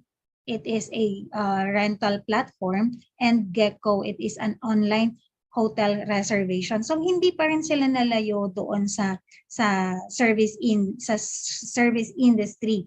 Nag-acquire sila ng mga bagong platform para magamit sa service industry. So ibinenta nila yung ibang property nila and then they invested into other line of business. Another business model that they are using is the smart rooms. Okay, ayan. Ito, malamang lahat gusto may smart room. So ano nga ba ang smart room? Ito yung they are employing variety of technologies. So in Accor, they are using Google Assistant, a tablet control, LED lightings, curtains, ayan, yung isang ano lang nila, sabi nga kanina nung isang speaker, isang salita mo lang, mag-close na yung curtain mo, something like that, right? And then another is they are extending their services outside of hospitality industry and servicing non-travelers, as I have said earlier. So, tinatry nila na they are trying to move out from hotels. Not really moving out, pero ini-extend nila yung kanilang service, right? Sa mga non-travelers. To give you an example is meron silang bagong social network company. Ito sa France lang ito. So ito yung tinatawag nilang next door. So pagmamayari po yan ng Accor. Okay. Accor Hotels and other major branded hospitality companies are realizing that ang core business nila hindi lang naka-focus sa service. I mean, hindi lang siya naka-focus sa real estate, but instead focused in services. Yan. So, kagaya ng sabi ko kanina, they are trying to divert into an asset-light business model. Okay? So, pag sinabi nating asset-light, they are trying to invest na hindi ganon kalaki ang asset. Alright? Later on, mas maintindihan natin. Alright? Moving on with the next slide. Okay, another famous brand is IHG. Okay, we are familiar with franchising. Okay, in IHG, there are 71% of their hotel rooms worldwide. Okay, ang naka-franchise. So ibig sabihin ng naka-franchise, ginagamit lang ng property yung kanilang trademark, yung kanilang management, and they are only employing yung general manager at saka yung financial controller. Okay? So yan ang style naman ni IHG. And then ang managed naman is 28% lang. At ang pagmamay-ari lang nila is 1%. So yan po yung style naman ni IHG. So if you can see, nagda-divert din sila into an asset-like business model. So kagaya din ni Accor, okay, binibenta na rin nila yung kanilang mga assets at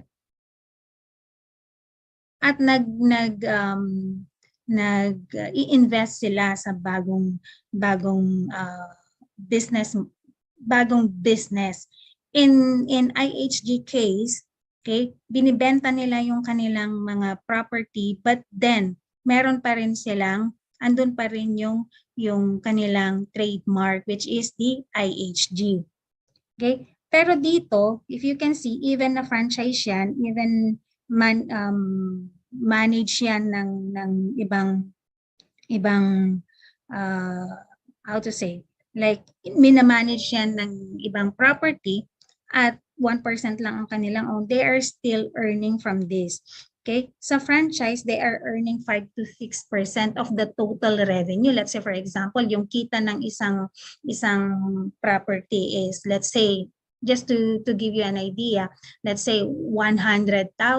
So, ang 5 to 6% of this total revenue will proceed to IHG. So, wala silang asset, wala silang capital na ininvest dito, but they are earning. So, same through doon sa manage and own.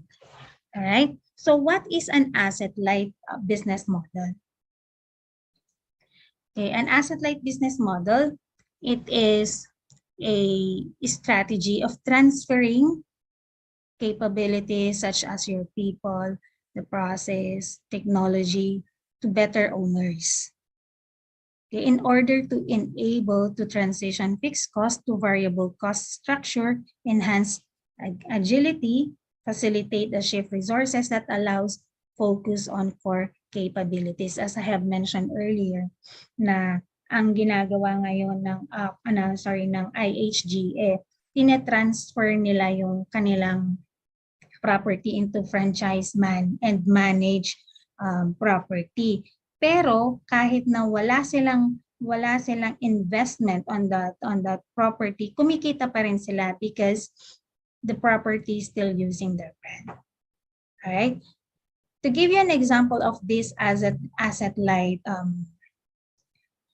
asset-light strategy.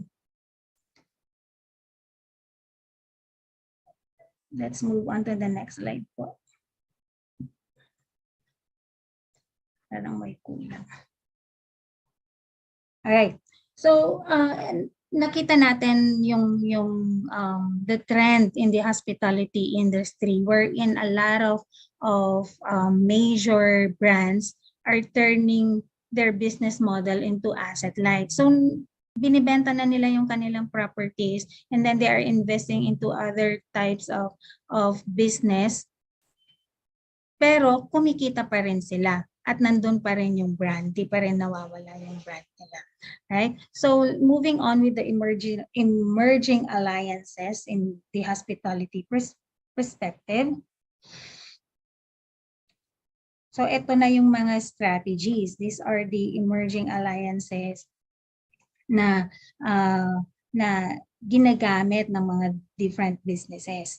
So what is a strategic alliance? A strategic alliance is an agreement between businesses in which each commits resources to achieve common set of objectives. Ito daw yung agreement.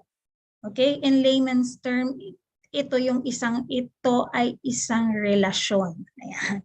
It is an opportunity to each business to help each other by offering or recommending services to customer where you know you can benefit from each other. So, nagkakaroon kayo ng relasyon kasi meron kang pakinabang sa kanya.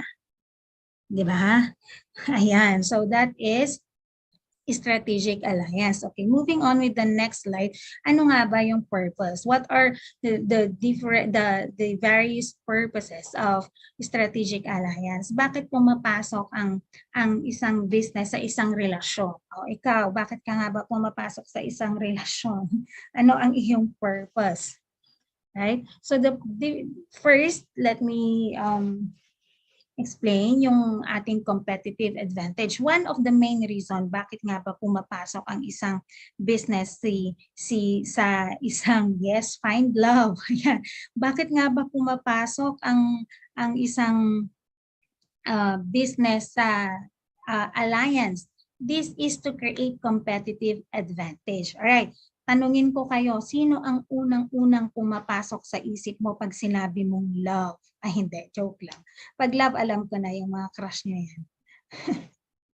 Alright. So, wow, thank you yung asawa ko. Wow naman, ang nice naman. Okay, so sino ang unang-unang pumapasok sa isip natin when we talk about fast food? Okay, let me see your mga relasyon. Yes. Okay. Ito, may sumagot. Jollibee. How about the others? Ano po ang ating, ayan, si McDo. Ayan, ako, ano din ako eh. McDo kid din ako eh. Greenwich. Okay. Wow, self-love ito. Mayroong nagsasabi self. Alright, thank you for, ayan, Wendy's. Ayan, isa rin sa favorite ko po ang Wendy's because of their burgers. Ayan. So, iyan po yung sinasabi kong competitive advantage. When we talk about something, about a brand, ito yung pumapasok agad sa isip natin. Diba? So, this is one of the reasons why businesses are joining alliances para magkaroon ng competitive advantage. Okay, o yung mga yung mga nanliligaw diyan, dapat you have kailangan meron kang alliance to create competitive advantage. Okay? So that is number one reason.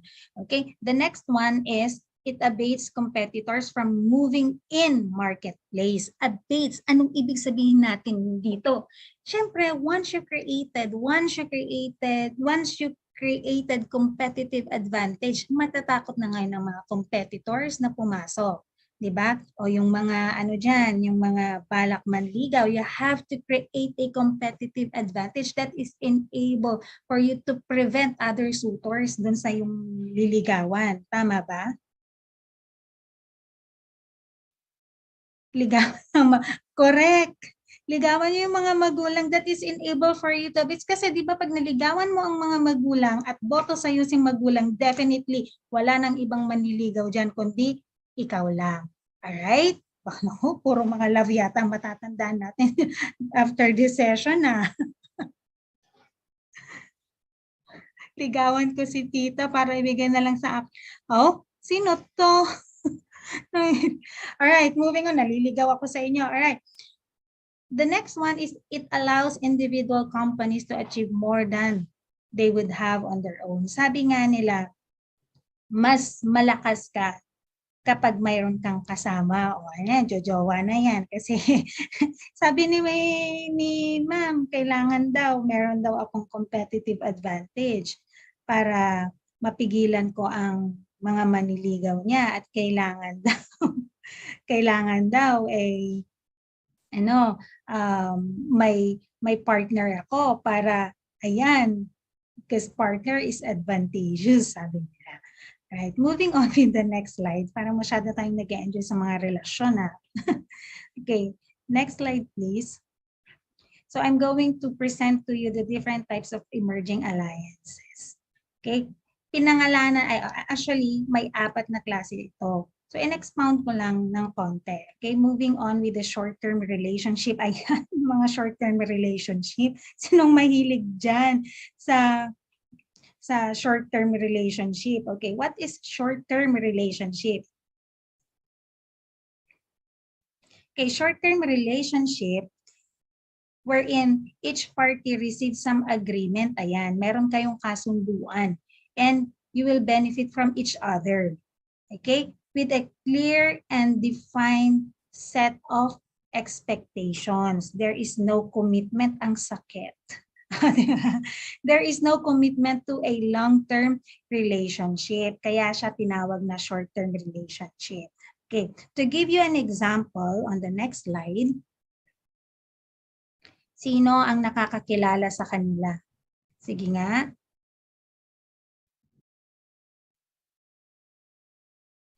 Jen, good. Hello, Miss Jen. Yes po. I think really the audience are very much engaged. They even have a lot of comments because of relationship. And I bet, ma'am, they have a lot. Correct, ang dami nilang questions. Can we give them more time for the open forum later, ma'am? Yeah, sure, no fast track our problem. presentation. So we Yes, po. will be able to entertain all their questions. Thank you very much, ma'am. Sure, no problem. Ayan, ginawa kang trial card. My gosh. Alright, short-term relationship. Sino po ang nakakakilala dito sa mga nandito? Yan. So, pag sinabi natin short-term relationship, ito yung wala kayong long-term na relasyon, hindi malalim ang inyong relasyon. So these are just an example that I'm going to present. So si Ivana Alawi, for example, these vloggers, they are going to promote, okay, your brand sa isang araw lang. Okay, they will just use your brand for their content, and then in exchange, makakakuha sila ng service sa'yo like free accommodation or free food, mga ganon. Alright, to give you an example, when I was still working in one hotel in Baguio, okay, nag-sponsor kami ng fashion show. Alright, so wherein kami yung in-sponsoran namin sila, we provided them their accommodation, nag-provide kami ng kanilang food for the whole crew. So ang crew siguro it's around 30 ang crew nila, and then the fashion show was held in SM Baguio. So yung reach ng promotion is maganda naman because we were able to promote the hotel, we were able to promote yung product namin, we were able to promote yung menu namin. Alright? So sabi nga dito, you are benefiting from each other. So in return then, we provided them their accommodation for 2 nights and 2 days, 1 night. So 1 night, kaya ko ito tinawag na one night stand relationship. Ayan. So 1 night stand yata ang matatandaan nila. Okay, moving on with then another types of emerging alliance. So tandaan nyo ha, yung short-term relationship, it is somewhat related to one night stand. Ayan, mukhang maraming makaka-relate dyan. Okay, another type of emerging alliance is yung almost relationship, yung akala mo kayo na. Ang sakit, no? Umasa ka, asado ka na, pero wala pala. Alright, so this type of relationship, this type of alliance, it allows brands to join forces and reach common goals. This is possible only when you are targeting same audiences. Alright, so meron kayong, pareho kayo ng target market. Okay, there is again, no commitment. Sakit, no? Alright, moving on with the next slide for you, para ma-present ko sa inyo yung sample natin. Okay, when I was still working in one Filipino restaurant in Dubai, okay, nagkaroon kami ng joint, parang collaboration with one of the DC cargo company in UAE. Okay, so we have same set of target market, mga Filipino. So nag-join kami, nagkaroon kami ng collaboration. So they will provide a gift vouchers to their clients, sa mga customers nila. So pag nagpa-box ka, nagpadala ka ng package sa Philippines, they will be giving you gift vouchers. Tapos itong gift vouchers na to, they are going to redeem it in our restaurants. So pagdating nila sa restaurants namin, we will provide them a free dinner. Tapos aside from the free dinner, bibigyan pa namin sila ng another voucher or another coupon na 50% off during these days, ganon. So, we are actually benefiting from each other kasi sila, they are encouraging their clients na magpadala ng package nila through their company. Because in return, they will get a balik pa po tayo next slide. Previous slide po. Okay, in return, bibigyan nila ng vouchers yung kanilang mga clients. And then pag nakarating na sila sa amin, we will again give them another voucher. So that is an example of almost a relationship alliance. Okay, so next, yan, medyo mahaba yata ang ating time. Alright, next is the medium-term relationship. It is characterized by some degree of sharing and are clearly deeper than the short-term relationship. Ayan, nagkakaroon na kayo ng konting connection. Ayan. However, yung relationship nyo, again, is limited. Napakasakit naman, wala ba talagang forever dito? Alright, let's move on to the next slide para ma-present ko sa inyo yung ating example. Right, kanina nagtanong ako, hindi po, ano pa po tayo sa example pa po tayo. Balik pa po tayo sa isang slide. Can we go back? Ayan. Go back. Ayan, thank you po. Yan po. Yan. Right, the medium-term relationship. Kanina nagtanong ako kung ano ang unang-unang pumapasok sa inyo kapag tinanong natin ang fast food. So some of you says McDo, Jollibee, Wendy's, pero parang wala ako yatang nakitang nagsabi ng KFC. Ako kasi favorite ko ang chicken ni KFC. Even my daughter, pag sinabi mo chicken, right away sabihin niya KFC. Yan. So in the Philippines, pwede ko bang malaman kung ano ang partner ni KFC na ano yung siniserve nilang beverages? Is it Pepsi Cola or Coca-Cola? Pepsi, correct. Pepsi po. Okay? Even here in UAE, ang partner po ni KFC is Pepsi. However, with this example that I'm going to present, okay? Sa Indonesia po ito. In 2019, from Pepsi, naging Coca-Cola na yung beverage ni KFC. So this is a very good example of medium-term relationship due to some reasons. Okay? Palit, o di ba? Ipinagpalit ka. Ipinagpalit ka ng pinalitan ka ng partner mo. Ayan, di ba? Ang saklap. Alright, so that is a medium-term relationship. Now, moving on with the next slide. Okay, para may present ko sa inyo yung another type of alliance. Ito na. Parang ito yata, gusto ko yata to. It is the long-term relationship. Sige nga, meron pa bang makaka-relate dyan sa long-term relationship? Parang kami na lang yata mga Alright, so long-term relationship, it is the parties in this arrangement clearly expect continuity. Wow, tuloy-tuloy daw.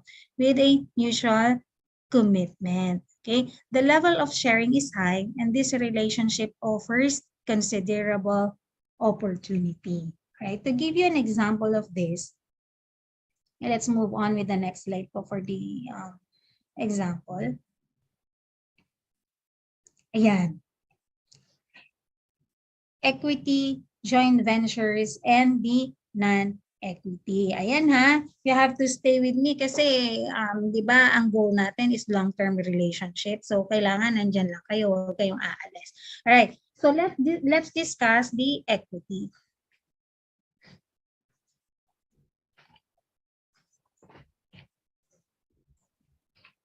Okay, equity, it is a strategic alliance when a company purchases certain equity percentage of other company. O, sino yung mga batang Jollibee dyan? Sino yung mga batang inasal dyan? Yeah, si Madam. Alright, pag sinabi nating equity, a certain equity, okay, percentage ay in-acquire natin from the other brand. So a very good example is Jollibee at Inasal. Okay, it was in 2018 if I'm not mistaken when Jollibee, JFC, Jollibee Food Corporation, in-acquire niya 70% of Mang Inasal. Okay? Maraming nagtatanong, bakit kaya binili ni Jollibee si Mang Inasal or bakit kaya ipinagbili, okay, ni Mang Inasal ang 70% ng kanyang share sa Jollibee.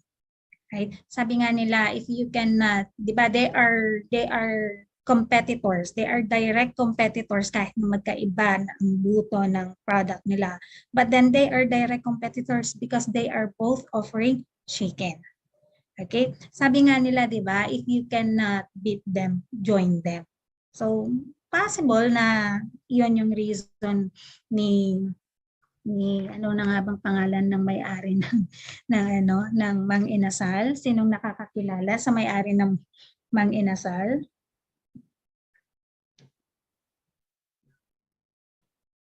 Meron ba? Sige nga, bibigyan daw ng mga organizers ng free Jollibee. Hindi pala free Inasal.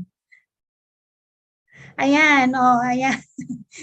Yes, correct. Injapsia, correct. Edgar Injapsia. Okay. So, siguro inisip ng owner na palagi lang siyang nasa likuran ni Jollibee.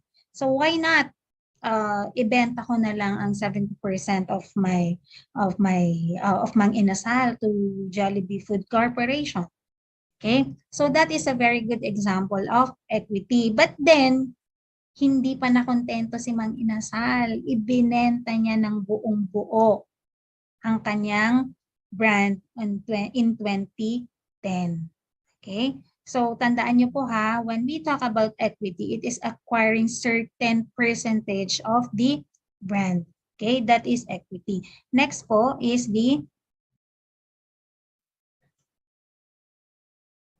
joint venture. Okay, a joint venture is a combination of two or more parties that seek the development of a single enterprise or project for profit sharing. Okay, the risk associated with its, profit, sharing the risk. Yan. So nakikita nyo yung example natin. Sino ang nakakakilala kay 101 Hotel or Hotel 101? Meron ba? Nag-open na ba si 101 Hotel? Okay, this is a very good example ng ating joint ventures when the owner of, yes, open na siya. Okay, this is the owner of yung ano natin kanina, ng example natin kanina. Ano na yung example natin kanina? Si Jollibee at saka si Mang Inasal. Alright? So, ang 101 hotel or Hotel 101, okay, it is a joint, it is a collaboration of two owners. Ayan, yes, meron na yan sa EDSA. Okay, si Mang Inasal, which is the founder of, si Edgar Injap, this second SIA, founder ng Mang Inasal and the owner of Jollibee Food Corporation, na si Tony Tan Cactiong. Right? So sila ang may-ari nito. So this is a joint venture. Okay? So ang pagkakaiba nitong dalawa is ikaw ay yung equity, ang equity is you are acquiring percentage of one brand. Okay? Si joint venture naman, it is a collaboration. So dalawa kayo na join kayo sa profit and share din kayo sa risk. Okay?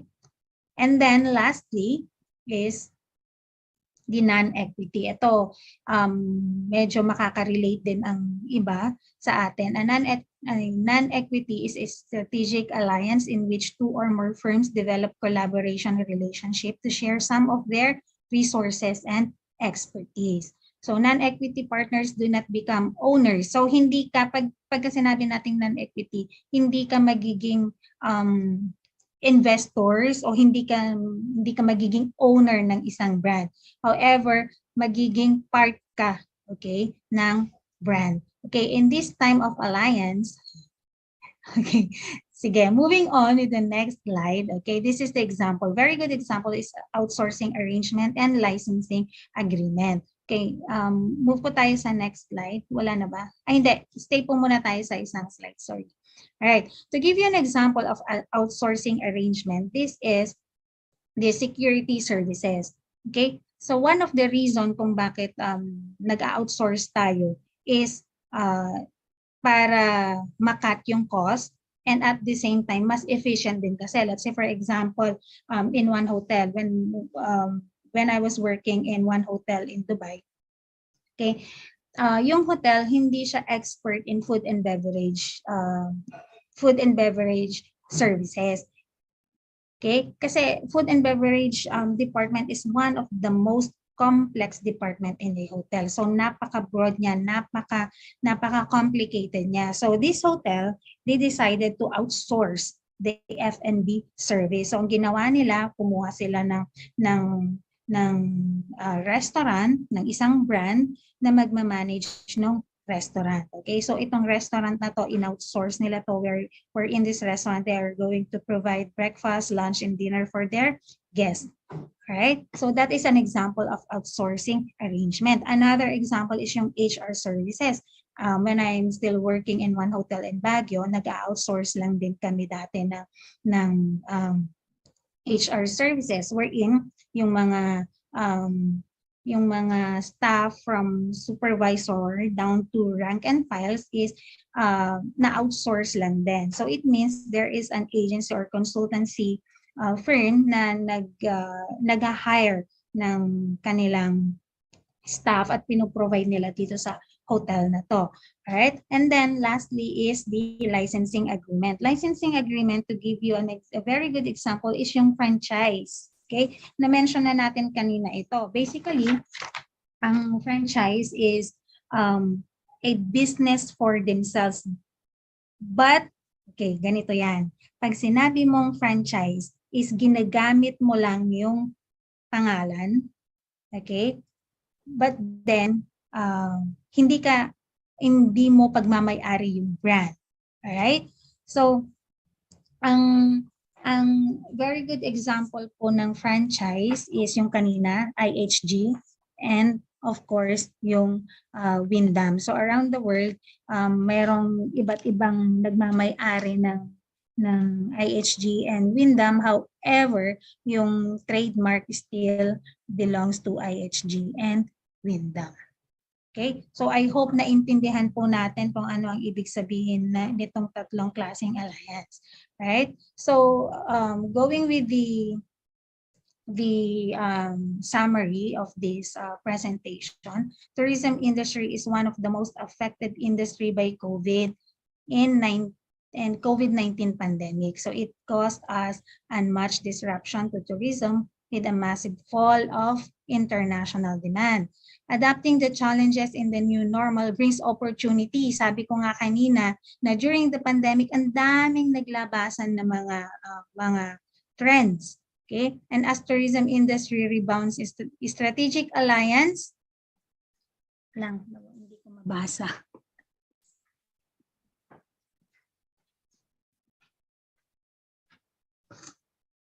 Anyway, malapit naman na tayo. I'm just going to give you the summary and the recap of our presentation this morning. Okay, as tourism industry rebounds, strategic alliances is vital in the growth of hospitality industry. So, kung kanina nag-worry tayo dahil ano na nga bang mangyayari sa akin in the near future, ayoko nang mag-tourism kasi magsasara na ang mga airports. wala nang pupuntahan. Okay, but then as kagaya ng nasabi natin kanina, that tourism industry is really a complex fields of services. It is a very broad industry. So huwag tayong mawalan ng pag-asa. Alright, the crisis is placing even greater demands, and tourism industry will come out of this crisis is stronger. Yan, tandaan nyo yan, is stronger and more competitive.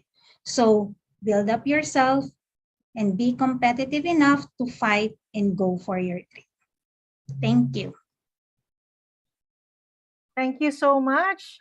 Very comprehensive discussion, Ma'am Jennifer Rolian Madronio. Again, Miss Jennifer, the country manager for Petrolite Technologies in Abu Dhabi. Is it still good morning, ma'am?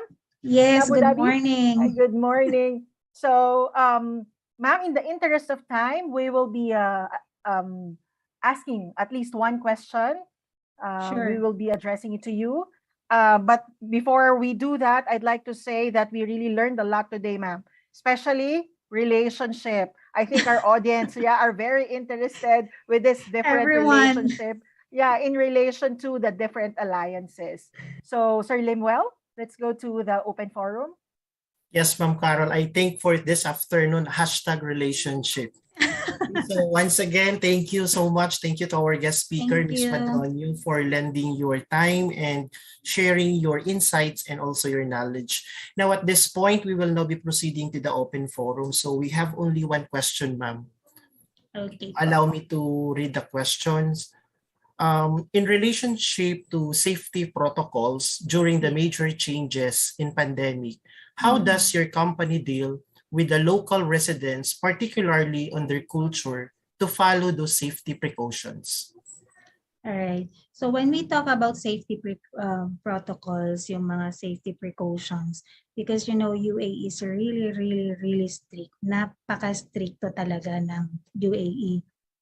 Okay, we have here in UAE the Al Hussan app. So let me just show you. Sabi nga nila, tell me you live in Abu Dhabi without telling me that you live in Abu Dhabi. I will just show you po. This is just one of the example to answer the question.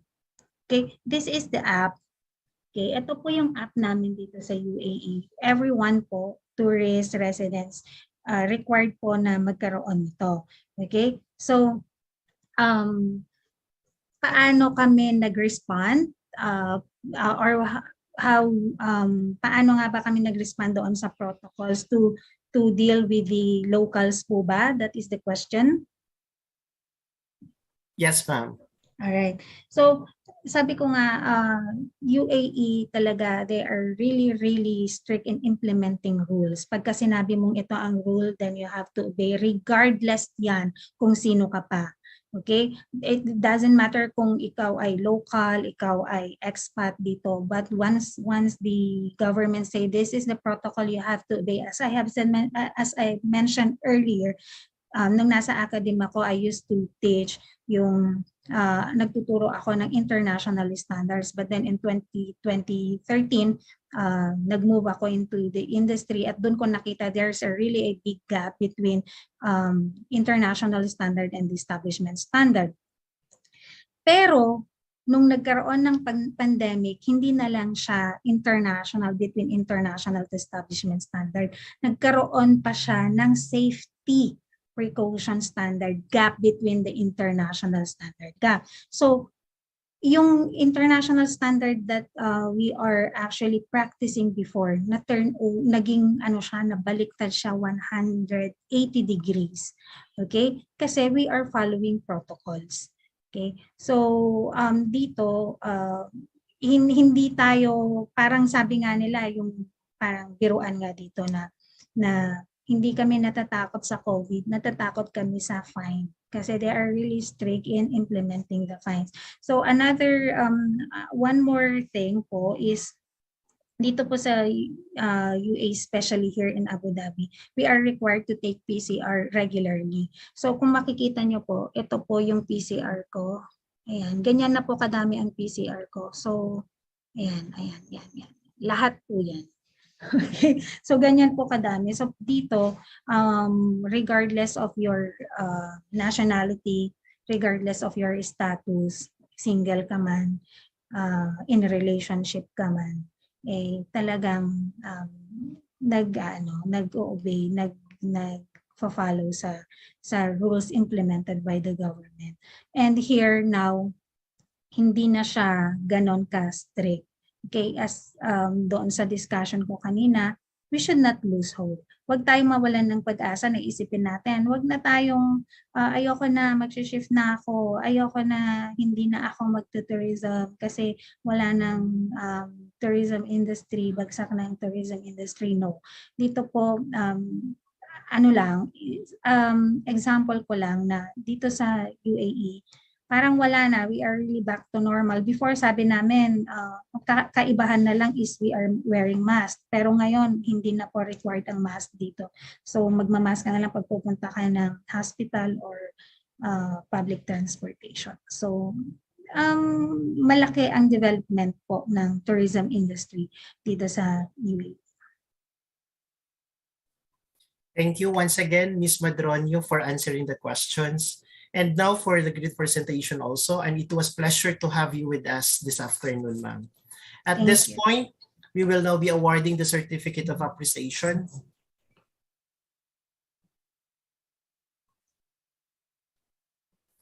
Philippine Women's University, Manila Campus, Manila, Philippines, hereby award the Certificate of Appreciation to Jennifer R. Madronio for grateful and sincerest gratitude for her selfless and commendable service rendered as a resource speaker during the conduct webinar entitled The Digital Mindset, a Proactive Approach Toward Innovative in the Diversity and Allyship in Hospitality and Tourism Industry, given this 8th day of October 2022 at the Philippine Women's University, Manila, Philippines. Signed by our beloved Professor, Dr. Renier T. Perez, Dr. Jocelyn R. Sardenia, Dr. Angelina U. Blanco, and our Dean of the School of Hospitality Management, Dr. Prime Jose L. Abellana. Once again, Ma'am Madronio, thank you very much.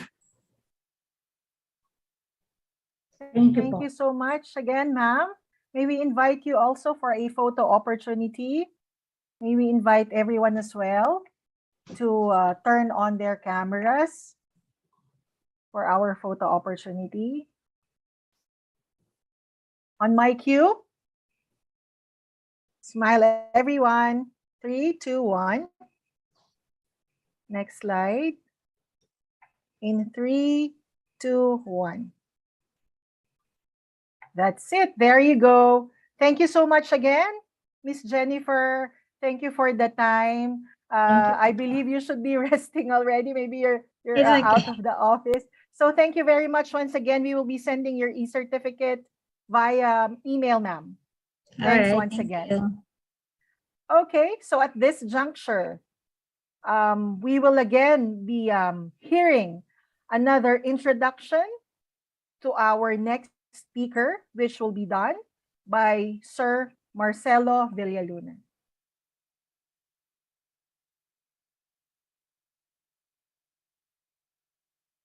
It is with great pride and honor to present to you our resource speaker for today's webinar.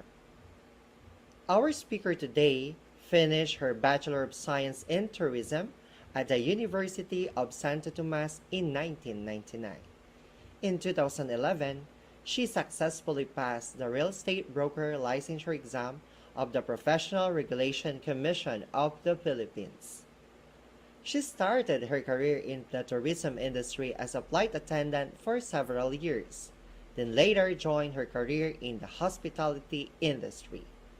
Currently, she works as a Director of Operation at Hotel Fiores Palawan, and at the same time, she is also the Director of Hotel Sofia in Boracay since 2008. While managing the two hotels, she was able to establish AJI Travel and Tours Corporation in the year 2008.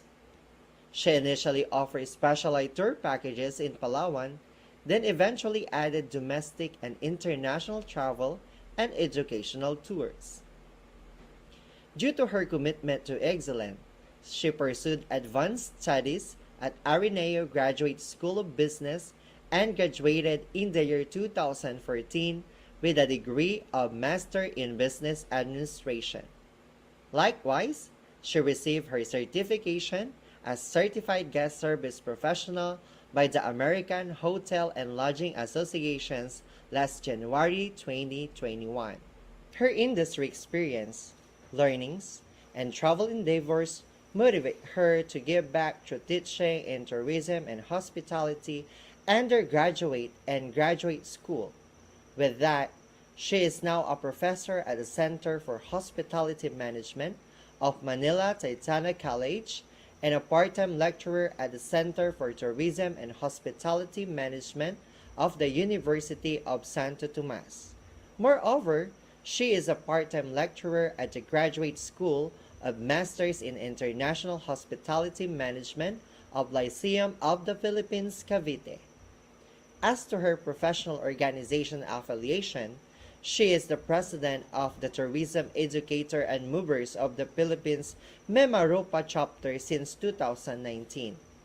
As the president of the organization, she organized several national tourism and hospitality convention and skills competitions. Her enthusiasm and 23 years of experience in the tourism and hospitality industry inspired her to write and publish 2 books, Tour and Travel Management and Fundamentals of Lodging Operations. With her role as the Director of Operation, coupled with her passion for the tourism and hospitality industry, and guided by the value of love for learning, the zeal for service, commitment, and competence, she is now pursuing her Doctor of Philosophy in Business. Without further ado, ladies and gentlemen, please welcome Ms. Sarah J. Monzon Pu.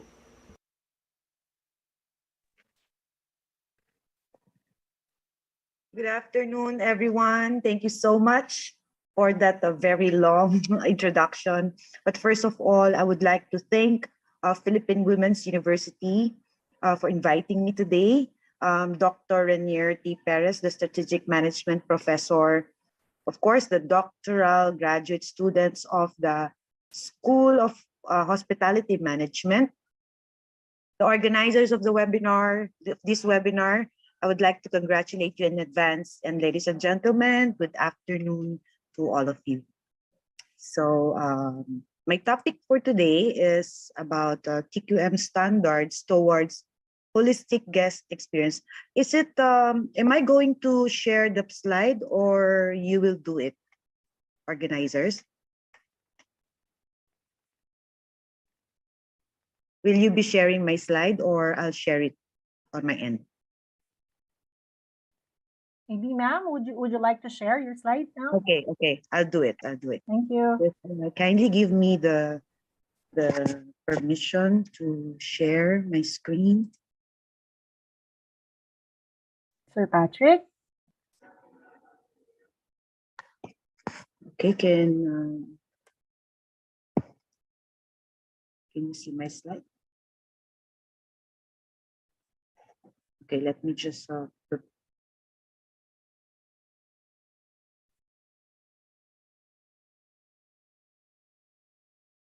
I will reopen because I'm not so familiar with.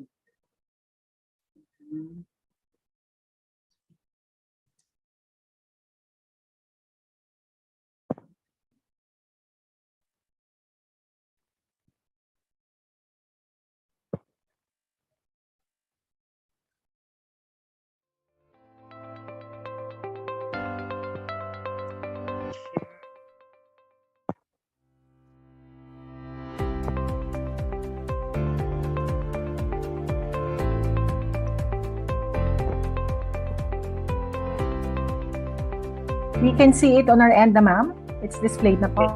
Make it wide. Okay. Will that be okay? Yes, ma'am. It's clear. Okay. So once again, good afternoon to all of you. Can you hear the noise around? Because I'm in the hotel right now. I'm in Palawan actually, working. But of course, I want to share my time with you, my afternoon with you by sharing my experiences towards, using TQM in managing our hotel. So, but before that, I'd like to start my presentation with a simple quote that says, improvement usually means doing something that we have never done before. And the objective of the presentation today is to provide a recap of the potentials and opportunities of hospitality and tourism industry by adopting total quality management standards. Now, may I ask each one of you first, who among you has a background in hospitality industry? Oh, okay. So there are people who are you still in the industry or you resigned already and focus in academia? Oh, si Jocelyn. Academe na. Okay. So I am both in the industry and academe. So just to academe na rin. Okay. I am now in Palawan just to share with you and working. We are in the hospitality industry for 23 years already. And up to now, we are still continuously improving. Total quality management, the holistic approach to TQM. TQM is a management strategy that focuses on enhancing performance and quality across all company-wide functions, departments, and processes in order to deliver high-quality services that go above and beyond what customers expect. TQM broadens actually the definition across all different departments, so from senior management to entry-level staff. So it enables management to take a proactive proactive stance toward quality and focus more on prevention than inspection. So yun tayo, no? We prevent, then we inspect what is wrong.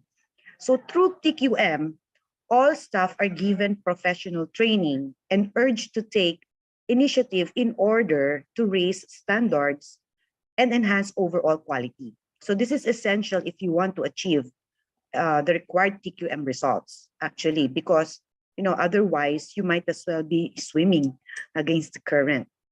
So through TQM, companies increase customer satisfaction, we reduce costs, and foster teamwork.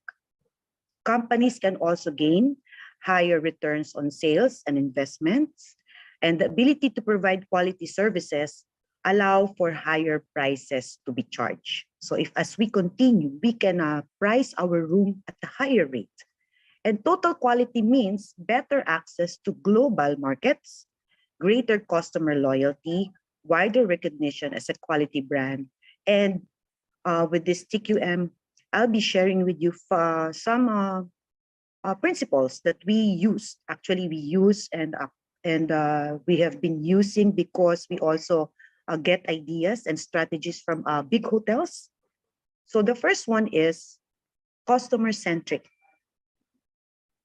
Just to share with you, the final arbiter of whether goods or services are of superior quality or not are the customers or the consumers or the hotel guests.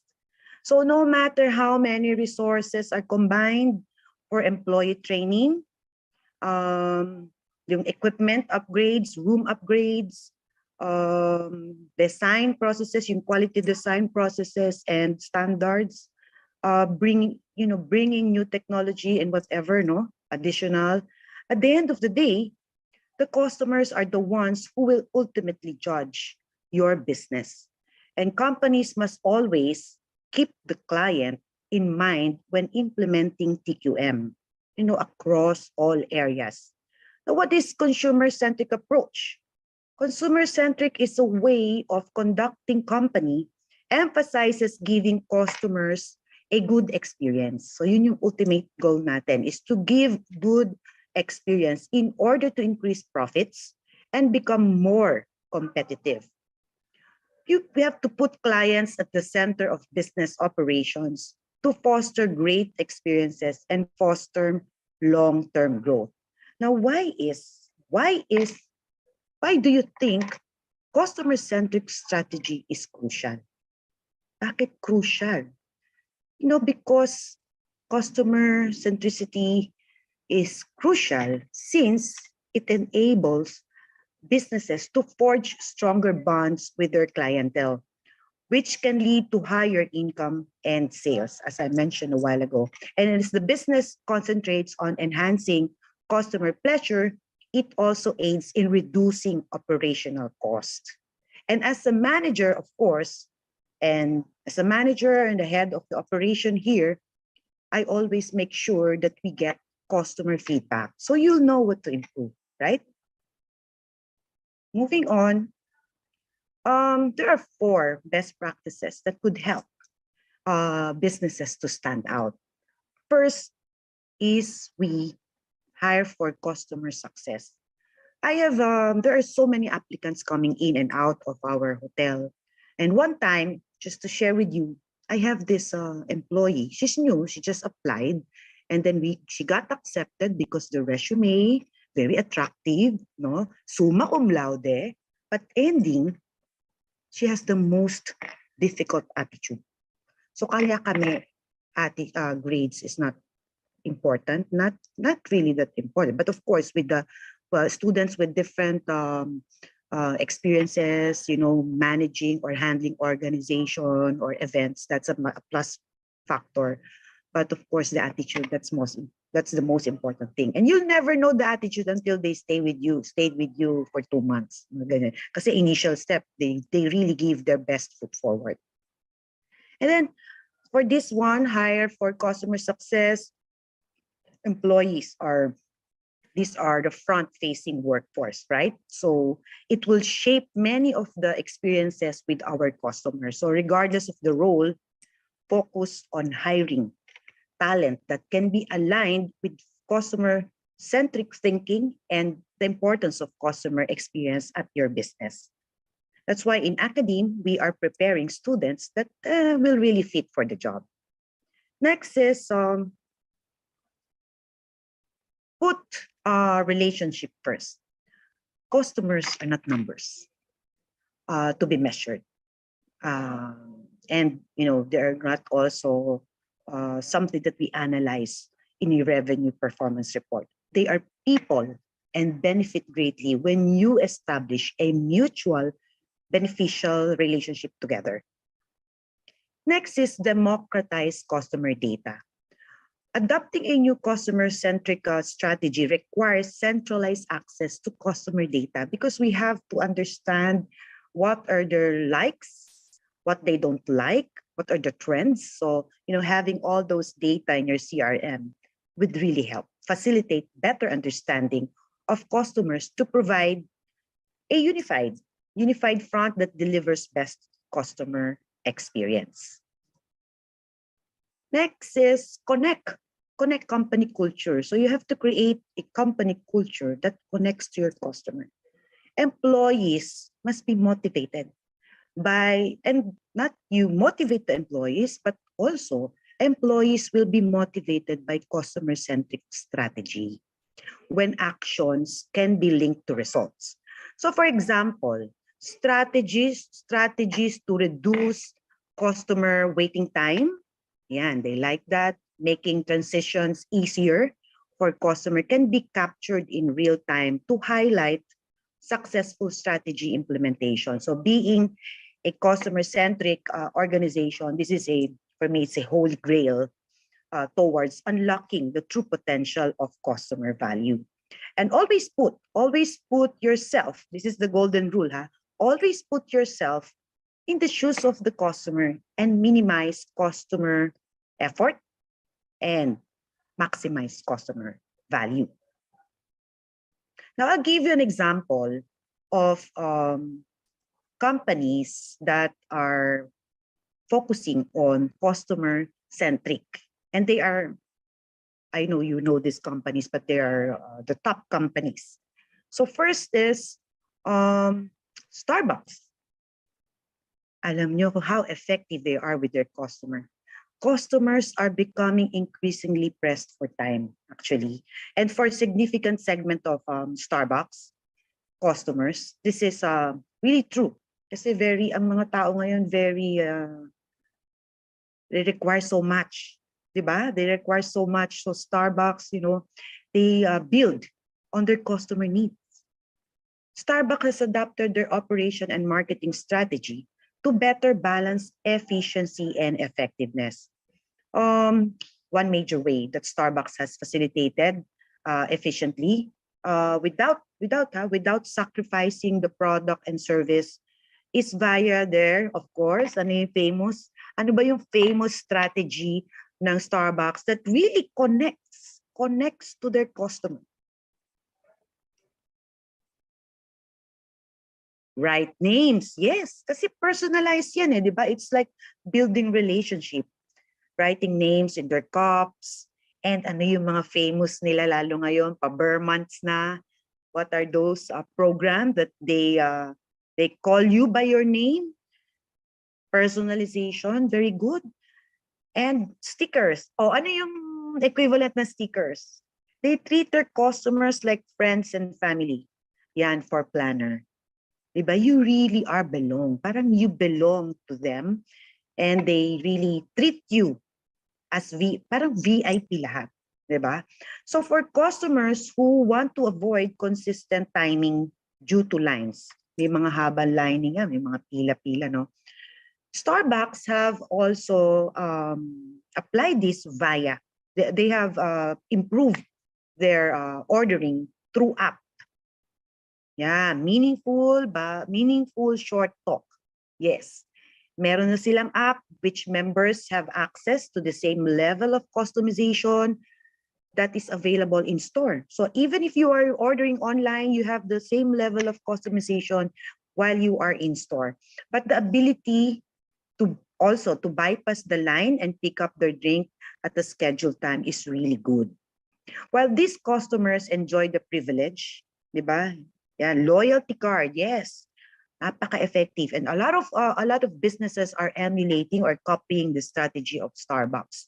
So Starbucks use their loyalty program to cater to the needs of their customers, and this approach has rewarded Starbucks with the most popular because of their using their app nga. They have rewarded with the most popular app among major restaurants, with 48% of app users regularly using their loyalty app. Okay, just imagine. Very good example for customer-centric companies. Number one is Starbucks. Next is even hotels. You might not be encounter the name of this hotel, but the speaker a while ago have mentioned this company, hotel company or hotel companies. I call it a reference group companies, no? It's Even Hotels. Even Hotels, it's an IHG hotel, offers wellness-minded business and leisure travelers the opportunity to maintain their routine while on the road. So just imagine if you're health buff ka tapos if you travel, at least there in their hotel, they focus on wellness. And every aspect of Even Hotel is centered around health and wellness. They use 4 focal points. You keep active, rest easy, eat well, and accomplish more. Galing, di ba? And even success in targeting is all the more notable considering that the brand is owned by intercontinental hotel groups. And Even Hotels create a memorable customer experience by providing a platform as well for maintaining normal routine, something that many hotels strive for. Next is, you are very familiar with this, the Hilton. Hilton name is synonymous with hospitality. Sinabi mo Hilton ang hotel, di ba? And it's known for its brand loyalty program, yung Hilton Honors, which has over 60 million members. And there are many benefits to joining this program.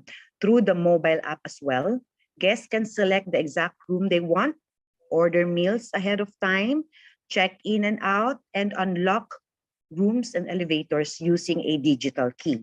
So these features streamline many processes. So it streamlines many processes and it's processes while guests avoid worrying about losing hotel rooms. And of course, these processes makes the front desk focus more on yung face-to-face nila. Face-to-face. So more valuable yung kanilang face-to-face because the procedure has lessened. Now, Hilton recently revealed updates that yung owner's program nila, including the ability to book travel using a combination of loyalty points and money, and the ability to pool points with other guests. So it's like SM Advantage, earning points, and then when you buy something in their grocery, you can use that points in paying, right? So similar with this one. And this frees up time for guests that they would otherwise spend looking for places. So you can use this. You can even get points from your other friends who earn points from them. So those are the things that really makes them customer-centric. Another is Marriott. Marriott is a truly global name, and its portfolio includes 365 luxury hotels in 61 countries, with 180 more luxury hotels in the pipeline, so including locations in 20 new countries. So just imagine how many hotels they have already. These figures are impressive, actually. But how does Marriott manage the customer experience across such a wide spectrum of hotels? So Marriott maximizes value for businesses as well as its guests through yung recent updates nila to the Marriott Rewards loyalty program and exclusive for loyalty members. Meron din silang mobile app And the brand is meeting the demands of digital and creating an engaging customer experience. Marriott has been market leader in mobile app development in recent years and was the first hotel chain to offer mobile check-in and room-ready alerts in 2014, since 2014. And since then, the company has sought the constant improvement. So constant ang improvement in customer experience. And among the few improvements. Okay, moving on, another quote before I move to my next. A hotelier's job is to ensure that every guest leaves their hotel with a memory that will make them want to return. So yung may mga research dyan, yung mga revisit intention, like that, no? Customer loyalty. Now, let's talk about employee involvement. To be customer-centric, you have to be employee-centric first. So ensuring complete employee participation in accompanying objectives. So you have to tell them your objectives, your goals, would empower employees and encourage active engagement in decision-making and the resolution of quality-related issues. So this making the workplace more welcoming and, of course, dapat fearless, and this can enhance employee empowerment and participation. This approach is really effective, no, with management and leadership. First, by linking people centricity to business, is you motivate your people, make sure that they are positive in giving their share as their part as an employee, and then empower them. Empower your employees so they will know, and you give them the accountability, because this makes them more involved. You know how to get them involved? These three things. So another is teamwork. So motivate, empower, and build a good teamwork. These three things are important. And how will you do that?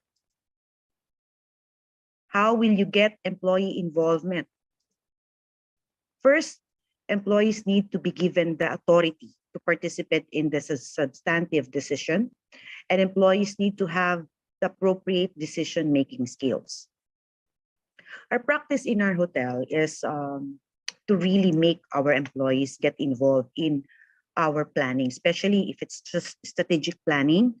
I really make sure that they enjoy, that they join, and they share. They share their creative mind, because when we give departmentalized projects and make them responsible for it, the more they will get involved, and the more they will feel needed, and then the more they become loyal. And of course, after that, you give incentives, diba? Always do that. Incentives to participate, whether implicit or explicit, must be present. Just to share with you, we do this. Our staff here in our hotel in Palawan, our staff has been with us, most of them, and some of them, ever since we opened, so 23 years. And 70% of our employees are working with us from 10 to 20 plus years. So 30% lang yung namin, 5 years and below. So that's how we do we really improve our company culture. So continuous improvement. And this will be my next topic, the continuous improvement. Major component talaga of TQM is continual improvement. Continual improvement will lead to improve and higher quality processes. Continual improvement will ensure companies will find new ways and techniques in producing better quality products, production, even if it's production, and makes us more competitive, as well as we exceed customer expectation. Now, Continuous improvement, another term for that we use, we do refinement, rehabilitation, di ba? Mga ganyan, upgrade. And what is continuous improvement in hospitality? Actually, continuous improvement is an on-site. Yan, nakasulat dyan. On-site, maintaining high standards and anticipating how those standards, including customer expectations, may change. Another is, for continuous improvement practices, employee training, skills development, cross-training programs, ayan, and then educational benefits. We should provide this for employees so they really give their full support. Continuous improvement. What is the goal of continuous improvement? Continuous improvement strives to accomplish two things. First is streamline workforce and reduce waste. Are you saying something? Excuse me. It's naka-open lang yung isang microphone. Okay, going back, no. Two main goals for continuous improvements is first streamline workforce and reduce waste. Because together this work to reduce costs and optimize outputs, whether that is quality to produce product, will really help the company. And lastly, strategic approach. A strategic, businesses adopt a strategic approach towards quality improvement to achieve their goals, vision, and mission. A strategic plan is necessary to ensure quality becomes the core aspect of all businesses process. And worldwide, hospitality sector really is expanding quickly, and we have to provide opportunities to improve our company performance. So continuous talaga, and then you have to deal with this strategically. In the light of current consumers nowadays, expectation and behavior, many firms have undergone significant changes because of COVID-19. But other hospitality businesses have also improved their competitiveness in international markets. Now, these are the three major priorities that we should focus on when we are doing our strategic approach. First is customer-centric. As mentioned a while ago, embrace technology, building power expense, and then adaptation. We think global and act local. And then, of course, health. We focus on health, personalized recipes, diet plans, yung ganyan, individual products, and manage your costs. After you manage, of course, embrace loyalty. Because if we embrace loyalty, business will continue for long term. Okay, and that ends my presentation. I know I should present only at 3:10, but before I end, I will end with a quote again. And a quote again from John Ruskin: "Quality is never an accident. It is always the result of intelligent effort." Okay, thank you everyone for listening. And I hope you enjoyed, and I hope you have learned something from my presentation today. I'll stop my sharing. Thank you. Thank you very much, Ma'am Sarah. Definitely, ma'am, we have learned a lot today. Hashtag customer-centric. That's my hashtag, Sir Limuel. So we will be proceeding now to the question and answer open forum. So sure. Yes, ma'am, can we throw the first question, Sir Limuel? Indeed, Ma'am Carol. Thank you so much, Ma'am Sarah po. We learned so much from your discussions today. And let us now proceed to the final open forum. May we ask again our audience to type your questions in the chat box, or maybe through comment for those participants with the use of FB Live. And may we invite also our guest speaker for the open forum. Okay, ma'am, so this is our question. Okay, so what is your best strategic advice for others manager? Okay, for other manager, You have to make sure that people will love you. It's hard if your employees are not following you. So you have to set a good example. You have to be knowledgeable. Otherwise, you'll end up being criticized by these people. It's hard to be a manager because all eyes are at you, looking at you. So make sure that if you will hold the position, you have to be ready. You have to have um, you have to carry an experience with you, knowledge, skills, and attitude. I hope I was able to answer your question. Thank you, I ma'am. can, Thank you. I cannot agree more, ma'am. A personal question. So which is more rewarding? Because I know you're both an educator, you're also working in the industry. Which do you think is more rewarding, to be an educator or to serving the customers back there in the resort where you're working now? Actually, I can say both, but I will share you one. I will share you this.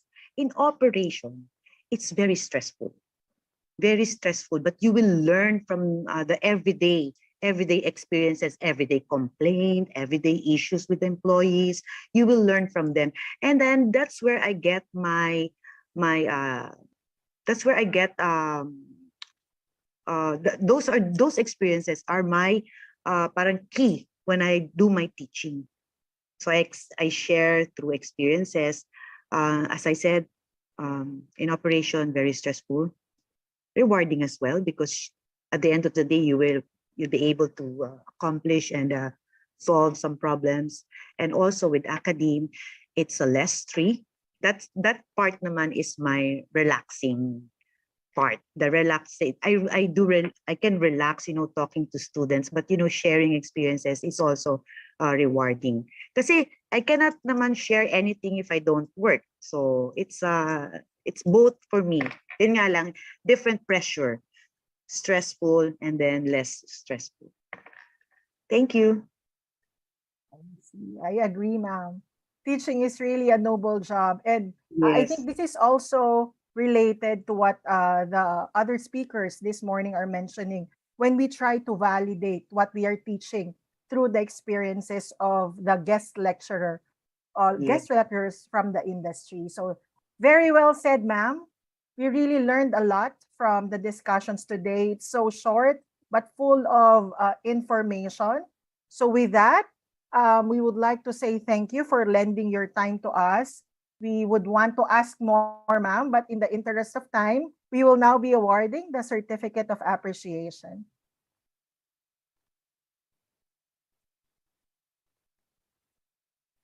There you go. Certificate of Appreciation is hereby awarded to Miss Sarah Monzon Po in grateful and sincerest gratitude in her selfless and commendable service that she rendered as resource speaker during the conduct of the webinar entitled The Digital Mindset, a Proactive Approach Towards Innovation, Diversity and Allyship in the Hospitality and Tourism Industry, given this 8th day of October at the Philippine Women's University. Signed, Dr. Rainer T. Perez, Dr. Jocelyn R. Sardania, Dr. Angelina U. Blanco, our professors, and of course by Dr. Ephraim Well Jose Elibiliana, the Dean for the School of Hospitality Management. Once again, ma'am, thank you very much. We will be sending you a copy of the certificate. So thank you very much for lending us your time. Okay, thank you so much also. Thank you for the experience and I wish you all the luck. Congratulations. Thank you, ma'am. Thank you so much once again. And ma'am, may we invite you also for a photo opportunity? May we request everyone to please turn on their camera for the photo opportunity with Miss Sarah. Okay po. In my cue, smile. 1, 2, 3.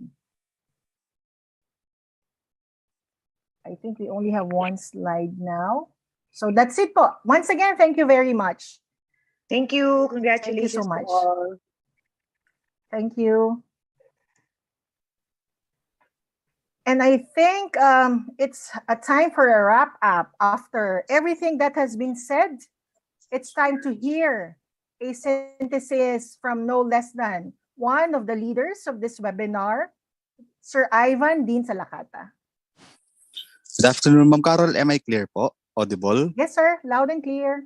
Okay, thank you for the synthesis. Before I present the presentations, rather for the synthesis of Ma'am or Miss Jen Madronio and Miss Sarah Po, I would like first to present the synthesis for Sir Kael Gamboa, which is supposed to be presented this morning. So, as part of my notes according to his presentation. So the emergence of the trends in tourism and hospitality industry vasts the confidence and cravings of tourists towards traveling and satisfaction, looking back with the thought of Mr. Kael. There are different factors towards responsibility for the upcoming hospitality developments.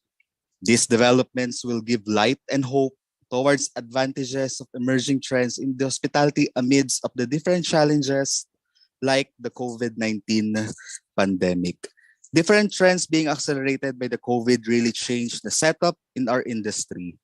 From maintaining social distancing, safety and hygiene, contactless payments, voice control searches, enhancing F&B and delivery services, and the use of the robots as additional providers of the customer service to give satisfaction. Through the advancements of technology, trends in our industry really helps to boost tourism industry, not just in terms of the tourism destinations and gastronomic places, but also being smart, greener, and adaptive to community. For Miss Jen Madronio, looking back before the pandemic, tourism industry really boosted up with huge number of tourists. No social distancing, and everyone is free to do whatever we want to do without any restrictions.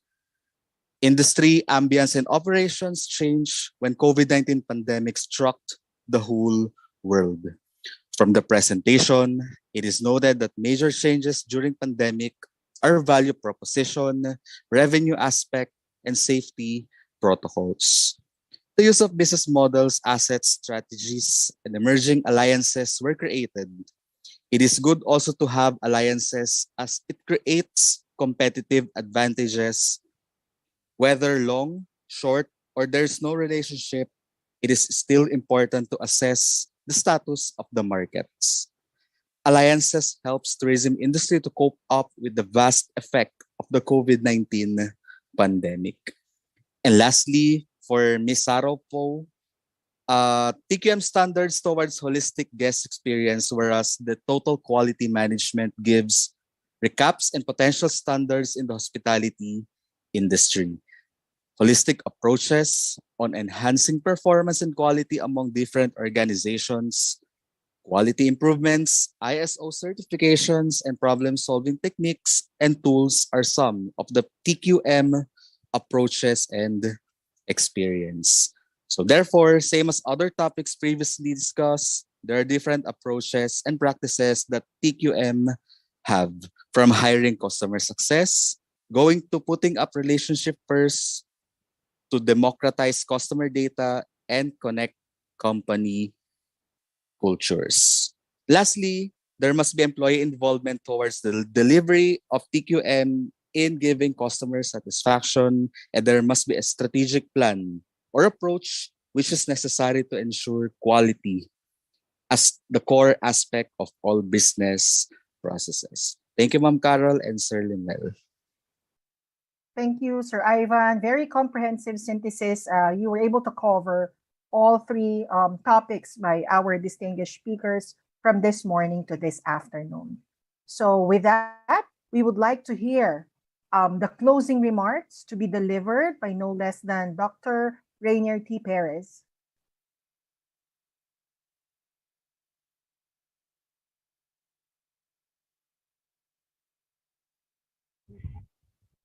Thank you very much, and mabuhay everybody to all the participants of this virtual seminar.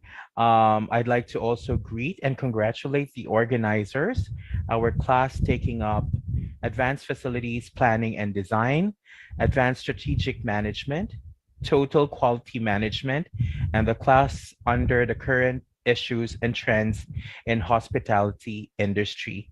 for organizing, of course, this wonderful and relevant virtual webinar entitled The Digital Mindset, a Proactive Approach Towards Innovation, Diversity, and Allyship in the Hospitality and Tourism Industry. I'd like to congratulate you for achieving your goals to number one, showcase the business models and best practices and emerging strategic alliances in our industry. Also, you were able to invite speakers to properly present innovatively designs, concepts as answers to the shifting needs of the market in the hospitality and tourism industry. Of course, they were able to provide also a recap of the potentials and opportunities on our industries by adapting TQM practices and standards as well. And finally, you guys were able to present the current tourism and hospitality trends by inviting our very relevant, very able speakers who put clarity and substance to today's topic of proactive approach. I'd like to congratulate the organizers and the head organizers of this said virtual event. And of course, magmula po sa Philippine Women's University Graduate School of Hospitality Management, of course, under the leadership of our Dean Prime Abellana. Maraming salamat everyone for attending. To the organizer, kudos to all of you. And everyone, mabuhay. There you go. Thank you very much, Dr. Perez, for the closing message. We really appreciate the message that you have delivered this afternoon. What a way to close the webinar. The same goes to our professors as well. Other professors, Dr. Angelina Blanco, Dr. Jocelyn Sardenia, for all the support and guidance you gave us. We do appreciate it very much. We would like to say thank you as well to our Dean, Dr. Prime Abellana, for all the guidance during the webinar. Thank you very much, Dean Prime. On behalf of the DHM classes, thank you everyone. To all our participants coming from Luzon, Visayas, and Mindanao, we appreciate you being here with us today. And please don't forget to scan the QR code posted on your screen right now for the evaluation. This will be the basis for the issuance of your e-certificates. Please take note that we will only be accepting accomplished evaluation form until 12 midnight, October 9, 2012. There you go. So again, please scan the QR code posted on your screen right now. Certificates will be issued upon the completion of the evaluation. So thank you once again, and see you all next time. This has been Carol Martinez. And I'm Limuel Richie Cervantes. Let us now sing the PWU hymn.